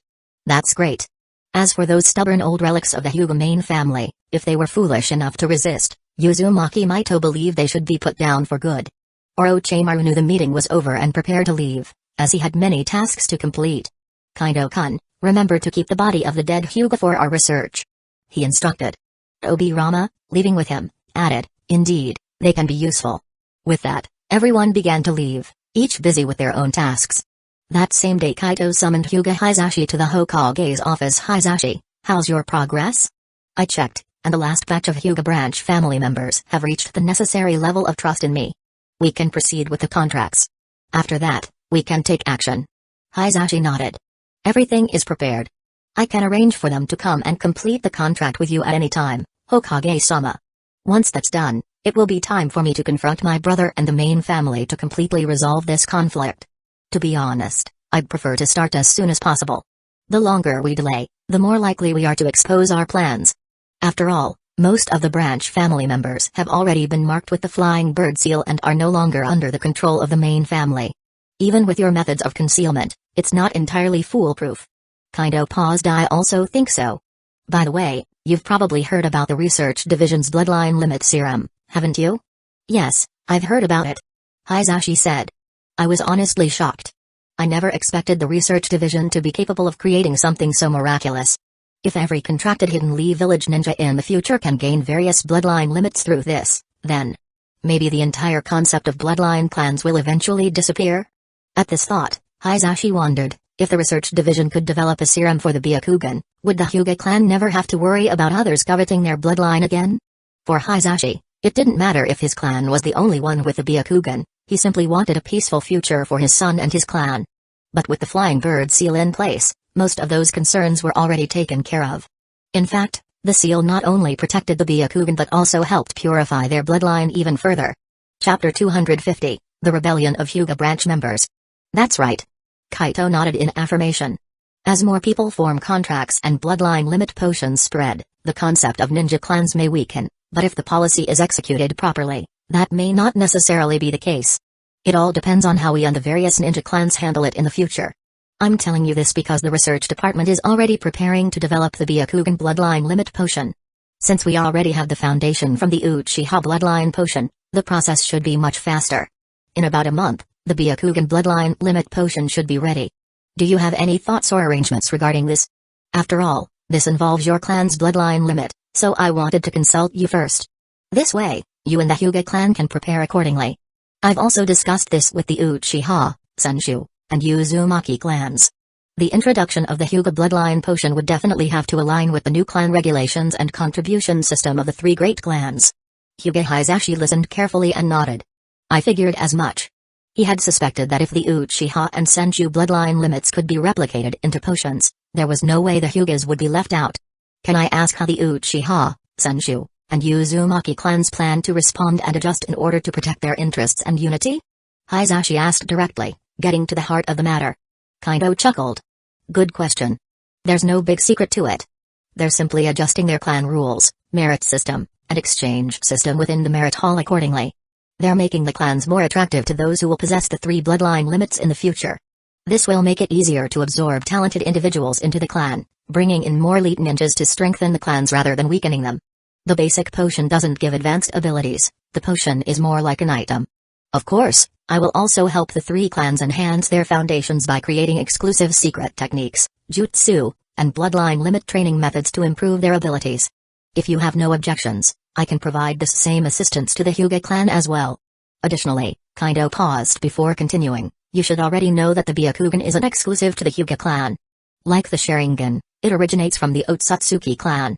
In fact, the Byakugan is a signature bloodline limit of the higher-ranking Otsutsuki. Right now, I have captured Otsutsuki Ishiki, and in the future, I plan to deal with Otsutsuki Kaguya and even the Sage of Six Paths. From them, I can extract Byakugan bloodline information to create not just an advanced Byakugan bloodline potion but also an Otsutsuki bloodline potion. That kind of Otsutsuki's Byakugan potion would undoubtedly be far stronger than that of Hyuga's Byakugan. If you disagree, I can halt the research on the Hyuga bloodline potion. But in that case, the compensation and benefits for the Hyuga clan would be forfeited. So, what's your choice? Since Hisashi was his contracted ally, Kaido didn't force him but instead presented him with two options. The future of the Hyuga clan rested on Hisashi's decision. Although contracted allies would eventually hold maximum loyalty to Kaido, that didn't mean they lacked personal thoughts and self-interest. It simply meant that when it came to matters involving Kaido's interests, they would naturally lean in his favor. There's nothing to hesitate about. I fully support you, Lord Hokage, in researching the Hyuga bloodline potion. If this can be implemented in an orderly manner, the Hyuga clan will be even safer. With the compensation and strategic plan you've provided, I believe this is the best choice for the Hyuga clan. Under your guidance and compensation, I'm sure the Hyuga clan will only grow stronger in the future. He was already looking forward to the future of his son, Neji. He imagined a bright and promising life for him. Rest assured, Neji. Your father will create the best possible future for you, where you can grow up happily and safely without having your fate dictated by others. Hisashi silently vowed in his heart. Excellent. Kaito was very satisfied with Hisashi's resolve and immediately instructed, then bring the final batch of Hyuga branch members to form contracts with me today. And, tomorrow, confront the Hyuga main house directly. Are you ready for that? Do you need any additional support? No need. Hisashi shook his head firmly. We already hold an absolute advantage. If I can't handle the main house even with this, then I'm too incompetent. I'll resolve this perfectly on my own. I won't bring any trouble to the village. An opportunity to prove his abilities and value, how could he possibly let it slip by? Good. Then it's settled. I'll wait for your good news. Kaito nodded in satisfaction. He then let Hisashi make the necessary arrangements. After spending some time contracting the last batch of Hyuga branch members and marking them with the flying bird seal, Kaito returned to his own training and duties while waiting. The next morning, Hisashi openly gathered all the Hyuga branch members within the clan's grounds. Such a grand movement naturally caught the attention of the main house. When Hisashi led the branch members into the main house's territory, they were immediately confronted by Hisashi, the clan elders, and all the main house members. Hisashi, what are you trying to do by gathering so many branch members and bringing them here? Are you planning a rebellion? The Hyuga clan's grand elder scolded furiously upon seeing Hisashi and the 1,000-strong branch members behind him. Hisashi, what are you doing? His father, Hyuga-sun, also furrowed his brows in anger and demanded an answer. Hisashi, on the other hand, looked at his younger brother with concern and confusion, completely unaware of his intentions. He felt his brother was being too reckless. Meanwhile, back in the Hokage's office, Kaito and his allies were gathered, observing the Hyuga clan's territory through a modified water mirror jutsu. This water mirror jutsu, which combined the telescope jutsu with the water mirror, worked like a live broadcast, clearly displaying images and sounds of Hisashi and the others confronting the main house. Chapter 251, Hisashi Hyuga's decision. Hey! What am I doing? Hyuga Hisashi smirked with contempt and said, isn't it obvious? Just like you said, I'm rebelling. I'm going to overthrow the corrupt system of the Hyuga clan's main and branch houses and establish a brand new Hyuga clan. Behind him, countless branch house members stared directly at the main house elders, their expressions showing their unwavering support for Hisashi. What? How dare you? You insolent fool. Do you even hear yourself? Outrageous. The main house elders' faces turned pale with shock. Almost instantly, all of them formed hand seals and shouted in unison, attempting to activate the caged bird seal.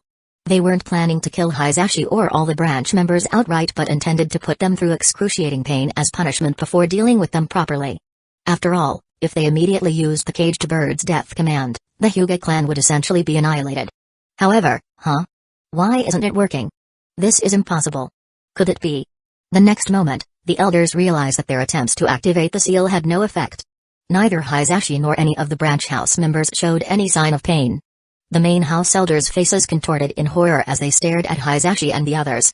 Did you actually remove the caged bird seal? How is that possible? If the caged bird seal could be removed so easily, the main house wouldn't have been able to control the branch house for so many years without issue. Wait. Could it be the Hokage? They quickly connected the dots. If anyone in Hidden Leaf Village, or even the entire ninja world, could break the caged bird seal, it would have to be 4th Hokage Kaido Uchiha or Uzumaki Mido. Those two were the greatest sealing masters in the world. Hisashi, what is going on? What have you done? Or rather, what did the Hokage do? Hyuga-sun, the head of the main house, took a deep breath and fixed a sharp gaze on Hisashi, demanding answers. Meanwhile, Hisashi Hyuga's expression was incredibly complicated. He had never expected his younger brother to secretly plan something this drastic behind his back. If the main house were to be overthrown, wouldn't that mean he, as the clan head, would also be removed and lose all his power? Naturally, he was resistant and dissatisfied with such an outcome. Yet, at the same time, he understood his brother's grievances and motivations.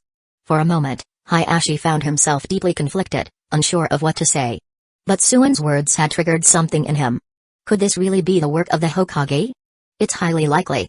Otherwise, there's no way Hisashi could have pulled this off so seamlessly, let alone broken the caged bird seal. The thought sent shivers down Hisashi's spine. Unlike the elderly main house members who had not personally experienced the Second Shinobi War, he had seen the horrors of the 4th Hokage firsthand. Though his time on the front lines had been brief, he had witnessed enough. Moreover, from Hisashi, he had learned just how terrifying Kaido Uchiha's power truly was. A man like him, once he set his sights on changing something, would never fail. He simply wouldn't allow himself to. Not to mention, he had the full backing of the Uchiha, Uzumaki, and Senju clans, 3 powerful ninja families that had grown unnaturally strong in recent years. The main house had actually discussed this phenomenon many times, trying to uncover the secret behind their rapid growth. They had longed to find a way to share in that power, to keep up with the changing tides. Otherwise, the Hyuga clan would inevitably be left behind. Now that the caged bird seal's control has been nullified, the main house has lost its leverage over the branch house. There are only about a dozen of us from the main house, while the branch house has over 1,000 members. This rebellion was over before it even began. If we stubbornly resist now, we'll just be wiped out entirely. Instead of fighting a losing battle, I should switch sides and support Hisashi. That way, even if I lose my position as clan head, I'm still his elder brother. Given our past relationship and my decision to side with him, I should at least secure a high-ranking role in the new leadership. Besides, once Hisashi takes over, our Hyuga clan will likely become part of the 4th Hokage's direct faction. That means we'd gain his full support, access to the Uchiha's secret training methods, and the resources that made them so powerful. Instead of weakening, the Hyuga clan will only grow stronger. The only real losers here are the stubborn old men from the main house. With all this in mind, Hisashi realized the situation wasn't as bad as he had initially feared. In fact, it might actually be beneficial. His eyes hardened with resolve as he interrupted the main house elder's angry outbursts. Unleashing a powerful surge of chakra, he bellowed, "Enough! All of you, shut up!" Silence fell over the gathering as all eyes turned to Hisashi, waiting to hear what he had to say.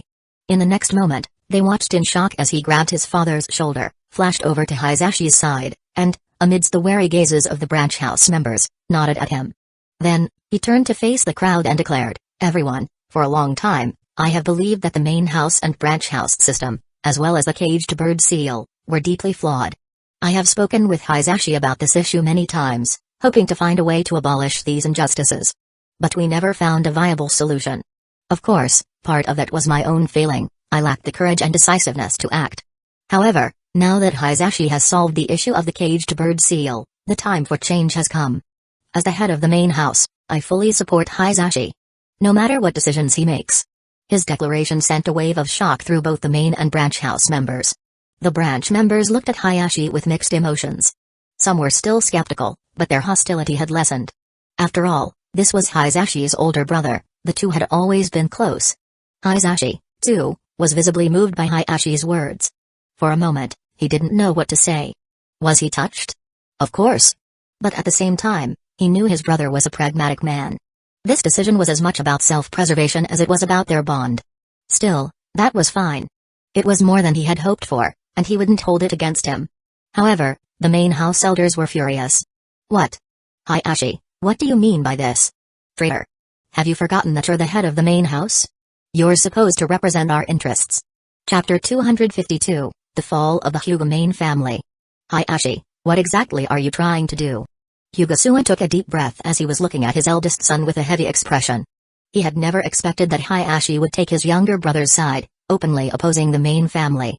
This was beyond absurd. The head of the Hyuga clan had sided with the rebellion? Could there be anything more ridiculous than this? Meanwhile, in the Hokage's office, Kaido, Uchiha and the others watched the unfolding events through a water mirror jutsu. They couldn't help but smirk in amusement. "What do you think? Is Hisashi really siding with Hisashi out of brotherly love, or is there another reason?" Hashirama rubbed his chin curiously. "Isn't it obvious?" Tobirama scoffed, folding his arms. "There might be some brotherly sentiment, but that's definitely not the main reason. The real reason is that Hisashi is smart. He knows when the situation is beyond saving. The caged bird seal has been broken, the main family has lost its control over the branch family, and the tide has completely turned. The situation is irreversible. This is why he made his choice. By doing so, he gains favor with Hisashi and the branch family, ensuring that he still holds power after the restructuring of the Hyuga clan.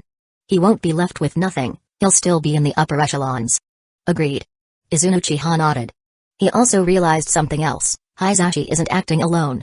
The force behind him must be Kaido and the village itself. This is the will of the Hokage. It's a movement that can't be stopped. Otherwise, Hisashi wouldn't have been able to do this so silently, and he definitely couldn't have broken the caged bird seal on his own. At this, Izuna turned to Kaido. "I have to admit, Kaido, I didn't expect you to be able to break the caged bird seal. Your skill in sealing techniques is even more impressive than I thought." He had researched this seal himself in the past. It was a dual-layered seal affecting both the body and the soul, extremely complex and nearly impossible to remove. Yet Kaido had done it. But considering Kaido's genius and ability to innovate, it wasn't all that surprising. Kaido simply chuckled. "It's nothing special. Once you reach a certain level in sealing techniques, things start to connect. The caged bird seal isn't as invincible as people think." He then looked at Hisashi through the water mirror with amusement. Hisashi doesn't understand his brother as well as he thinks. He never expected Hisashi to make such a decisive choice at the critical moment. "Honestly, I always thought Hisashi was too conservative and rigid because of how things played out in the future. But it looks like I underestimated him.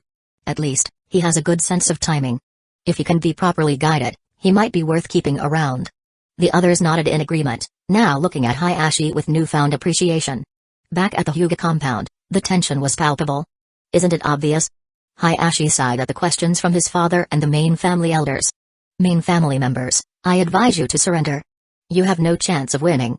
The corrupt system of the main and branch family must come to an end. I believe that under Hayashi's leadership, the Hyuga clan will only grow stronger and more prosperous. I propose that from now on, we abolish the division between the main and branch families, eliminate the caged bird seal, and appoint Hayashi as the new head of the Hyuga clan.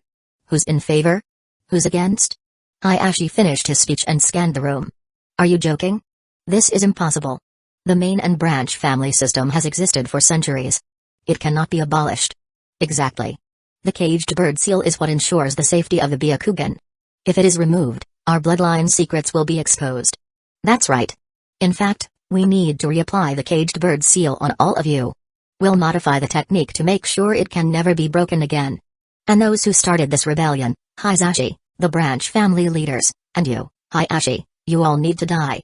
Furthermore, Hayashi, since you have sided with the branch family at such a crucial time, you are unworthy of being clan head. Your entire lineage will be demoted to the branch family. The main family elders spoke fiercely, their gazes full of contempt and killing intent. Ha ha ha. Hayashi laughed coldly, his eyes gleaming with deadly intent. You stubborn fools. You've chosen death. Since you've made your choice, I have nothing more to say. Die. The future of the Hyuga clan, and of Hidden Leaf Village, has no place for you. In the next instant, Hayashi and more than a dozen elite branch family members erupted with terrifying chakra, their Byakugan activated. Swish. Swish. Swish. Moving at blinding speed, they struck down the main family elders before they could even react. Before the elders could register what was happening, their vital points were pierced. Their bodies collapsed, their faces frozen in disbelief as they fell, their screams fading into silence. Hyuga and Hayashi could only gasp in shock, their eyes wide in horror as they watched the massacre. They could hardly believe what they had just witnessed. How is this possible? Hyuga muttered, his mind unable to process the sight of the fallen main family elders. The main family elders had always been powerful. Even if they had grown complacent, they were still elite ninja, easily on par with Jonin. And yet, they had been wiped out in an instant, without even having time to react. Hayashi took a deep breath, his mind suddenly clear. I see. Hayashi and the branch family have already been taken under the fourth Hokage's wing. They have become his direct subordinates. That's why they are so powerful now. There was no other explanation. Hayashi and the branch family members must have received immense benefits from the fourth Hokage, resources, training, perhaps even forbidden techniques. Otherwise, there was no way they could have grown this strong in just a few years, or perhaps even just a few months. Chapter 253, The White Sharingan Plan. Was it really just these dozen or so people who had become this powerful? Thinking about this, Hayashi Hyuga couldn't help but glance at the other branch family members. Noticing his gaze, the branch family members all gave him a slight nod, an acknowledgement with a relatively positive attitude. After all, not only was he the biological elder brother of Hyuga Hayashi, but he had also clearly taken a stand in support of them earlier, backing Hayashi to become the new clan head. He was one of them now. It's over. My fellow clan members, from today onward, the Hyuga clan will step into a new era. I, Hyuga Hayashi, will become the new head of the Hyuga clan and lead everyone toward a different future. A bright and glorious future. Hyuga Hayashi turned around and made this declaration to the gathered branch family members. Long live the clan head. We support you, clan head. Upon hearing this, the branch family members cheered and waved their hands in excitement. Hayashi and the other main family members, watching this scene, couldn't help but feel complicated emotions. It was clear that, in the eyes of the branch family, Hyuga Hayashi held an unshakable level of prestige. With the main family eliminated and even the former clan head, Hayashi Hyuga, having chosen to align with the branch family, the Hyuga clan's internal struggle had naturally come to an end. Afterward, Hayashi gathered all the clan's jonin for a meeting, swiftly organizing the internal affairs and establishing a new leadership structure. As Hayashi had expected, because he had switched sides quickly, and was also Hayashi's biological brother, he was granted the position of an elder. This was essentially Hayashi's way of compensating his older brother for supporting him at a critical moment. As for giving the clan head position back to Hayashi, that was absolutely out of the question. Not just because Hayashi and other clan members were unwilling, but also because Kaito needed him to be the Hyuga clan's leader. That way, he could fully cooperate with Kaito's plans. Inside the Hokage's office, that's it? It's already over? Tsunade was slightly stunned as she witnessed how easily the main family had been wiped out. What else did you expect? Kaito spread his hands with a chuckle. In the face of absolute strength, all schemes, struggles, and resistance are meaningless. With Hisashi and the others' power, once the main family lost their ability to control the branch family through the caged bird seal, the outcome was already set in stone. In the end, it all boils down to the Hyuga clan's flawed system of a main and branch family. When this system was first established and the caged bird seal was introduced, the first clan leader likely didn't intend for things to turn out this way. It's possible they originally implemented it to ensure the Hyuga clan's survival. Kaito said, recalling something he had seen on Reddit. Internally, Kaito remembered, back when I watched the anime, there was a theory. The reason the Hyuga clan created the caged bird seal was actually to defend against the Otsutsuki clan on the moon. Because the Otsutsuki on the moon had merged all their Byakugan into the massive Tenseigan, they themselves no longer had Byakugan. To awaken the Tenseigan, they needed to steal pure Byakugan from the Hyuga clan. It's likely that the Hyuga clan's ancestors knew about this and created the caged bird seal to protect their Byakugan. But over time, even the best intentions can become twisted. The Dragon Slayer becomes the dragon. The caged bird seal, originally meant to protect the Hyuga clan's bloodline, eventually became a true prison and shackle. It turned into an inescapable chain for the branch family, and the main family used it as a means to oppress the branch family. That's how things ended up the way they are today. Or maybe just a theory and there were other intentions. True. Tsunade nodded in agreement. I've always felt that the Hyuga clan's division into main and branch families, along with the caged bird seal, was extremely inhumane. The whole system was corrupt. But in the past, neither I nor anyone else could change it. I never thought that you, Kaito, would accomplish this so easily. The Hyuga clan will be grateful to you in the future. By the way, she suddenly changed the subject. Once the Hyuga clan's bloodline research is complete, make sure to give me a sample. Huh? Kaito and the others looked at her in surprise. Why? Kushina asked, confused. Tsunade, don't you want the Sharingan? Of course, I do. Tsunade smirked proudly before turning to Kaito. But I want both the Sharingan and the Byakugan. In fact, if we're talking about practical use, the Byakugan is actually better suited for me. Its abilities would greatly enhance my medical techniques. But the Sharingan, especially the Eternal Mangekyo and the Rinnegan, is just too powerful, too tempting to give up. So, Kaito, I'm sure you'll figure out a way to make both bloodlines coexist perfectly, right? Faced with Tsunade's eager gaze, Kaito chuckled helplessly. Tsunade, you really think big. The Byakugan and Sharingan originate from the same source but evolved in different directions. In theory, it's possible to fuse them and possess both bloodlines at the same time. But in practice, it's far from simple. Their eye structures, chakra pathways, and even neural connections are vastly different. You can't just inject both bloodline serums and expect them to merge perfectly. The best method would be to completely fuse the two bloodlines into a new Kekkei Genkai that retains the strengths of both. But that would be incredibly difficult. First, we need to successfully develop the Byakugan's bloodline serum. Then, we have to conduct further research and numerous experiments. Luckily, we captured Otsutsuki Ishiki and obtained Otsutsuki genetic material from him. Otherwise, this fusion experiment would have been even harder. Even now, it's still no easy task. So, we'll have to be patient. In truth, Kaito wasn't just planning to research this, he was also considering personally testing the Byakugan bloodline serum in the main dimension of the space-time gate. That way, he wouldn't have to worry about any failed experiments causing irreversible harm to his body or endangering his life. Additionally, he wanted to push the limits of his talent. Heaven rewards diligence. Could it allow him to wield the two ocular Kekkei Genkai at the same time while continuously enhancing them? If it worked, he would train both abilities to their maximum potential, surpass his limits, and attempt to merge their strengths through enlightenment. His goal? To create a brand new bloodline that perfectly combined the best of the Byakugan and the Sharingan.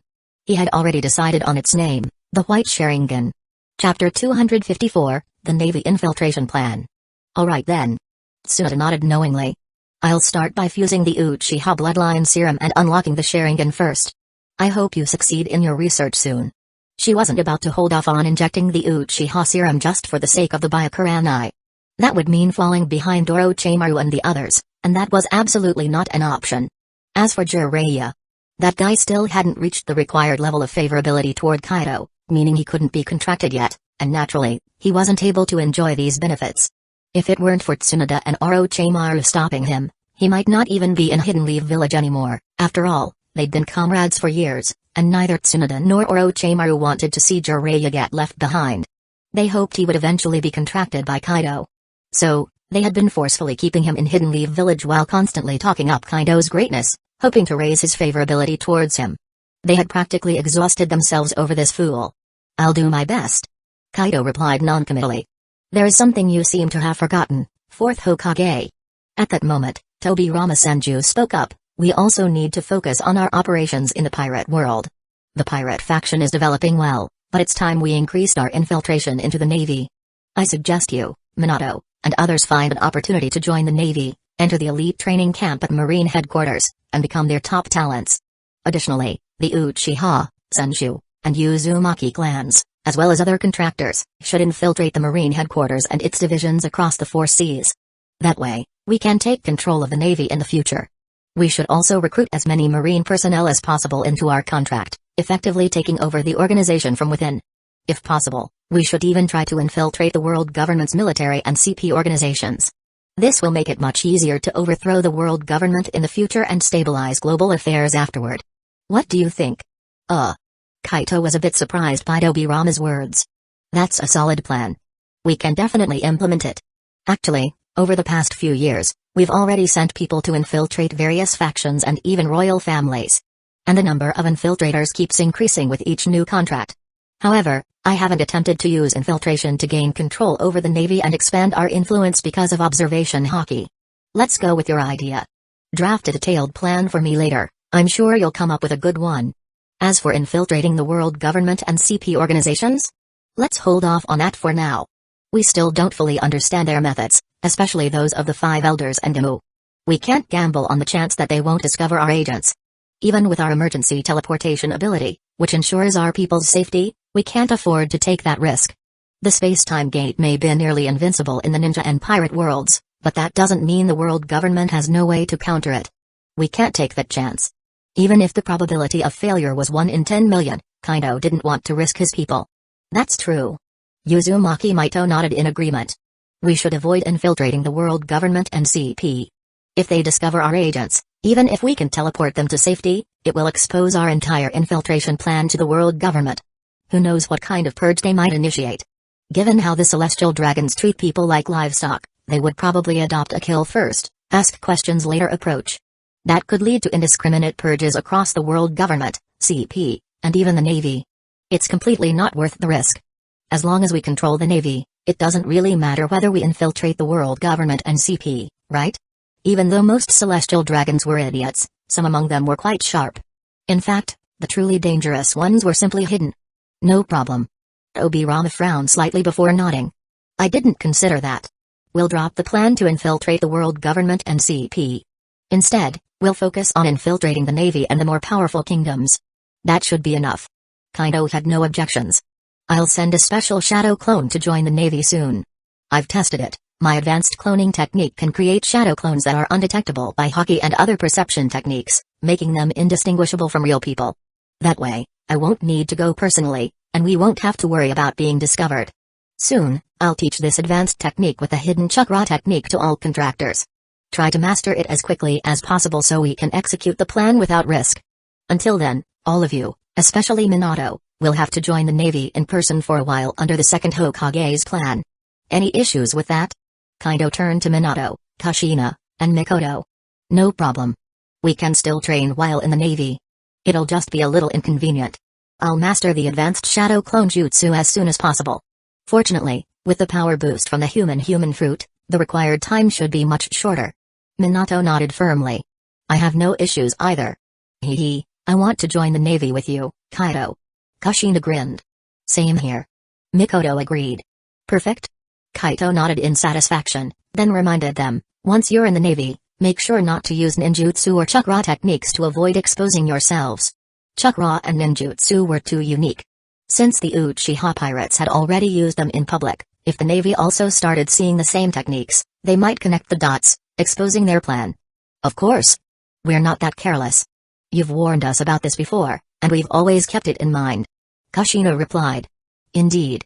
Minato and Mikoto nodded. Good. Kaido then used his space-time gate and contract runes to instantly transmit the advanced shadow clone technique to all contractors, saving himself a lot of time and effort. This was one of his recent innovations in using the contract system. It worked well. He planned to use this method to distribute new techniques and important information to his contractors in the future. Chapter 255, The Future Hyuga Tenseigan. Oh? This method of transmitting information. It seems you've made another breakthrough, Kaido-kun. This is incredibly convenient. Orochimaru, having just received the advanced shadow clone training method along with some insights, looked at Kaido in surprise and admiration. Indeed. Senju Rama and the others nodded in agreement. Haha. Kaido chuckled. The most convenient part is for me. Otherwise, transferring knowledge one by one through spiritual transmission would not only be exhausting but also incredibly tedious. Alright, everyone, make sure to master this advanced shadow clone technique as soon as possible. That way, you'll all be able to create real, undetectable clones for infiltration missions. Every single one of you needs to do this.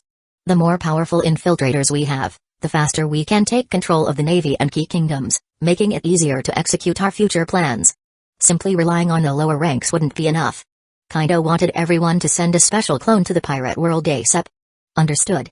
Everyone nodded, fully comprehending the importance of this task. It was a hassle, but one they could not avoid. The next morning, Hokage's office. So? Has everything been settled within the clan? Do you need any assistance from me? Kaito smiled as he looked at the spirited Hyuga Hisashi before him. In the past, Hisashi had always carried an air of suppression, as if he had unresolved burdens weighing on his heart. But now, everything had changed. It was clear that after resolving the clan's issues and accepting his role as the new Hyuga clan leader, his mental burden had been lifted completely. Yes. Thank you for your concern, Lord Hokage. Most of the major issues have already been resolved.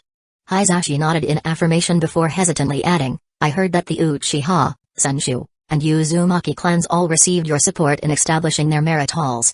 I was wondering, does the Hyuga clan now qualify for such support as well? I don't expect the same level of aid as those three clans, but even a slightly lower level of support would be greatly appreciated. After all, aside from my father and elder brother, everyone in the Hyuga clan is now your contract bearer, right? Now that the biggest internal issue was resolved, as the clan head, it was his duty to secure greater benefits for the Hyuga clan, ensuring its growth and prosperity. He wanted to keep up with Kaido's pace, continuously evolving alongside him. At the same time, he sought to repay Kaido for all he had done. That won't be a problem. Kaito smiled knowingly and handed Hisashi a document. I actually prepared this for you a while ago. Have a look. If everything is in order, you can visit my mother later to collect the necessary resources and materials. At present, she is the one overseeing these matters. In fact, aside from the Uchiha, Senshu, and Uzumaki clans, many other clans like the Inoshikacho trio have also received support in this regard. If not for the Hyuga clan's internal struggles, you would have already received this aid. But it's not too late now. Focus on developing the clan well. The Hyuga clan has immense potential, you should be well aware of that. I look forward to the day a member of the Hyuga awakens the Tenseigan. When that day comes, the Hyuga clan will reach unprecedented heights. After all, with most of the Hyuga clan already under his contract, their growth would naturally benefit Kaido as well. Understood. I will not let you down, Lord Hokage. Hisashi took the document with a mixture of gratitude and excitement, solemnly vowing his commitment. He hadn't expected Kaido to have everything prepared in advance. Moreover, I will do my best to develop talents capable of unlocking the Tenseigan. At the same time, I will ensure that my father and elder brother meet the contract requirements as soon as possible, so they too can become your contract bearers. From this day forward, the Hyuga clan will forever be the sharpest blade in your hands, Lord Hokage. Hisashi declared with unwavering determination. Kaido gave a neutral nod before shifting the conversation. Regarding the Tenseigan, aside from Otsutsuki Ishiki, who has fallen into our hands, once we have 6 paths-level powerhouses on our side, we will begin exploring the moon. We will investigate the Otsutsuki clan there and the massive Tenseigan stored on the moon. When that time comes, it will undoubtedly provide valuable assistance in your pursuit of the Tenseigan.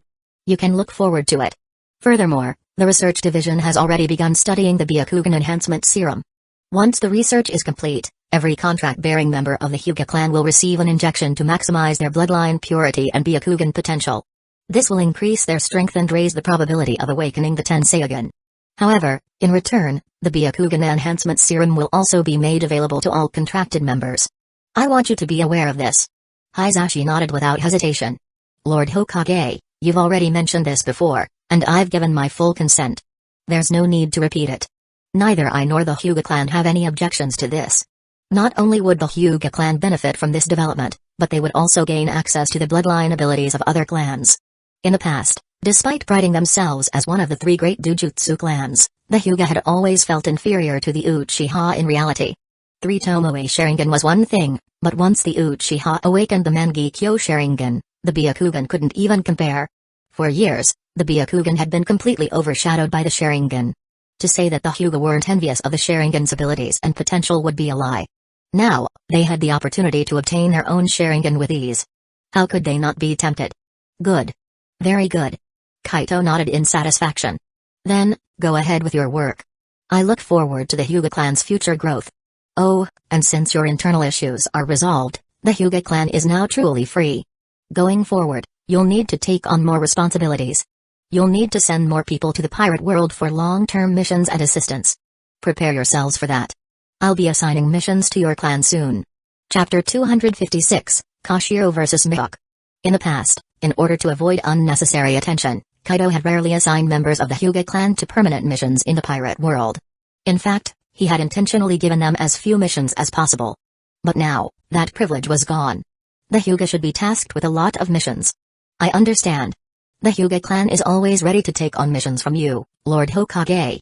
Surprisingly, instead of feeling disappointed that this special treatment was revoked, Hyuga Hisashi seemed even more excited.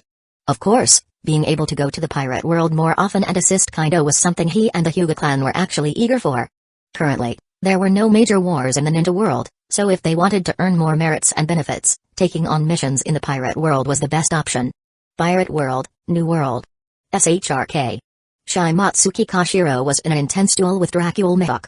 Kaito suddenly appeared nearby in a flash, watching the fierce battle unfold. He raised an eyebrow slightly before turning to ask the first Hokage beside him, when did Mihawk get here? Just yesterday. Hashirama scratched the back of his head and sighed helplessly. As soon as he arrived, he went straight to Koshiro and challenged him to a sword fight.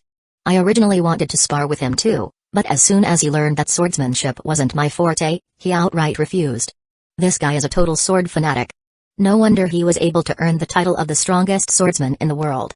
Judging by his current level of swordsmanship, he definitely lives up to his reputation. Hashirama admitted. However, he clearly hasn't reached his future peak yet. It was obvious that Koshiro wasn't even going all out. Many of the techniques he had learned from Kaito remained unused. Otherwise, Mihawk wouldn't have been able to keep up with him for this long. That much is clear. Kaito said with a slight shake of his head. He only recently obtained the title of the world's strongest swordsman, so of course, he hasn't reached his prime yet.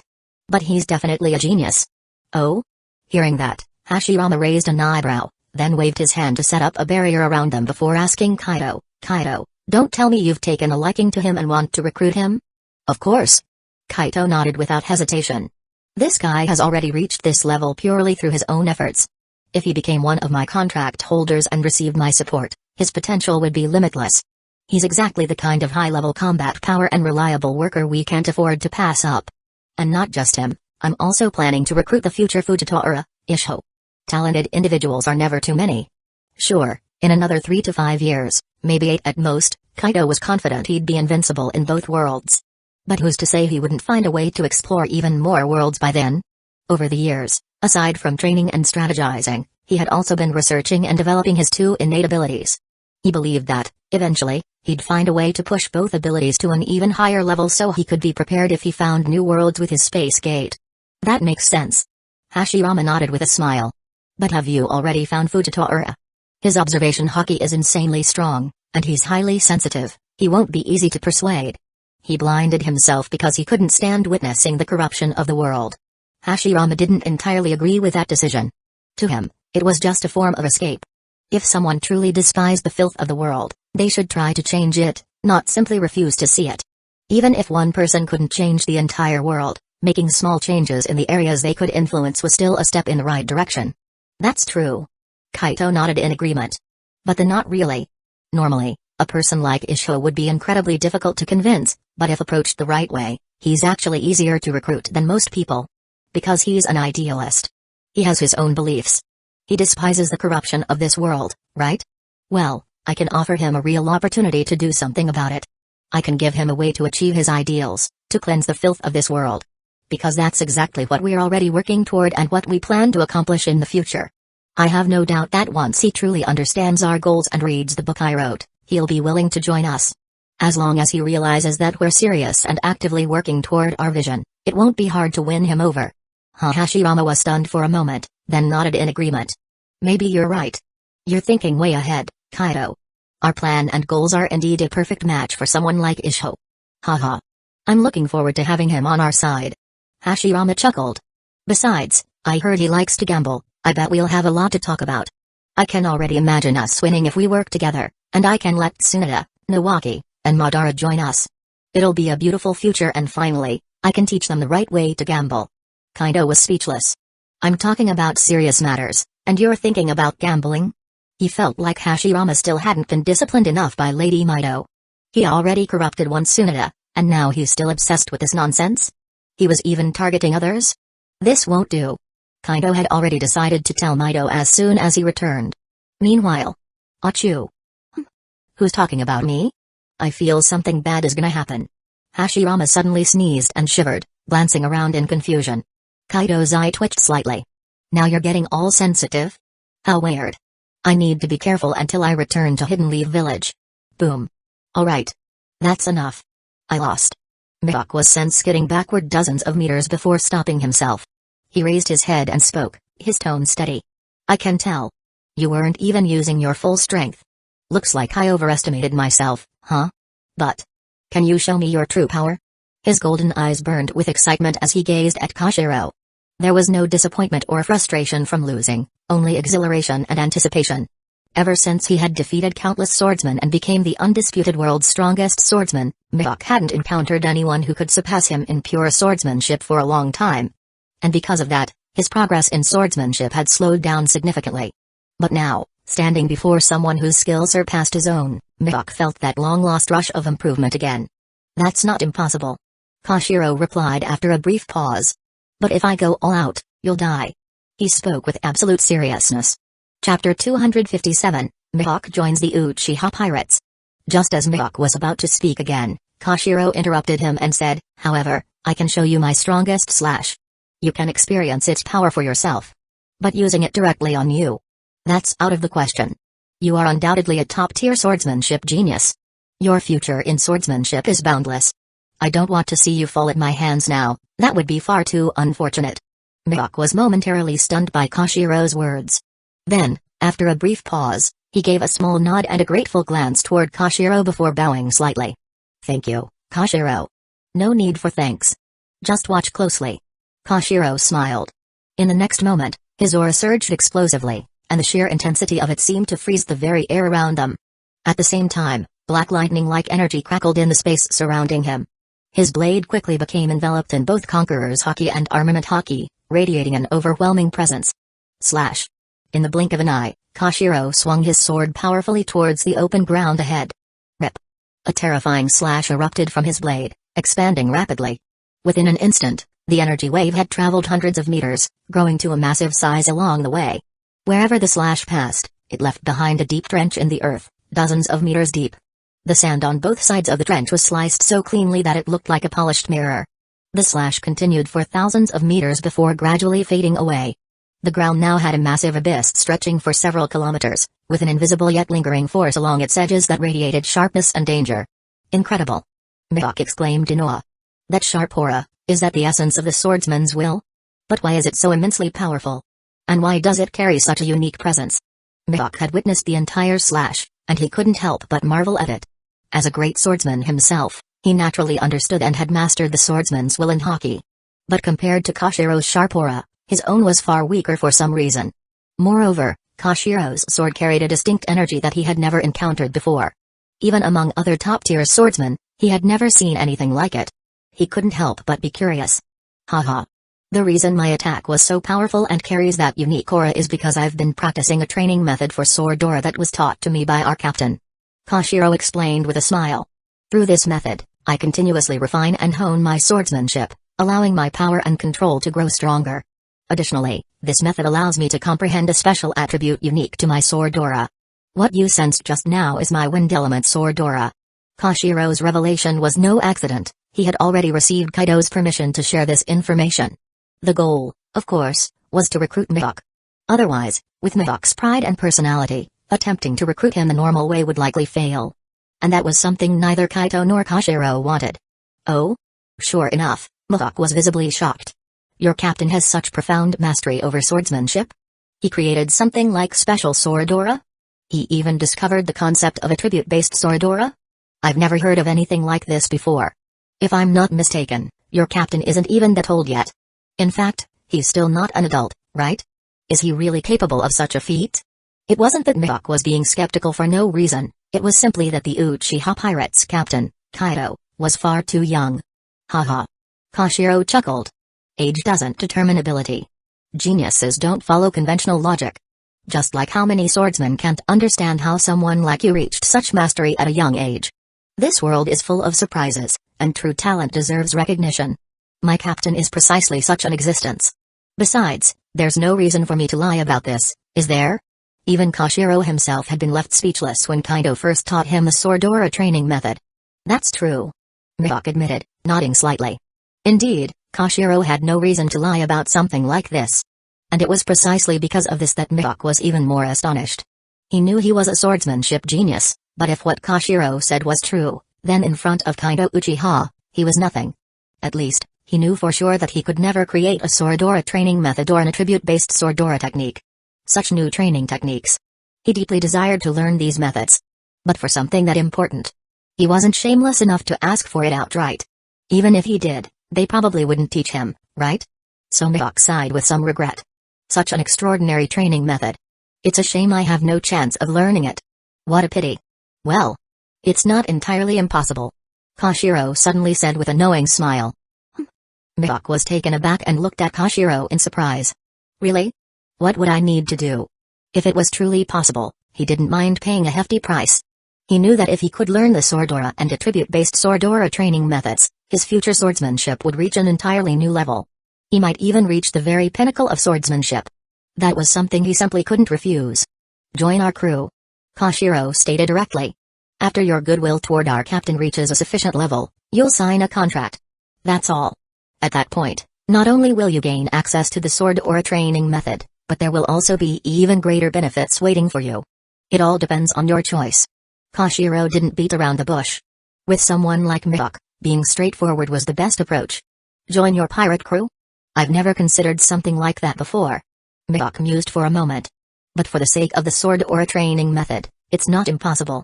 However, this goodwill requirement, isn't that a little strange? Can goodwill really be measured quantitatively? As for the contract, Mihawk wasn't too concerned. For such an important legacy, using a contract was already a display of sincerity. After all, in Mihawk's understanding, a contract was just a written agreement. Whether to abide by it still depended on the person who signed it. Of course, with his pride and personality, once he signed a contract, he would never go back on his word. For most people, no. But our captain has his ways. You don't need to worry about that. So, do you want to give it a try?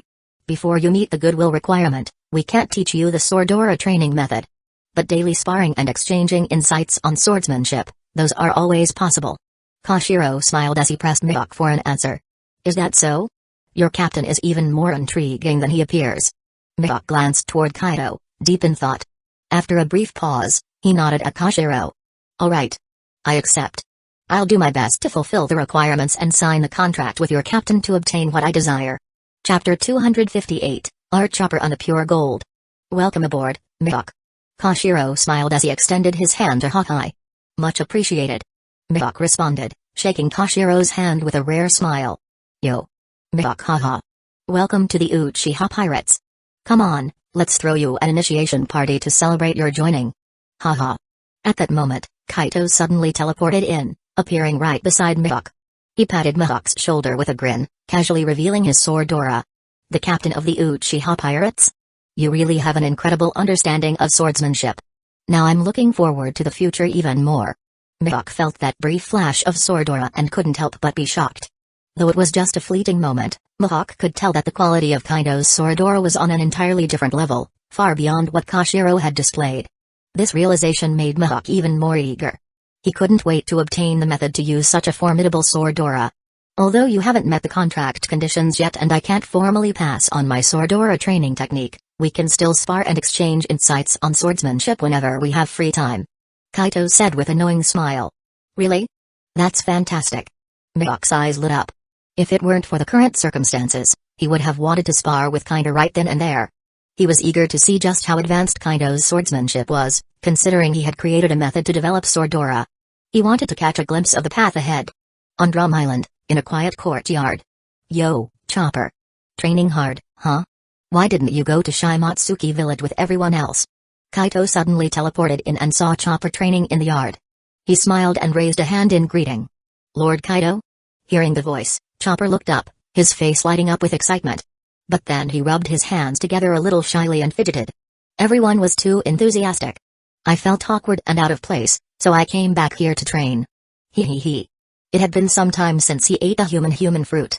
During this period, his intelligence had greatly increased, and he had learned a lot, growing rapidly. Not only had he formed a contract with Kaito and received a wealth of amazing techniques, but he was also studying medicine under Kira. Every day was fulfilling. Haha. Is that so? Kaito chuckled and stepped forward, ruffling Chopper's head. It's just because you're too adorable, Chopper. Everyone likes you, so of course, they're excited. But don't worry, after a while, the excitement will die down, and they won't be all over you anymore. Then, you'll be able to live a normal life. Keep working hard. I have high hopes for your future. He was eager to see Chopper surpass his original future self. Dr. Kira said the same thing. I'll go train with everyone in Shimatsuki village tomorrow. Chopper nodded, then curiously asked, Did you come here to find Dr. Kira for something? Do you need me to take you to her? No need. I can go in myself. I do have some research-related matters to discuss with Dr. Kira. Kaito waved off the offer and, under Chopper's watchful gaze, entered the house. Inside, Kira was busy mixing medicines. What brings you here today, kid? Something on your mind? Kira asked, barely glancing at him as she continued her work. Nothing major. I recently acquired pure gold and the method to manufacture it. I was wondering if you'd be interested in researching it with me. As he spoke, Kaito flipped his hand and took out a small piece of pure gold. Hiss. The next moment, the dazzling glow of the pure gold lit up the room, making it almost blinding. Kira instinctively shielded her eyes with her hand and gasped, using her spiritual perception to lock onto the pure gold in Kaito's hand as she walked closer. So this is pure gold? I've heard about it before, and you've mentioned it in your future insights, but this is my first time seeing it in person. It really is an incredible material. But this glow is too intense. Is there no way to suppress it? Unfortunately, no. Kaito said, shaking his head helplessly. This is just how it is. The pure gold had been retrieved from the belly of a massive angular fish, Bonbori, along with the formula stored in the scientist's mind there. Of course, Kaito had also rescued and recruited the father-daughter duo, Miskina Olga and Miskina Akire. As a scientist, Miskina Akire had now joined Kaito's research division in the New World, continuing his work. Kaito casually tossed the small piece of pure gold to Kira. She caught it quickly, but as soon as it was in her hand, she frowned slightly. I can feel my cellular state being frozen. So this is the real reason pure gold extends lifespans so dramatically? Exactly. Kaito confirmed with a nod. It's a bit of a double-edged sword, but if we can refine it and remove its drawbacks, it could become an extraordinary material for immortality. That's true. Kira nodded. But something this miraculous. Removing its flaws will be extremely difficult. Prepare for long-term research then. Kaito smiled. I'll join in, no problem. I'll just send a shadow clone to work on it. Back in the day, she had searched for pure gold herself, hoping to extend her own lifespan, but had found nothing substantial. Luckily, she had developed the dragon bone extension medicine, significantly prolonging her vitality. Now, with all the techniques she had acquired, her lifespan was increasing every day, making pure gold unnecessary for her personally. But that didn't mean it lacked research value. Thanks for your support. Kaito nodded in satisfaction. The pure gold research is being conducted in research base number 2 within the space-time gate. Make sure to send a shadow clone there tomorrow to assist. Not only Kira, but also Vegapunk, Orochimaru, and the second Hokage had all joined this project. No problem. I'll be there on time. Kira agreed before shooing him away. Anything else? If not, scram. I'm busy. Alright. Kaito shrugged. I'll just check on the pharmaceutical factory here on Drum Island and pick up a batch of finished medicines. Other than that, I'm done here." Saying this, he disappeared in a flash. "That brat." Kira chuckled, shaking her head as she looked at the dazzling pure gold in her hand. Storing it away, she continued working on her medicine preparations. Chapter 259, Meeting Isho. On an island in the New World, where pirates frequently gathered. Inside a bustling casino, a blind middle-aged man sat at a table, enjoying himself as he played a game of dice. He had been winning several rounds in a row, but the dealer, taking advantage of his blindness, deliberately claimed that he had lost. Yet, Isho kept a calm and collected expression as if he was completely unaware. Eventually, he lost all his money, sighed in disappointment, and left the casino. Stepping onto an empty street, he turned slightly and said, "You've been following me for a while now. Why not come out and have a chat?" He had sensed someone tracking him for quite some time. If it weren't for the fact that he hadn't detected any hostility from this person, he would have acted long ago. There was no way he would have tolerated being followed so passively otherwise. The next moment, a man with dark hair and sharp eyes stepped forward, smiling as he spoke. "Haha. Sure, why not? Before we get down to business, can I ask you a question?" "Oh?" Isho raised an eyebrow in curiosity. "What is it?" "Nothing much." The man chuckled. "With your level of observation hockey, you must have easily sensed the dice results in every round, right? You knew you weren't actually losing. So why didn't you expose the dealer and take back what was rightfully yours? And don't tell me you didn't want to cause trouble or that you don't care about money. You're flat broke now. Besides, neither the dealer nor the casino is particularly honorable. It's not like you have any moral obligation to let them cheat you." This was something the man, Kaido Uchiha, couldn't quite wrap his head around. There seemed to be some contradiction in Isho's behavior. Isho was momentarily stunned before shaking his head with a light chuckle. "I just didn't see the point. I wasn't there to win money, I was just enjoying the thrill of gambling." Kaido blinked. "Alright, I can't say I understand your way of thinking." Shaking his head, he straightened his posture and looked directly at Isho. "Let me introduce myself. I am Kaido Uchiha, captain of the Uchiha Pirates." "I know." Isho nodded. "Some people in the casino said your name while running away. Your crew has been quite active in the New World lately. It's hard not to know who you are.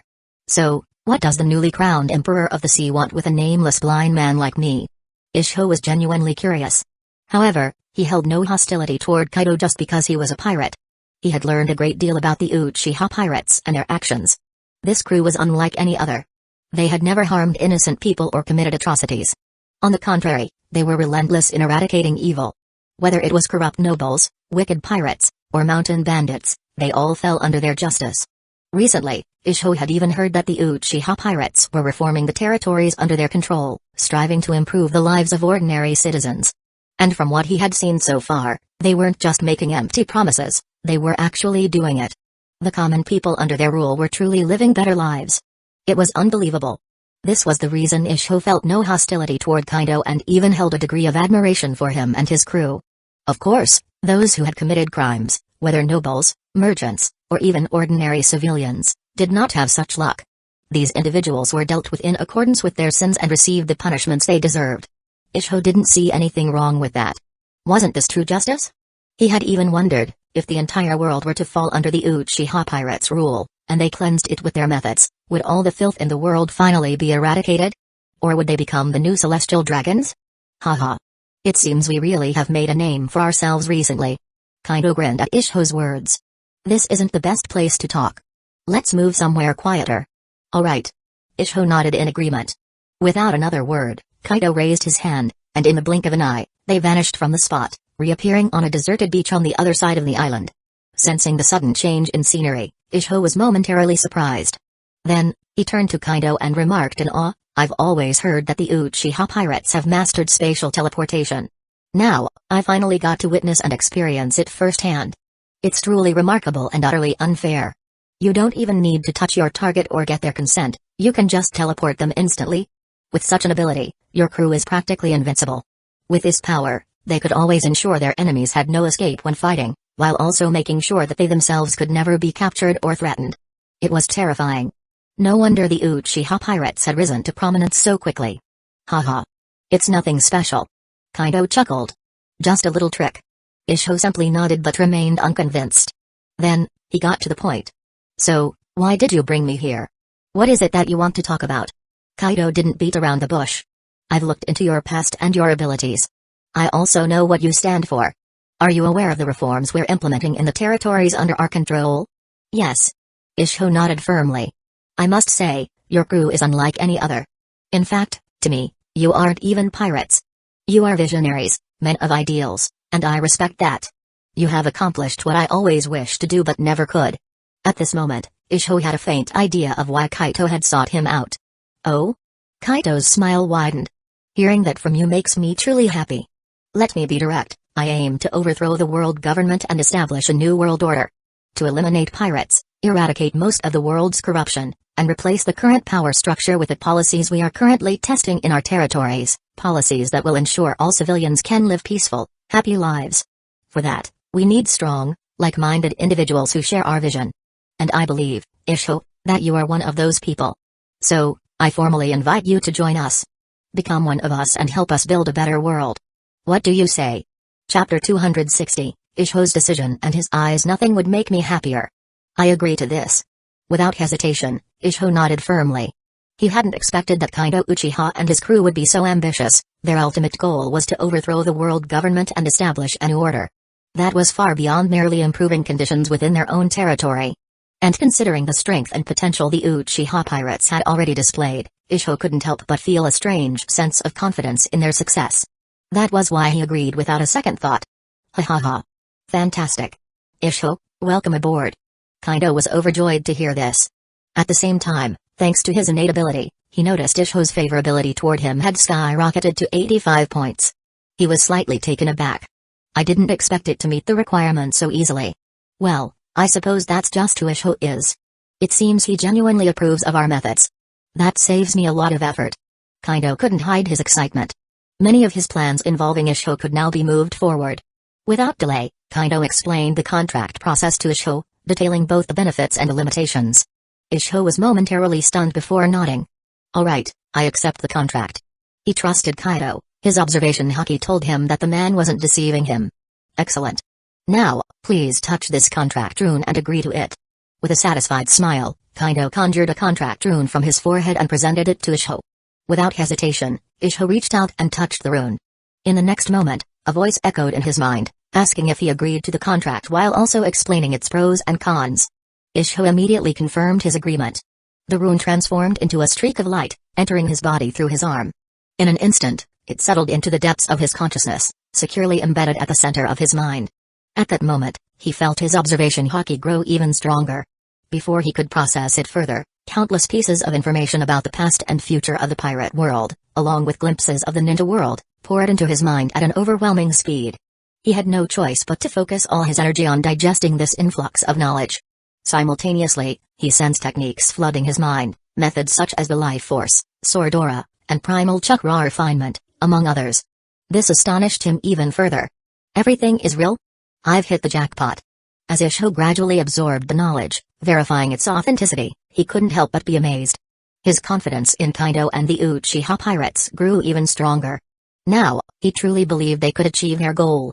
Over an hour later, Isho finally processed the bulk of the information. He turned to Kaido, his face filled with emotion. Kaido, you've really given me an incredible surprise. I'm so glad I accepted your contract. If I hadn't, I would have regretted it for the rest of my life. But, can I ask? What's the deal with the future information about the pirate world? I noticed something. It doesn't include any mention of you or your crew. So, is this the future of the world without your intervention? Kaito nodded. That's right. You have sharp insight, Isho. Isho chuckled self-deprecatingly. Insight without power is meaningless. So without your interference, the future of the pirate world turns out like that. And I end up joining the Marines? That does seem like something I'd do. But from what you showed me, the biggest turning point in that timeline happens because of Garp's grandson, a pirate? How ironic. Still, Isho found it reasonable. The Marines, shackled by the world government, would never be able to enact true change. If change were to come, it would likely emerge from the pirates. However, something about Luffy's fate felt odd. It almost seemed scripted, like he was meant to succeed.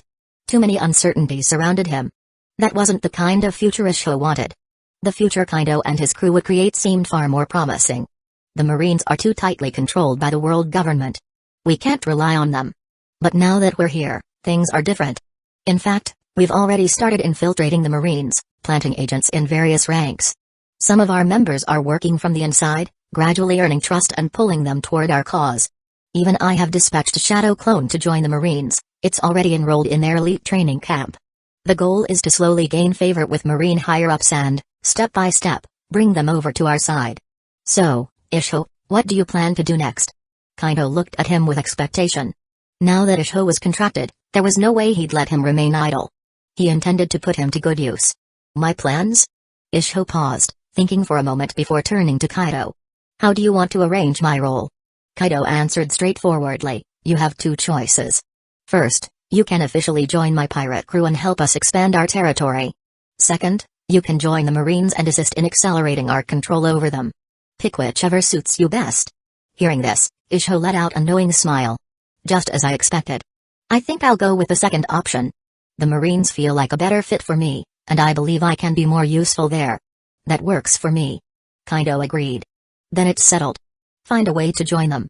Or, if you want, I can arrange for a recommendation. No need. Isho shook his head. I'll handle it myself. I don't want to risk exposing you. For now, it's best if we keep our association in the shadows. Kaito nodded, then remembered something. By the way, do you want me to heal your eyes? It's a simple process for me.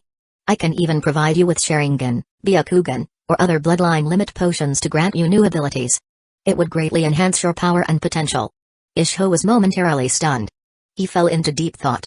After a long pause, he exhaled and looked at Kaido. Alright, I'll take you up on that. Please heal my eyes first. As for the bloodline potions, if it's not too much trouble, I'd like to receive them all. If he had the chance to grow stronger, he wouldn't pass it up. Thanks to the contract, he already knew exactly what these bloodlines could do. There was no reason to refuse.